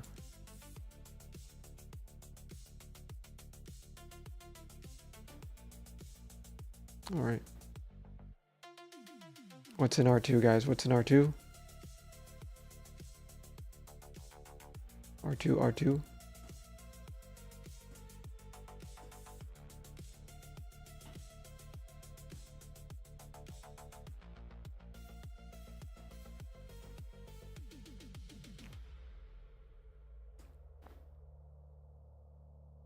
Oh my gosh, it's the balls? No way, it's balls. What? Balls replays. Downloads. Heck's this? Raids? Delete.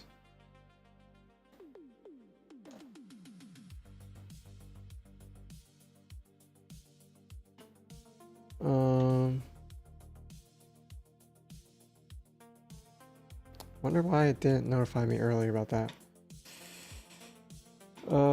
Deleting, and then I have to look at billing one more time. Billing,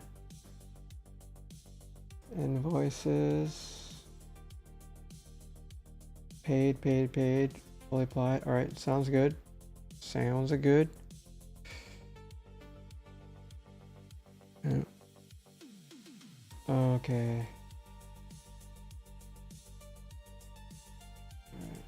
We got it. DO storage. Right, we're hopefully deleting this. One folder was deleted. I need to delete the whole thing. I need to delete this whole thing.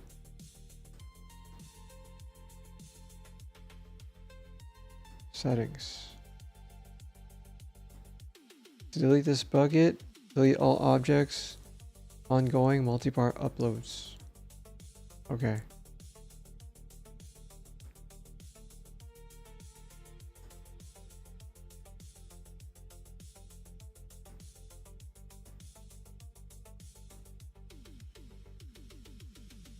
Huh?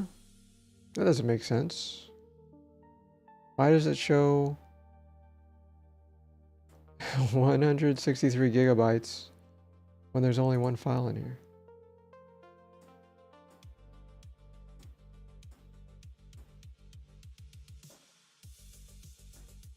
Something's broken, guys. Something's broken. Okay. Bucket size.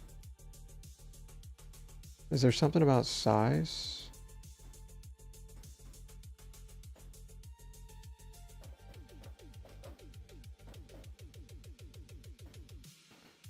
All right.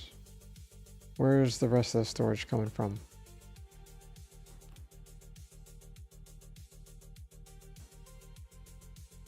Kilobytes, kilobytes, megabytes, kilobytes, megabytes, megabytes, kilobytes, megabytes, megabytes, megabytes, gigabytes, megabytes. All right, so I only have to worry about some downloads. I did notice one thing.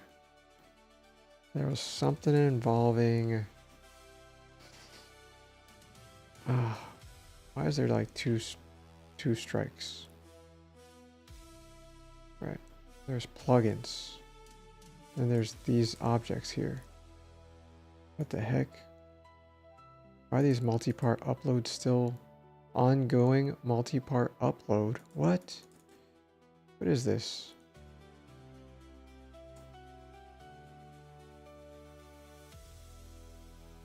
Well, we're removing these old versions.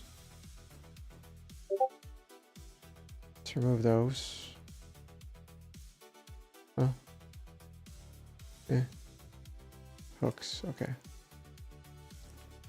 Yeah, we need to do clean, and then there's like these ongoing multi-part downloads. What are those? Or uploads. It's a weird bug. Voice. Probably should remove these older versions because they're not gonna be good at all.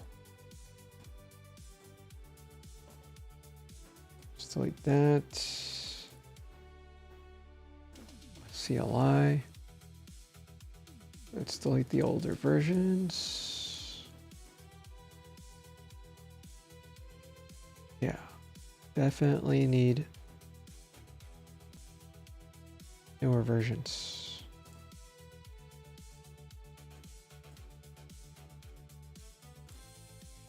Delete.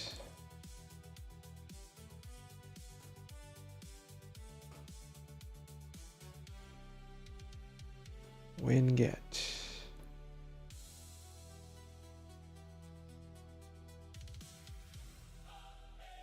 Yeah, there's still so much left. Electrobun. Gotta remove this version. This was back in May. So I gotta remove this.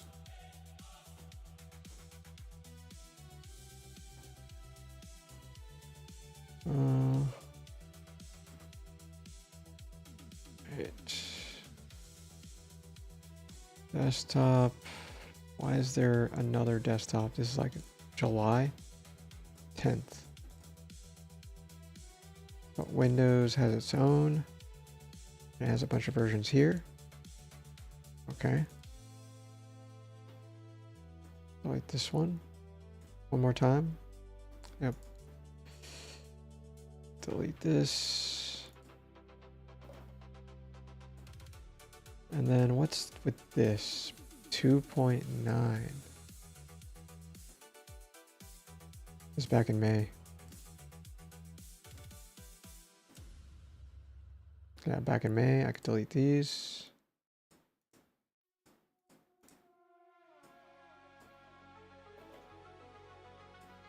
All right, so we have Swift, we have Wales, Swift. We have several versions. We can delete these ones.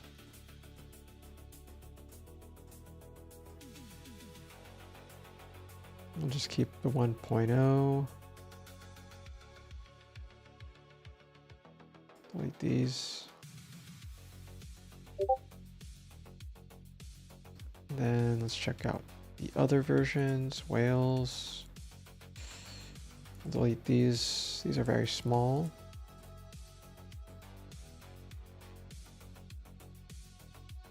And August 14th.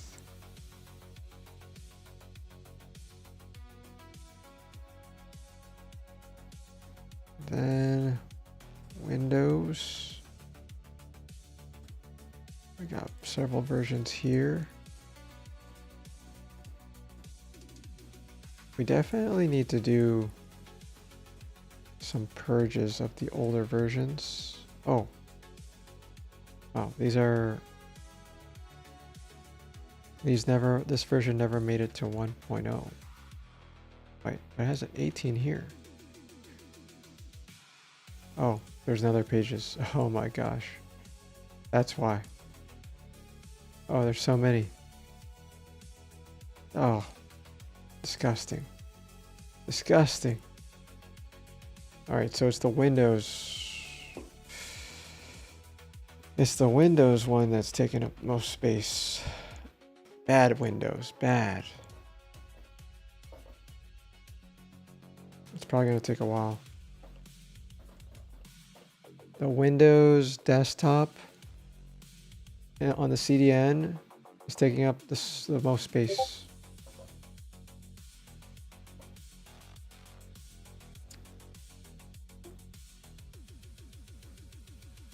Need to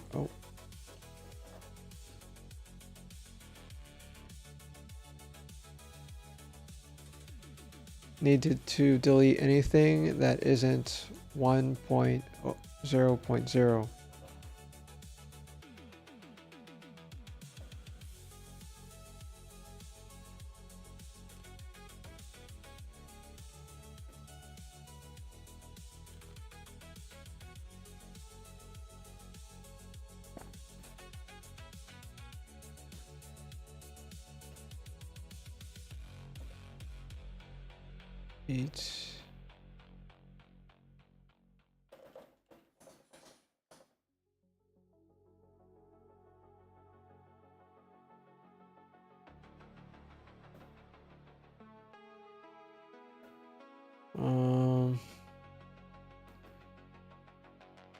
Or should I just do this manually?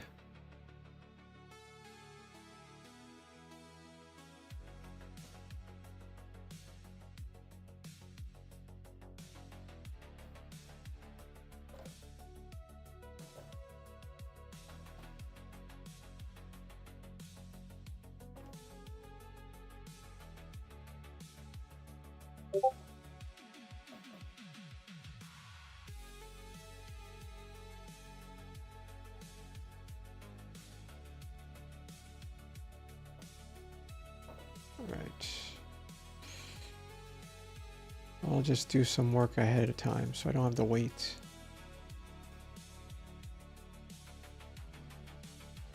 You're costing me money. Since. Man, we worked on a lot of versions.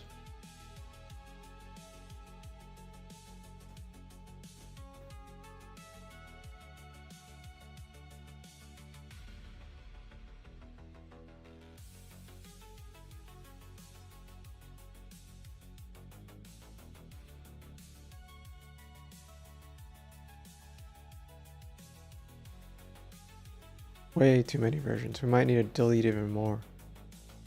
Delete even more versions.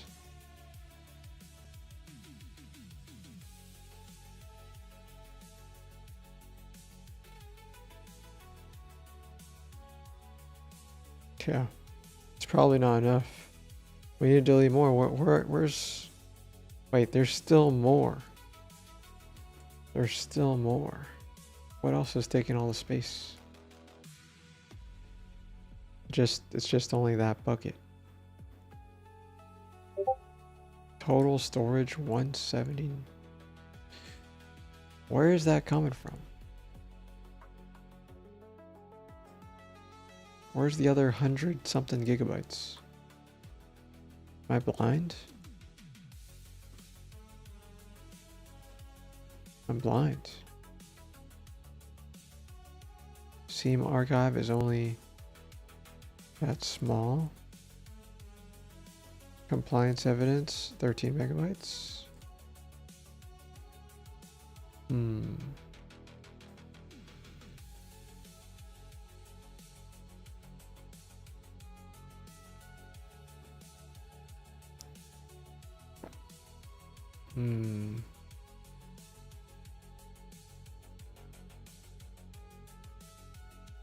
Maybe there's something else.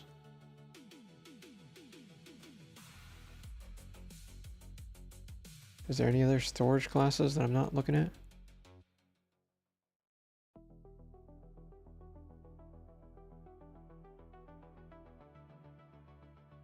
Available 0.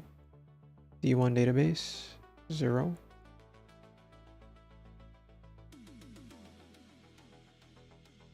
Analytics engine. Nope. Secret store. Oh, I'm surprised I have this many. Considering that majority should just be in Vault and not this service.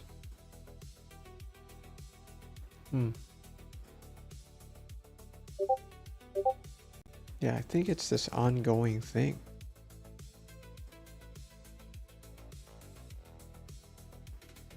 Yeah, why is there this ongoing file here?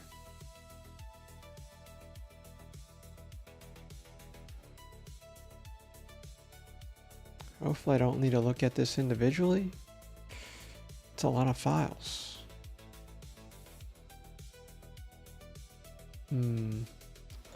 Guess I'll let it do its analysis then. I'll let it do its analysis. Wrangler OAuth is dead. What? That's not true. Alright, let's just give it a try.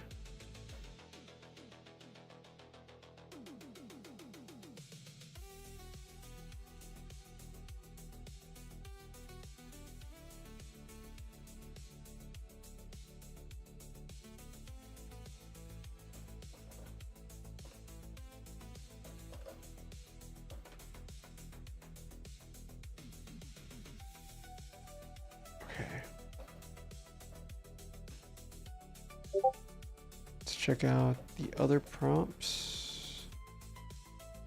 Oh, logging in. Flashbang.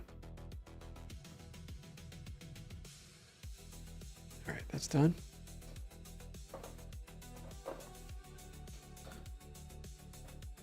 Clean up storage.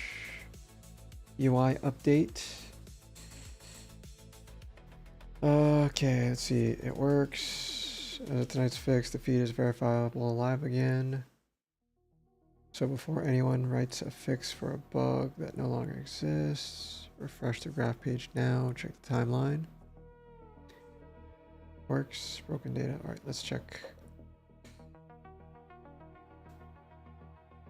Hard refresh, go back here, scroll down a little bit. Does it go back?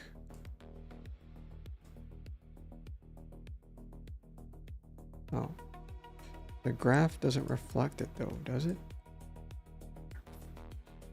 Sure, we get the tool use and everything,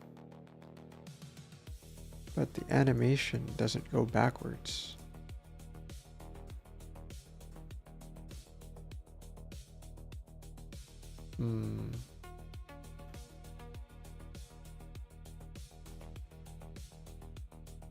Super glitchy. Super glitchy.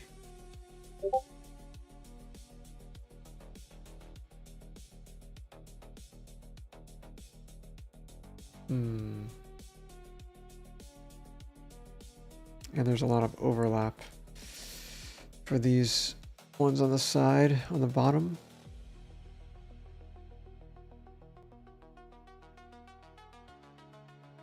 Definitely does a lot of read animations.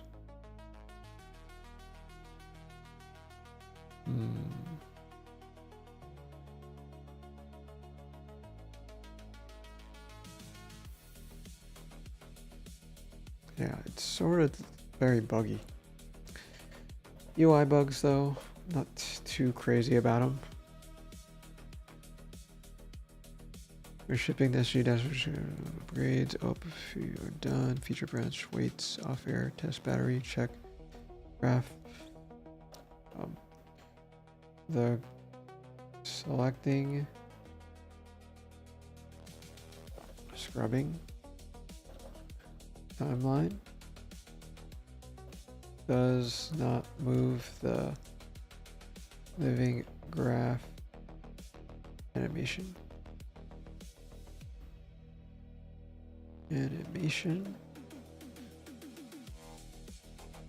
Same.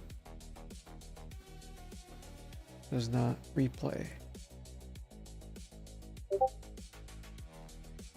Also, the nodes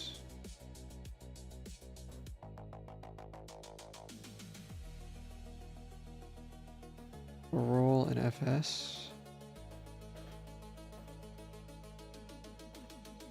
FS are all clustered together at the bottom.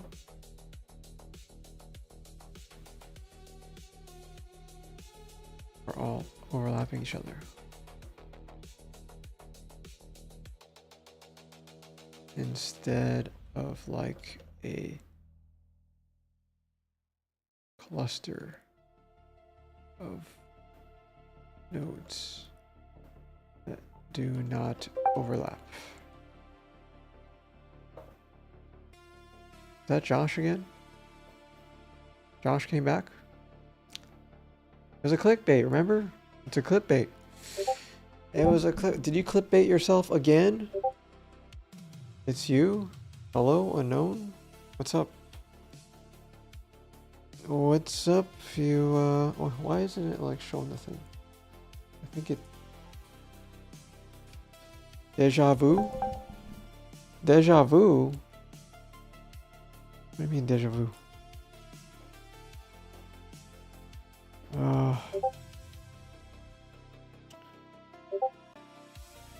Like your new P2 PFP? What's PFP? What is PFP? Profile picture. Man, there's new words being made every day, guys. I can't really see it. Everything's so small. Oh, okay, I see it now. It's this character playing the guitar, a Gibson guitar. Interesting. Interesting. Everybody playing the role of an anime character, including me. Including me. Okay, let's see. What's my pie doing? Oh man, I'm gonna have to close it out too. It's already 10 o'clock, guys. Let's see here.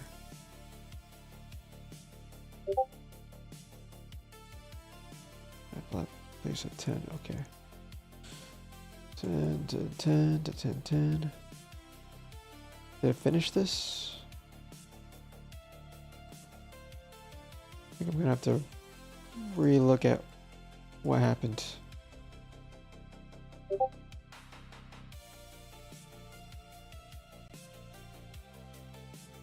Huh. You're gonna have to look at that.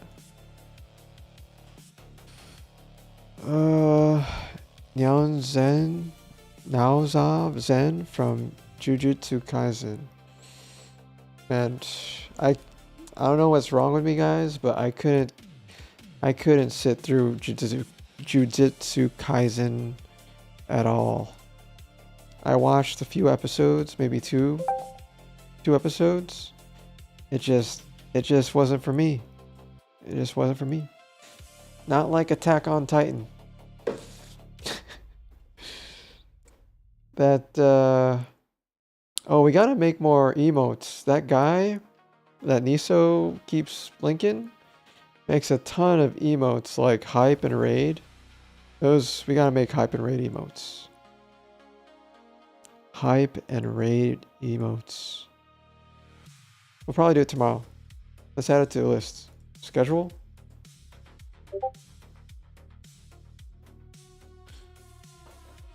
Create hype and raid emotes. Yo. Thank you for the bits.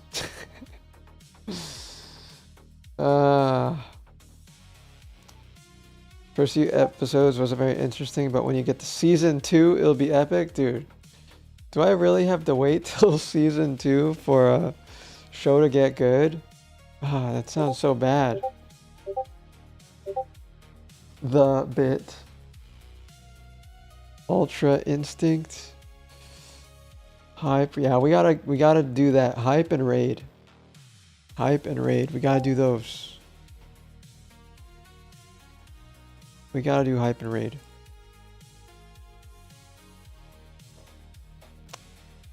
Those are some good ones. Oh man. Run. Alright, let's instead of playing these same songs, guys, let's just play a closing songs for my good old playlist. Closing songs.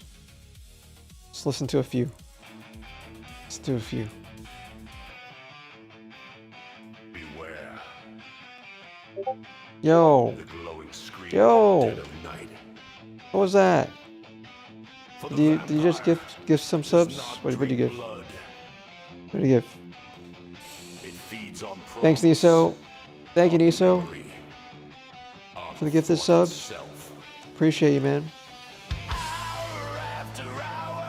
Oh man. Let's figure out. Might as well just make it now, huh? I wonder if we can make it. If we could find those emotes.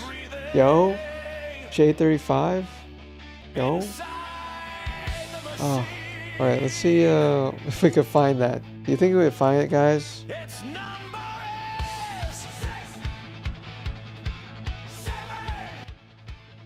I'm not sure if we can find it. I'm not sure if we can find that emo, guys.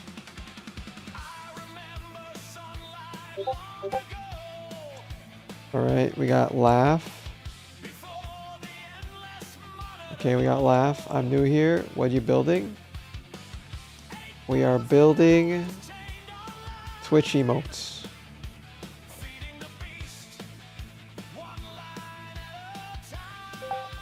What is this? What is this?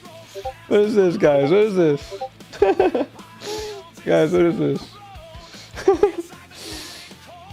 What the heck is this? That's not me, guys.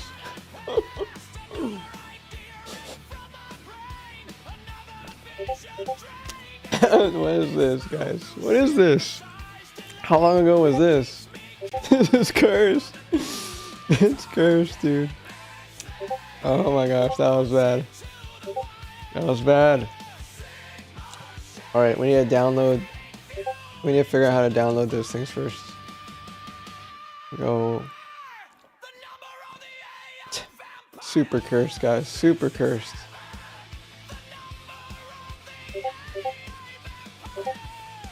Sigma's exception with Goku. Yeah.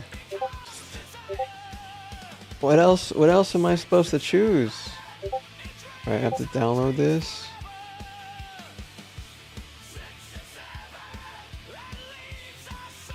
Hype. Hype. Wait, why is it a .0? Huh? Copy image? Wait, how did I download it last time, guys? Do you remember? Raid, same image as. Dot 0. Sigma Gyros. Moving to Naruto. Oh man, we have to move to Naruto? I don't know, man. How did we save it last time?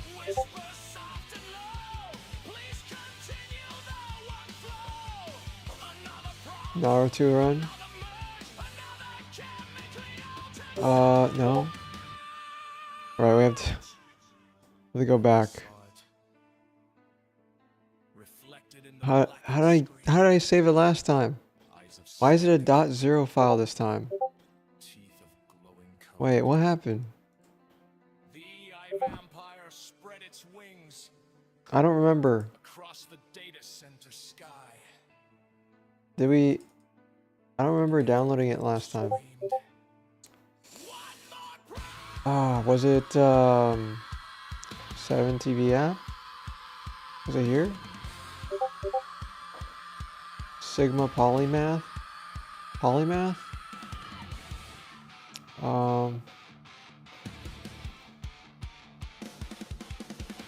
How did we get it last time? I don't remember.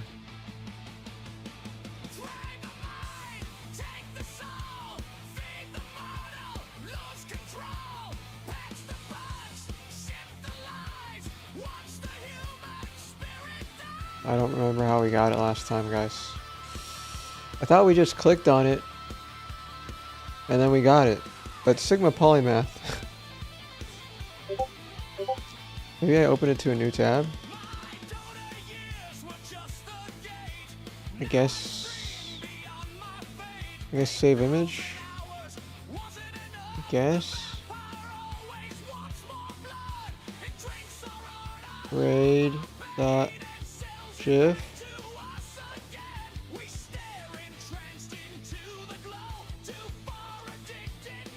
Alright. Okay. But it's not the same. It's not the same. You have to save it as, change the file type to .gif. Save as. Huh. That's what we sort of did. But, you know. Raid.gif. Alright. And then we got... What was this other one? They have water. They have water, guys. They have the water one. That's what Josh needs. Water. Rage. Cry. What was the other one? Hype? Yeah, hype. Hype was another one. Hype. Like, I thought it was different because the resolution is so super bad. Like before we were able to just get the whole thing. Let's look at the original files. Push-ups, push-ups.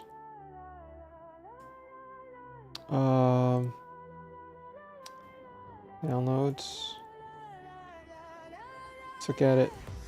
Yeah, see, I was able to get these. Let's open these. Oh yeah, never mind, they're small. They're small. I guess when they're expanded, it looks pretty clear. Like this one's really clear, look at this. This one's super clear.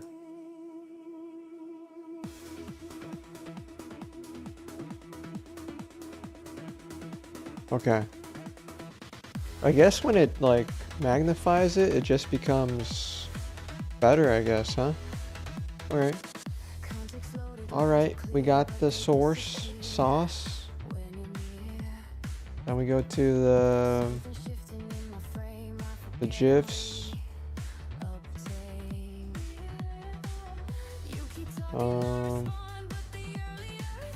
So many tabs, guys. So many tabs. Uploaded test 1, 2, 3 GIFs. Okay.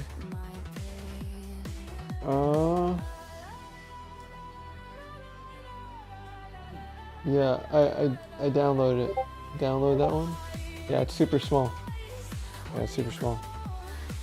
The animated sprites, if you zoom in, they will look horrible. That's the magic about sprite artists. All right, let's go to it. All right, guys, we're gonna have to cut off the stream, but we'll make this first thing tomorrow. First thing tomorrow together. August 3. August. What about this one? This one. We need 2 more tier 1. All right, we got it. Sort of. Give or take. Oh my gosh, what is this? Failed, failed, failed. Oh my gosh, look at all these failed. Oh my god, what's happening? Oh, but we found it, guys. We found it. Found it. Let's just say, yeah, save. Oh yeah, it has it, guys. It has it. Oh my gosh, what's going on? We probably have a big version too. All right, saving. I'll just type saving here. Sigma fail. That's crazy. It does all this. All right. Okay. All right, guys. Have a good night. Get some sleep. Thank you for the bits. Thank you for the bits. The good thing I didn't like clock out right away. But we'll get some good ones. We will get some good ones, guys. We will get some good ones. Yeah, I was able to create some of these. Hey, Josh. The 1 bit. Appreciate you guys. We'll have more. Thank you for the 100 bits. Hey, $1. Let's go. Let's go. Thanks again, guys. We'll have to do more crazier stuff. It's just we're putting it all in the product. Hopefully it will be better, guys, and we could vibe more maybe tomorrow. Just keep chatting, guys. We need to be like a guild and just chat. Just chat, you know? Just talk and stuff. But I hope you have a great rest of your night, guys. I bought $10. I'm maximizing my bits. Yeah. Sounds good, man. Sounds good. Appreciate you. We'll see you guys tomorrow, man. See you guys tomorrow, and hopefully we'll get some. First thing, guys. First thing. We do that tomorrow. All right, guys. Take care, guys. Peace.